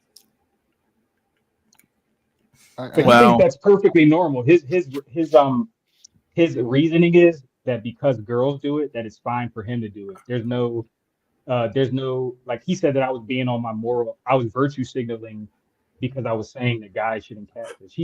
His reasoning was because girls do it, there's no argument for him not being like he thinks that's perfectly normal for him to deep fake his face on another man's body. He thinks that's perfectly fine. The guy on the screen right now. Both of them. They're both like dating coaches or whatever. Okay, are a significant number of women even doing that themselves? I don't know. I never got catfished in person. Like I really don't like online dating. But the few times I used it, I didn't like swipe on even if the chick kind of looked borderline, I would just swipe left. I wouldn't even risk it. But a lot of dudes, they'll just swipe right on these like chicks who you can tell they're not really in shape. So you were already kind of rolling the dice, and then they'll get mad when the chick is a little overweight. But I'm like, you could tell some of these chicks, like they technically catfish, but some of these guys have low standards to begin with. So I don't know. No. I remember it was like 5 years ago when I was getting into game. I was like, well, what if because when girls ask you for dick pics, like, why does it have to be? Why the fuck is that nigga's nose crooked? Yeah, I've noticed that. Oh, his nose is fucked up. The fuck? No way. No, BPJ was right about the eye area. Oh my gosh, bro. And he rates himself a 6.5. He thinks he's a 6.5. Him? Yes, he on the left. He thinks he's a 6.5. Oh, you know what? I watched one of his streams once, and I gave a super chat. You know, like when someone gives you a super chat, you're like supposed to read the comment out loud. Like gave him a super chat, and he didn't read my comment out loud, and just ended the stream. And I just was like, to hell with his channel. I never watched it again. It was like such a turn-off. This fucking dude here is like, he looks like fucking ogre, man. Fucking Yeah, Christ. like God. He got some fucking fucked up eyes, bro. Like, Was that the 5'4" Indian guy? Yeah, I think he's five. The Indians actually, they're both actually like 5'10" actually. Okay. They're both average height. Oh no. And the Indian on the right is the guy that did the 6,000 approaches in 1 year and got 6,000 approaches. Oh God, are you serious? That's good. I don't know why y'all are hating on him. I don't know why y'all are hating. That's determination. That's the numbers game, bro. Numbers game, bro. Oh no. Numbers game is life. Hey, if any, way bigger dick than mine and send fake dick pics. And so this was not the best day ever, but I spent like, solid 10 minutes just looking up juicy fucking schlongs. I'm like, you know what? White guy, possibly could be me. Definitely not me. Maybe, me after I get the penis enhancing surgery. Like, let's try this shit out. And dude, like, I must have sent that fake dick pic at this point to You need to fix that fucking nose before you fix that fuck. Before you fix your dick. I mean, what good's a big dick if you want to use it? I mean, fuck. Oh man, that fucking goddamn nose. It was like a goddamn fucking thing. You skateboard off this shit, bro. Like, vroom, like that. Like, oh man. That nose is. He could actually fix that. I think he could probably. He could. I don't know if rhinoplasty. Yeah, I think he doesn't want to get one because he said he got a surgery as a teenager and he couldn't breathe for a year or something. So he said he's never screwing with his nose again. No, I was gonna say he could use makeup contour. Like that would obviously it's gonna come off when he washes it off, but makeup contour could give him a straight looking nose. That would be ideal for him going on a first date. So the worst thing is that he's balding because this video, his balding is worse now than it was at this point. So that's the real issue. People in his live streams always point out, like every stream they ask him, like, when are you getting a hair transplant? It's brutal. Yeah, even they fucking know, dude. They all fucking know. Why is the black pill undefeated, bro? Because it's just the truth. It's simply all it is truth. Look at this motherfucker's hair. You can see it. It's like a very undone forest. Oh man. Look at the nose. Oh, bro. Even this dude here looking like I get pussy, bro. No, you fucking don't. Why you fucking lying, bro? You cannot trust an Indian, dude. Yeah. They'd be calling you out of the blue saying, "Sir, sir, do you need to get the It's like, oh shit, he's trying to scam me. Like, can we just get to the part where you ask my credit card number, bro? You get to that point so I can say no and you can get off the phone. Like, it's stupid shit. It's like a troll job, right? Like when you're like a little bit higher IQ than these motherfuckers, but it's like a troll. It's like bro, you think I'm gonna fall for this troll? Like, all right, we'll fuck around for a little bit, but I'm not giving my fucking No, the guy on the right claims he has good game. Is this dude here? What on game, the right, bro? I've argued with him before. He claimed that he has good charisma and he's good at like what is it, building sexual tension and all this other PUA shit. Can you see this motherfucker be some suave motherfucker, bro? He's walking around like, yeah. Mouthpiece. Every bitch in the club is in my mouthpiece. every bitch in the club on my dick tonight. Like, okay, dude, can you really look at this motherfucker? Like, tell me with a straight face that this motherfucker here is gonna be this fucking dude. You're gonna see in the club smashing fucking Victoria's Secret models or some shit. Absolutely not gonna happen, bro. Nah, dude, this dude's face belongs on the goddamn fucking punching bag. Please Christ. And this Black Pillar Ganstar made a video about the guy on the right seeking page too.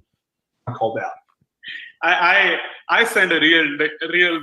Oh yeah, okay. Okay. And he's an accent cell too. Oh, bro. Accent cell.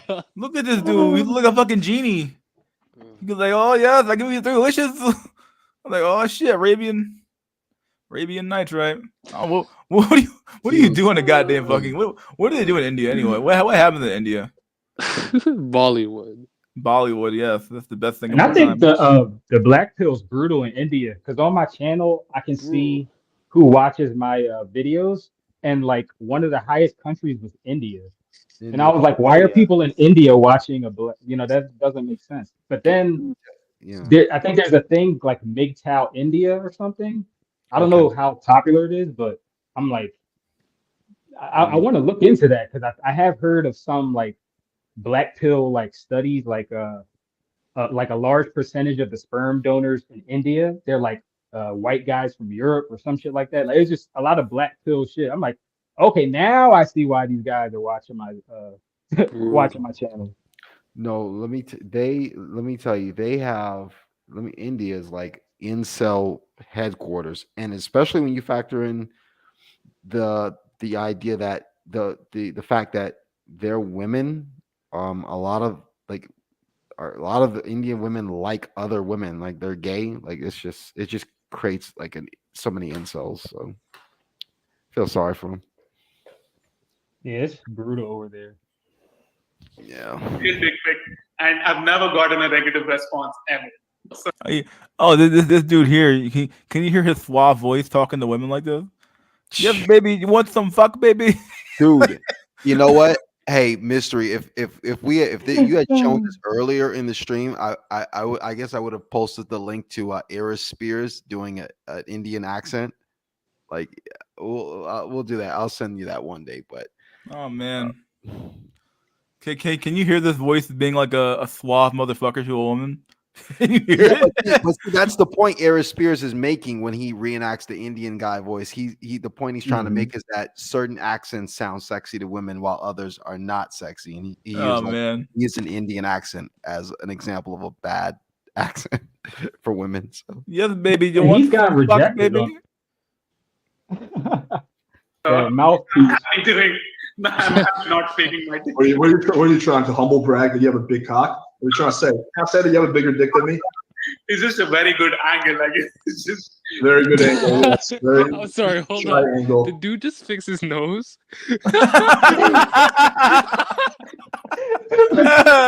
Oh, fuck me, bro. He's fixing his nose. He sees if it. I was him, I would contour my nose. Like, man, I would go get some contour makeup now. Oh my god. Dick to these girls. Like, how funny would that be? They're like, wait, what? That's you? Like, yeah, my dick is, I tan my dick every day, so it's a little darker. Sometimes I like to paint it black. spray tan. Yeah, like, it's for, supporting the movement, Black Lives Matter, so I painted my dick black. Yeah. Oh my god, bro. Wow. What do you mean? Indian pussy eater. Oh, that's Oh his my name. god, bro. Imagine Floyd hearing that accent, bro. Bruh. Over. And he's gotten rejected on his own channel because he did that on a speed date, and the girl like called him out because he asked like a sexual question. Was it an Asian And girl? he was like, it was like some tall white chick from like New York. She's like a dominatrix, but she would bring her slave onto the stream, and they would literally like he would have like a chain around his neck or like a leash, and they would join the panels like on cammed up and everything. And she went on a speed date with the Indian dude, and she rejected him, of course. Wow. It was just brutal because like you just have to sit there through like 5 minutes of like her. It's like half the conversation is awkward silence because he's trying to like do sexual escalation and talking about because he talks about like basically his theory is you can raise attraction with women who aren't attracted to you by being sexually dominant and all this bullshit. So he was actually trying that on a real girl, and it didn't work in front of his audience. I was like, wow, you fucking expose yourself to your entire fucking audience, idiot. It was terrible. Well, I respect him for at least having the guts to do it, even if it, put his reputation on the line, even though it failed. Yeah, I'll give him that. True. He It didn't does take stage some guts. infield.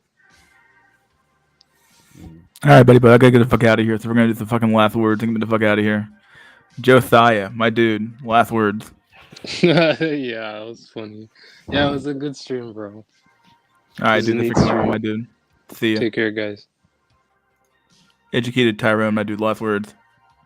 Oh yeah, thanks for having me. And really base takes from the panel. And BPJ earlier was like really spitting facts. So yeah, or as the Zoomers would say, he was on fire, whatever the fuck they said. But no, that's it. Thanks for having me, and I'll try to be on another time too. All right, dude, thanks for coming on. Peace. Ryder, my dude, last words. Yeah, man. Conversation tonight was really high Q. I learned a lot. So thanks, and I'll see you guys next week. All right, buddy boy, thanks for coming on, my dude. Mm-hmm. All right, then there was none, or one rather. No Android 18, no peace. I would agree. Where the fuck's our Android at, dude? Some of the couriers at the convenience store thinks we are all low IQ, though, till they ran into me. Wow.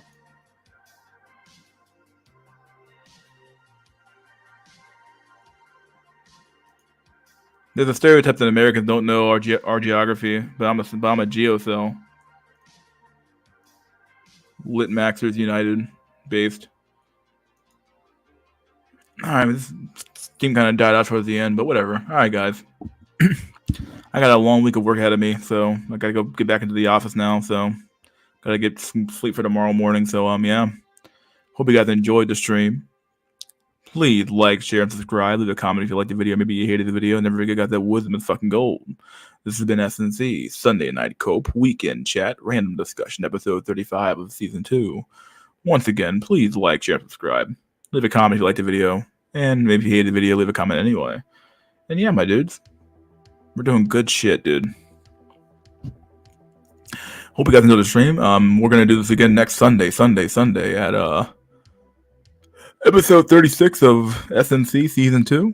Have another good panel and another good panel of guests. This week I'll be live from my actual house on Wednesday for Wednesday Night Wednesday. I'll cover various topics, and yeah, there's a good chance we'll actually cover some real shit, but it's going to probably air later on in the evening instead of being in like the afternoonish hours, so watch out for that as well. All right, buddy boys, hope you guys enjoyed, and cheers.